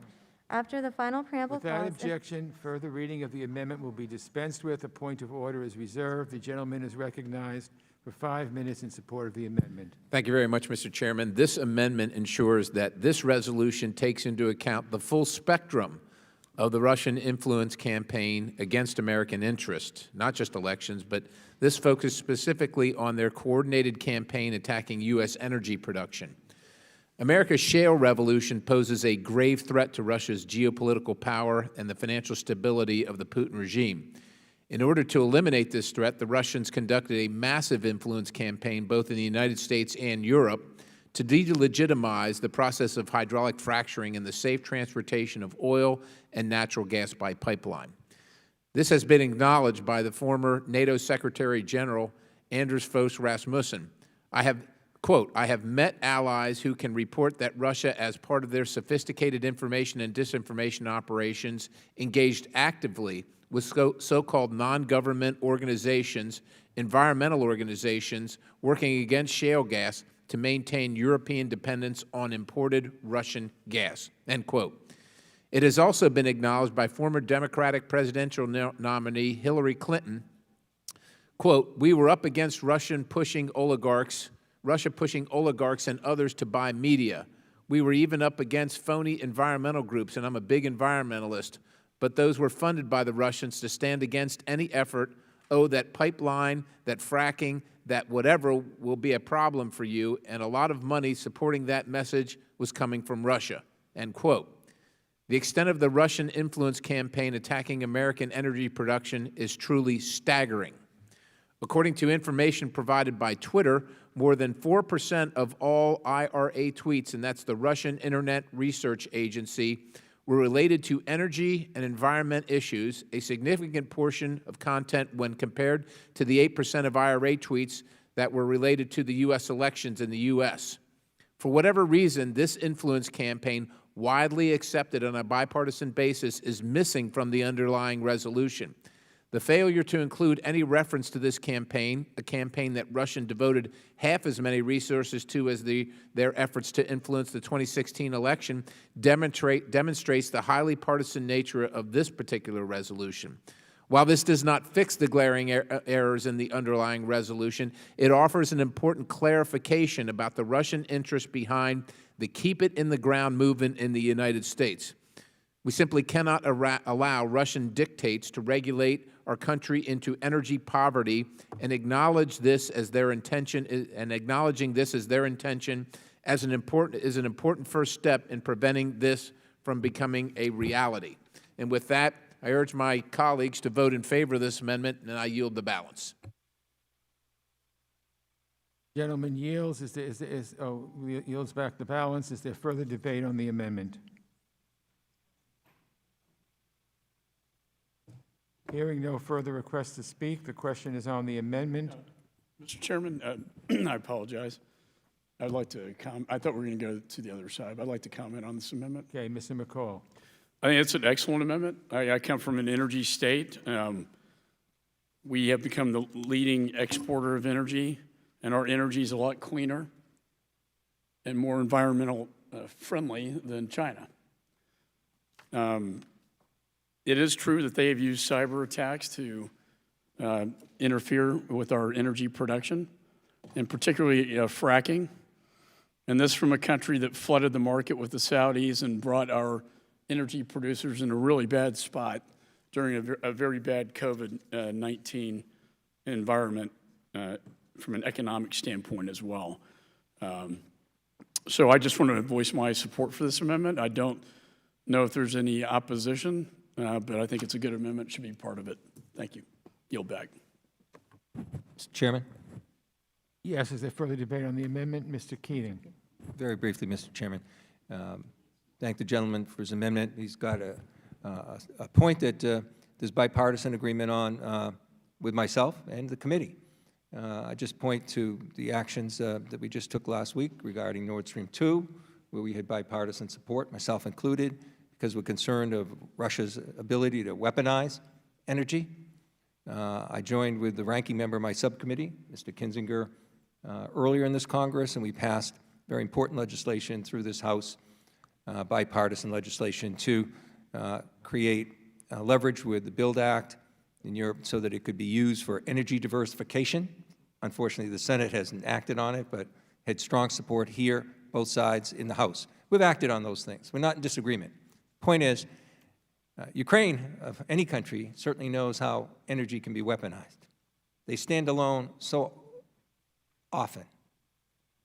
I tried to take a very narrow approach with this resolution so I wouldn't cloud issues, so it wouldn't get lost in some of the issues that we heard debating here today. I think it's really clear-cut, tailored, narrow, central.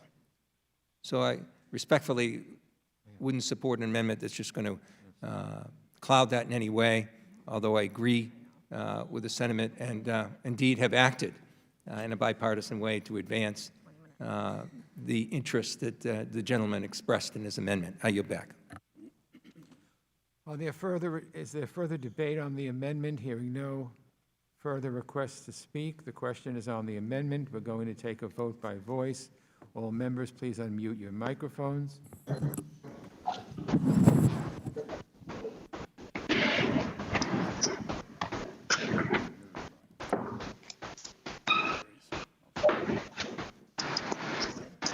right. All those in favor, say aye. All those Aye. Aye. Okay, let me say it again. All those in favor, say aye. Aye. All those opposed, say no. No. No. In the opinion of the chair, the noes have it, and the amendment is not agreed to. Mr. Chairman, I request a recorded vote. A roll call vote is requested pursuant to Committee Rule 482. Further proceedings on the amendment shall be postponed. We are about to start roll call votes, so let's pause briefly so that everyone can take their seats and log on so that you are visible and unmuted to the chair before we move on to votes. Can you give me the votes?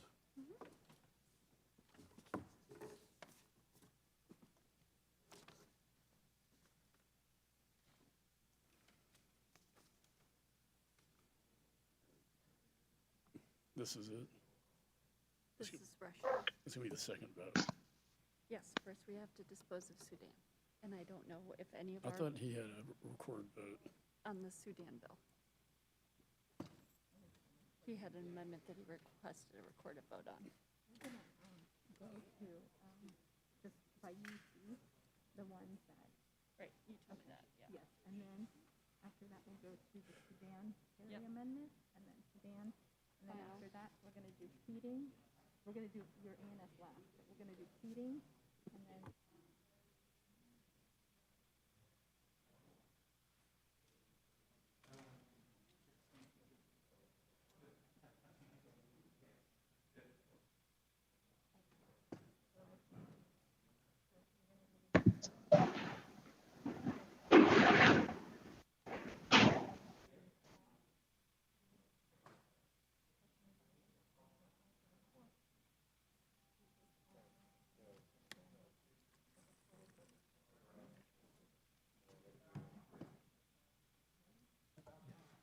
All right, without objection, H.R. 7276, with the noticed amendment in the nature of a substitute, and H.R. 6334 are ordered favorably reported as amended, if amended, and staff is authorized to make any technical and conforming changes. The question is on the amendment designated number 174 to H.R. 7276, the Sudan bill. A recorded vote is ordered. All members, please unmute your microphones and make sure you are visible to the chair.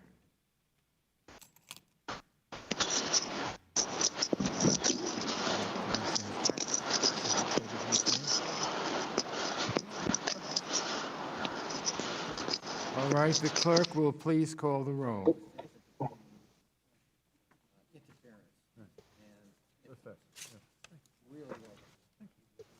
Mr. Sherman?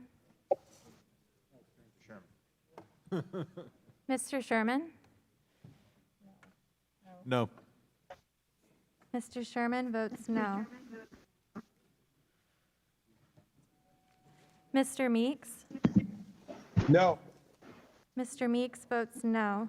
I know. Mr. Sires? I'm starving. Mr. Sires?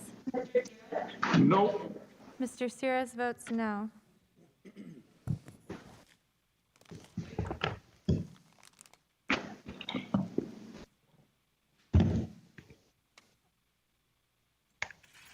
I don't see Mr. Connolly. I'm right here. Oh, I'm so sorry, sir. Mr. No Connolly. problem. Mr. Connolly, how would you vote, sir? I vote nay. Mr. Connolly votes no. Mr. Deutsch? Mr. Deutsch votes no. I don't see Ms. Bass. Mr. Keating? Mr. Keating votes no.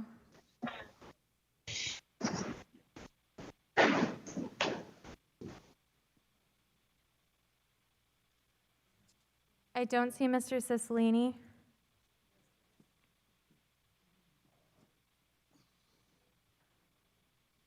Mr. Barra, a reminder, if you'd like to vote, sir, I need to see you on the video.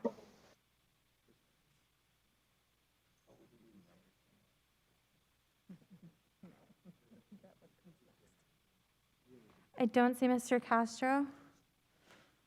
Ms. Titus?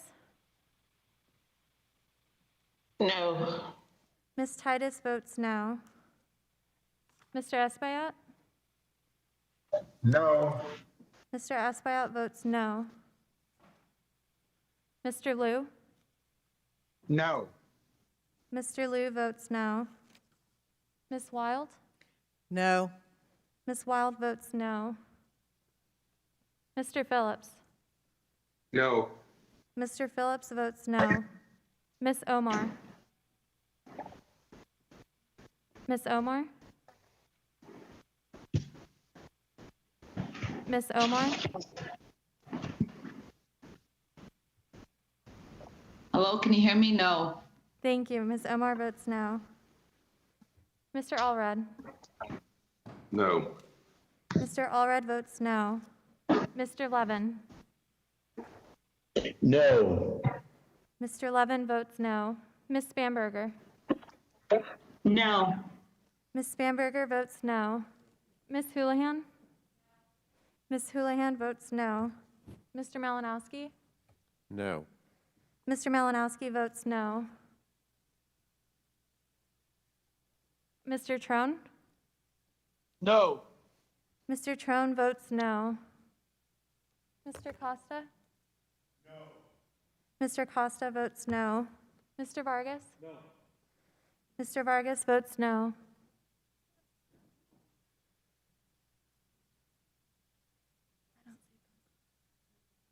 I don't see Mr. Gonzalez. Mr. Castro? No.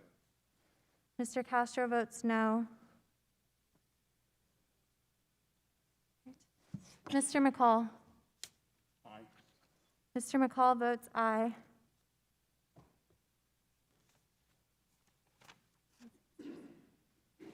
I don't see Mr. Smith. Mr. Shabbat? Aye. Mr. Shabbat votes aye. Mr. Wilson? Aye. Mr. Wilson votes aye. Mr. Perry? Aye. Mr. Perry votes aye. Mr. Yoho? Aye. Mr. Yoho votes aye. Mr. Kinzinger? No. Mr. Kinzinger votes no.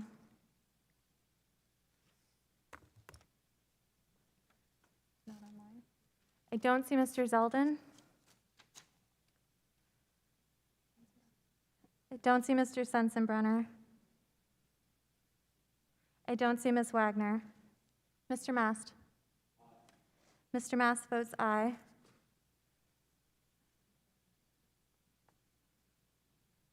I don't see Mr. Rooney.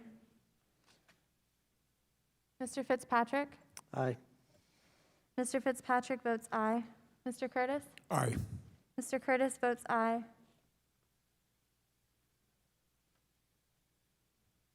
Don't see Mr. Buck. I don't see Mr. Wright.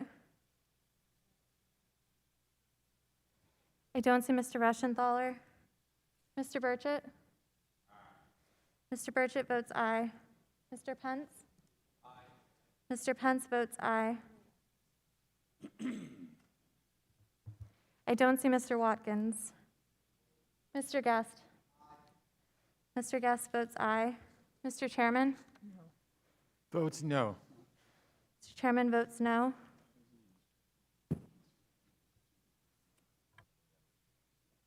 Are there any members that want to be recorded that haven't been recorded?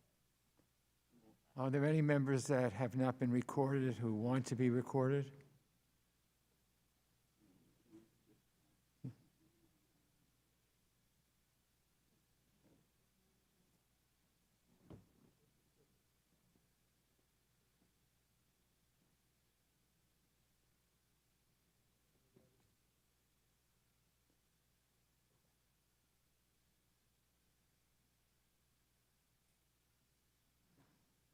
The clerk will report the tally.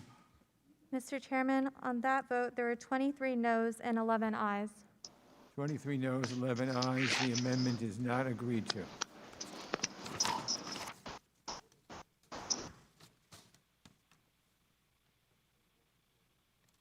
We are going to take another vote by voice. All members, please unmute your microphones. All those in favor? Oh, that's wrong, sorry. HR 7276.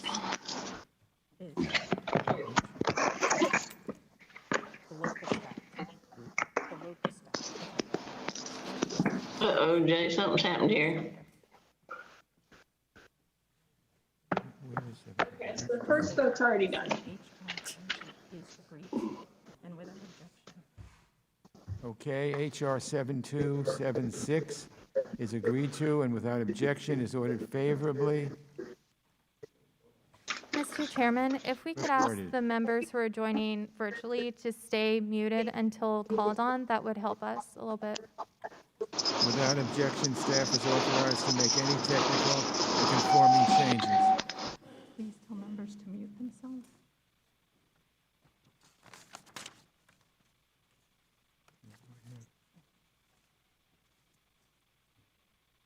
Okay, the question is now on the Keating Amendment to HRES 759.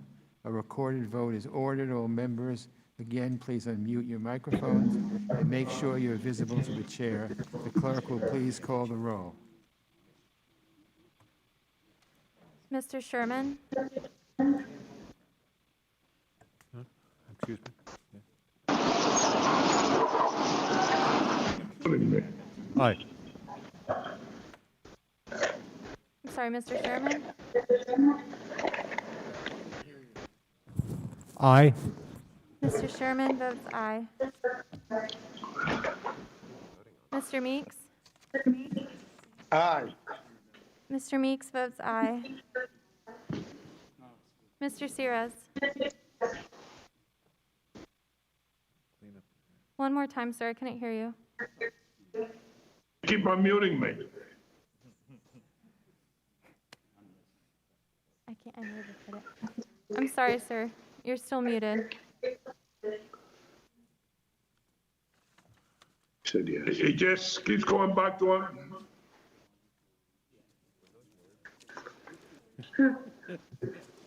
Sorry, Mr. Sears. One more time, sir.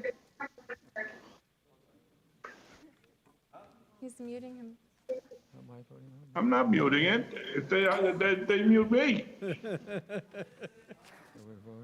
Mr. Sears, not muting you. If you could just unmute yourself, sir, and I need to verbally hear it. I'm sorry. Yes. Thank you. Mr. Sears votes aye. Mr. Connolly. Aye. Mr. Connolly votes aye. Mr. Deutsch. Mr. Deutsch votes aye. I don't see Ms. Bass. Mr. Keating. Yes. Mr. Keating votes aye. I don't see Mr. Cicilline.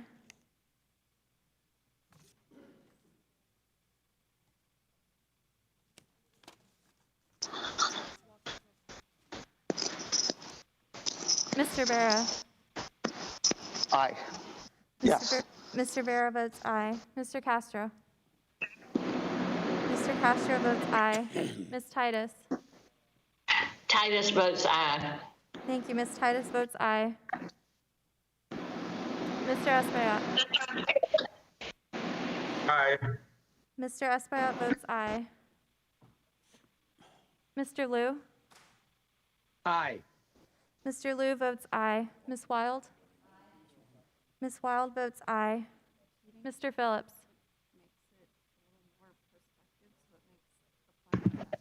Aye. Mr. Phillips votes aye. Ms. Omar. Ms. Omar, you're muted. Aye. Thank you. Ms. Omar votes aye. Mr. Allred.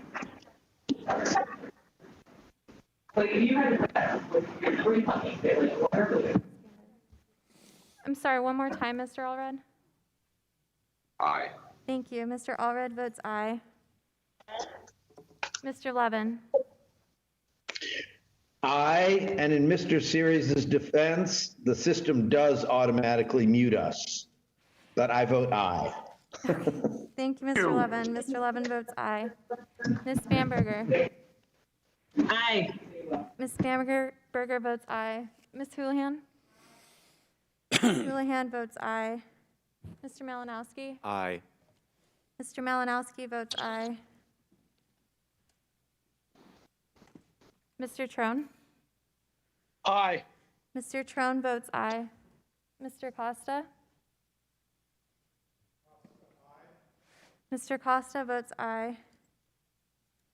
Mr. Vargas? Mr. Vargas votes aye. Mr. Gonzalez? Mr. Gonzalez votes aye. Mr. McCall? Aye. Mr. McCall votes aye. I don't see Mr. Smith. Mr. Shabbat? Mr. Shabbat votes aye. Mr. Wilson? Aye. Mr. Wilson votes aye. Mr. Perry? Aye. Mr. Perry votes aye. Mr. Yoho? I don't see him on the floor. Where's Smith? Mr. Yoho votes aye. Mr. Kinzinger? Aye. Mr. Kinzinger votes aye. Yeah, what is he doing?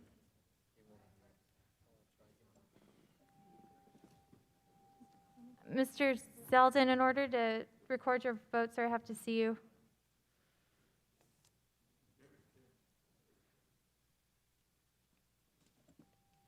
Okay. I don't see Mr. Zeldin, and I don't see Mr. Sensenbrenner. Ms. Wagner? Ms. Wagner votes aye. Mr. Mast? Mr. Mast votes aye. I don't see Mr. Bruni. Mr. Fitzpatrick? Mr. Fitzpatrick votes aye. Mr. Curtis? Aye. Mr. Curtis votes aye.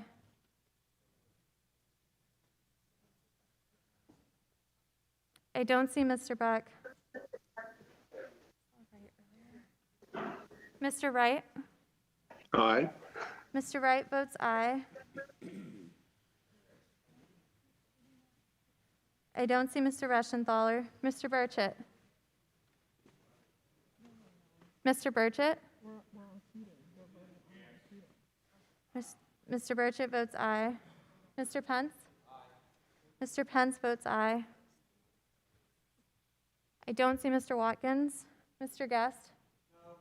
Mr. Guest votes no. Mr. Chairman? Votes aye. That me? This is Aye. Mr. Chairman votes aye.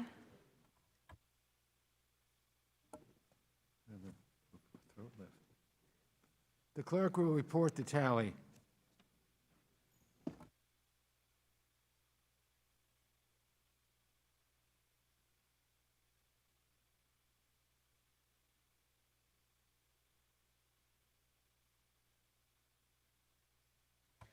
Mr. Chairman, on that vote, there were 37 ayes and 1 no. 37 ayes and 1 no. The amendment is agreed to. The question is on the Perry amendment to H.R. 759, designated number 1. A recorded vote is ordered. All members, please once again unmute your microphones and make sure you're visible to the chair. The clerk will please call the roll. Mr. Sherman?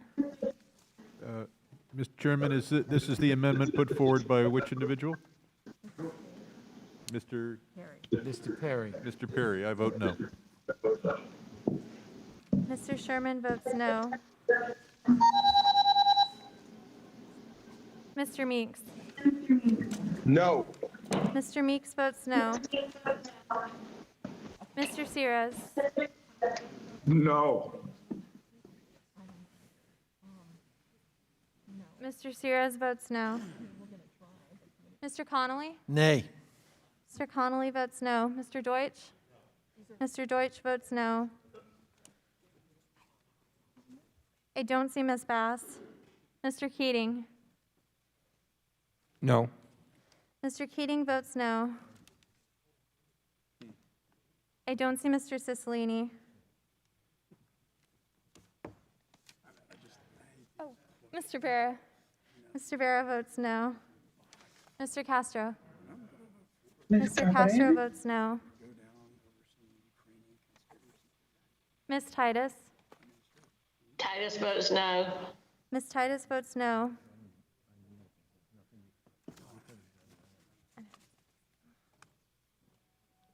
Mr. Espaillat? Espaillat votes no. Mr. Espaillat votes no. Mr. Liu? No. Mr. Liu votes no. Ms. Wild? Ms. Wild votes no. Mr. Phillips? No. Mr. Phillips votes no. Ms. Omar? Ms. Omar? No. Ms. Omar votes no. Mr. Allred? No. Mr. Allred votes no. Mr. Levin? No. Mr. Levin votes no. Where is he? That's- Ms. Bamberger, I don't see your video on. Stefanik. Ms. Houlihan? Ms. Houlihan votes no. Mr. Malinowski? No. Mr. Malinowski votes no. Mr. Trone? No.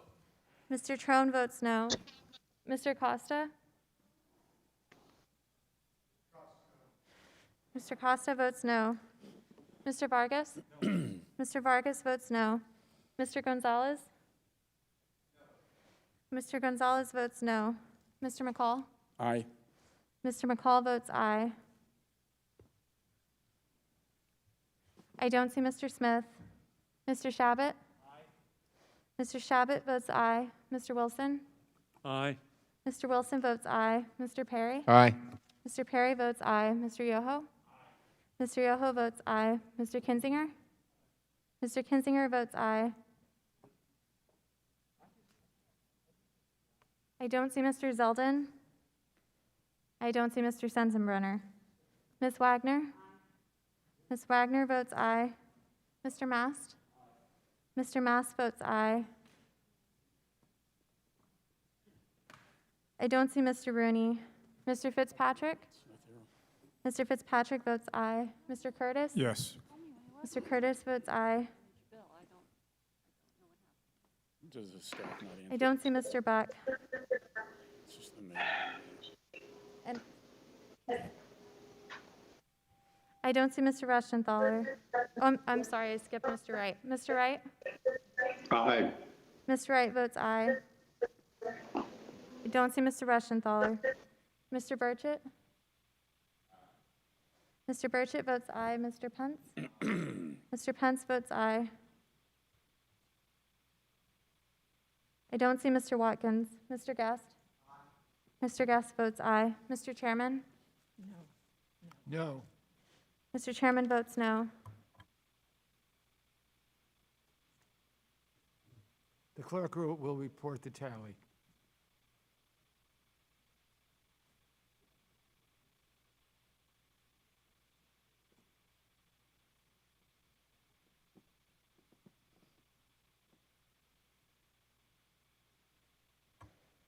Mr. Chairman, on that vote, there were 23 noes and 14 ayes. 23 noes and 14 ayes. The amendment is not agreed to. The question is on the McCall amendment.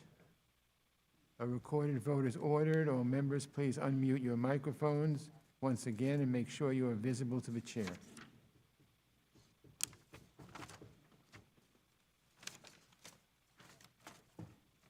Mr. Chairman, may I call the roll? Yes, the clerk will please call the roll. Mr. Sherman? Is the matter the final passage of the bill? This is the amendment. McCall, I vote no. Mr. Sherman votes no. Mr. Meeks? No. Mr. Meeks votes no. Mr. Sears? No. Mr. Sears votes no. Mr. Connolly? Nay. Mr. Connolly votes no. I don't see Mr. Deutsch. And I don't see Ms. Bass. Mr. Keating? Mr. Keating votes no. I don't see Mr. Cicilline. Mr. Barra? Mr. Barra votes no. Mr. Castro? Mr. Castro votes no. Ms. Titus? Titus votes no. Ms. Titus votes no. Mr. Espaillat? Espaillat votes no. Mr. Espaillat votes no. Mr. Liu? No. Mr. Liu votes no. Ms. Wild? Ms. Wild votes no.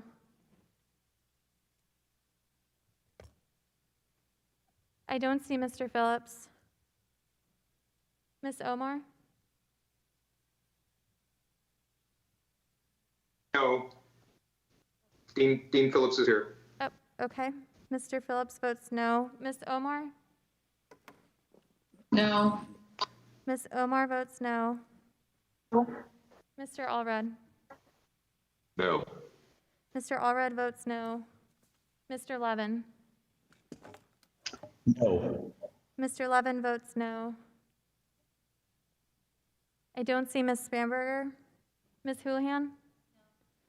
Ms. Houlihan votes no. Mr. Malinowski? No. Mr. Malinowski votes no. Mr. Trone? No, please. Mr. Trone votes no. Mr. Costa? Mr. Costa votes no. Mr. Vargas? Mr. Vargas votes no. Mr. Gonzalez? Mr. Gonzalez votes no. Mr. McCall? Aye. Mr. McCall votes aye. They should redo it. I don't see Mr. Smith. Mr. Shabbat? Mr. Shabbat votes aye. Mr. Wilson? Mr. Wilson votes aye. Mr. Perry? Aye. Mr. Perry votes aye. Mr. Yoho? Mr. Yoho votes aye. Mr. Kinzinger? Mr. Kinzinger votes aye. I don't see Mr. Zeldin. I don't see Mr. Sensenbrenner. Ms. Wagner? Ms. Wagner votes aye. Mr. Mast? Mr. Mast votes aye. I don't see Mr. Bruni. Mr. Fitzpatrick? Mr. Fitzpatrick votes aye. Mr. Curtis? Aye. Mr. Curtis votes aye. I don't see Mr. Beck. Mr. Wright? Aye. Mr. Wright votes aye. I don't see Mr. Reschenthaler. Mr. Burchett? Mr. Burchett? Mr. Burchett votes aye. Mr. Pence? Mr. Pence votes aye. I don't see Mr. Watkins. Mr. Guest? Mr. Guest votes aye. Mr. Chairman? No. Mr. Chairman votes no.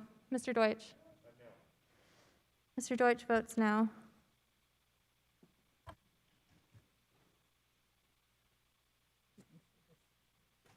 The clerk will report the tally.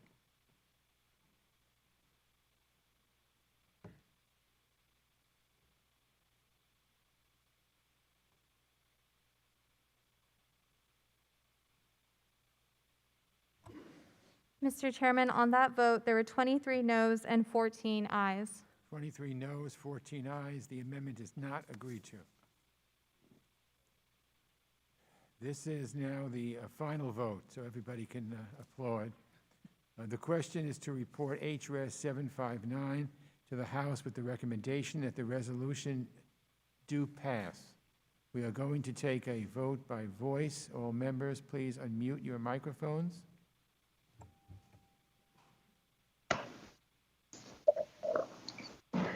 All right, all those in favor say aye. Aye. Aye. All opposed, no. No. In the opinion of the chair, the ayes have it. The question.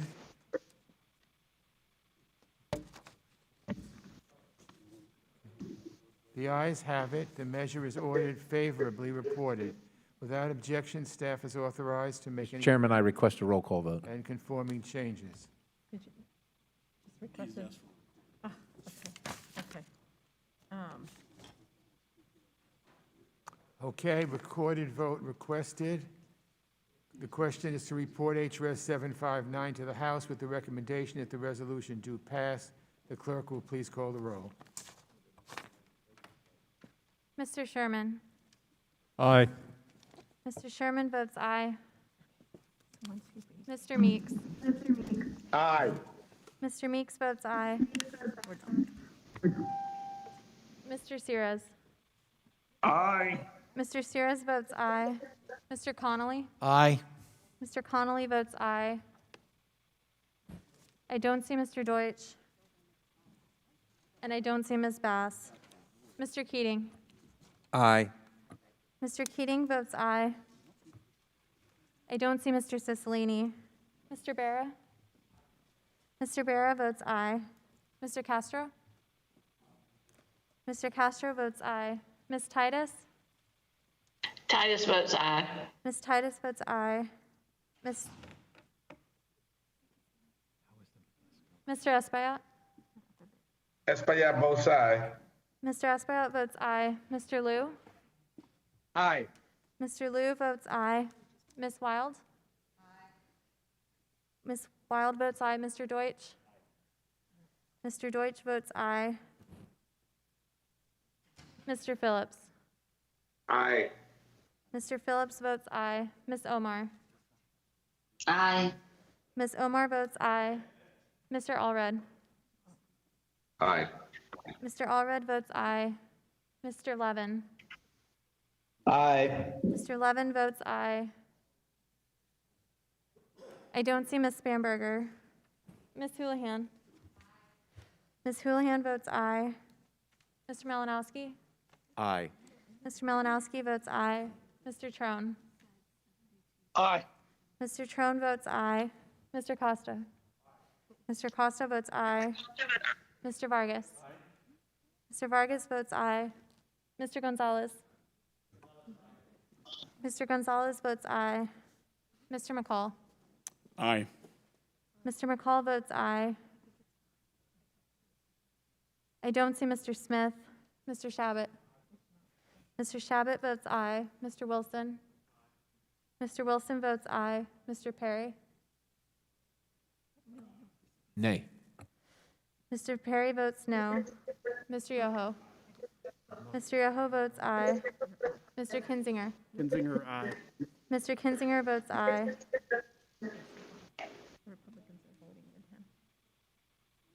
Oh, Mr. Zeldin? Mr. Zeldin votes no. I don't see Mr. Sensenbrenner. Ms. Wagner? Ms. Wagner votes aye. Mr. Mast? Mr. Mast votes no. I don't see Mr. Rooney. Mr. Fitzpatrick? Mr. Fitzpatrick votes aye. Mr. Curtis? Aye. Mr. Curtis votes aye. I don't see Mr. Buck. Mr. Wright? No. Mr. Wright votes no.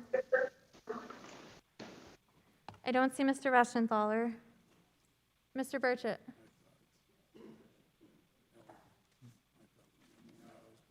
Mr. Burchett votes no. Mr. Pence? Mr. Pence votes no. I don't see Mr. Watkins. I'd like to change my vote to a no. Okay. Mr. Yoho votes no. Mr. Guest? Mr. Guest votes no. I think Mr. Wilson would like to be recognized. Mr. Wilson votes no. Mr. Chairman? Mr. Chairman, your vote, sir? Votes aye. HRS 759. Aye. Aye. Sorry. Mr. Chairman votes aye. Lost my voice.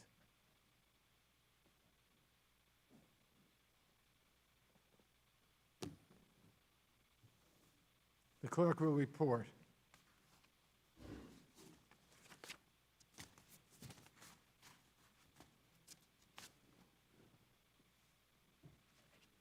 What's after this? Just thanking. Mr. Chairman, on that vote, there are 29 ayes and 9 noes. 29 ayes and 9 noes. The ayes have it. The measure is ordered favorably reported. Without objection, staff is authorized to make any technical and conforming changes. This concludes our business today. Believe it or not, I want to thank Ranking Member McCall and all of the committee members for their contributions and assistance with today's markup. Thank you. Go ahead.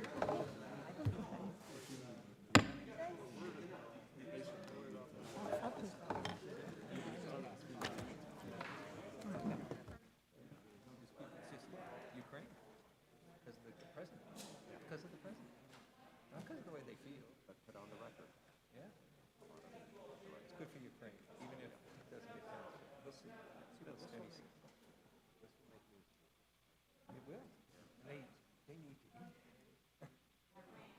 Gosh, I was hoping that would go longer. So I missed, sorry? One, I missed the box lunch, free lunch. I know that. I know that. I asked if I could grab them before you. They said no. They said, I would have done it. I asked.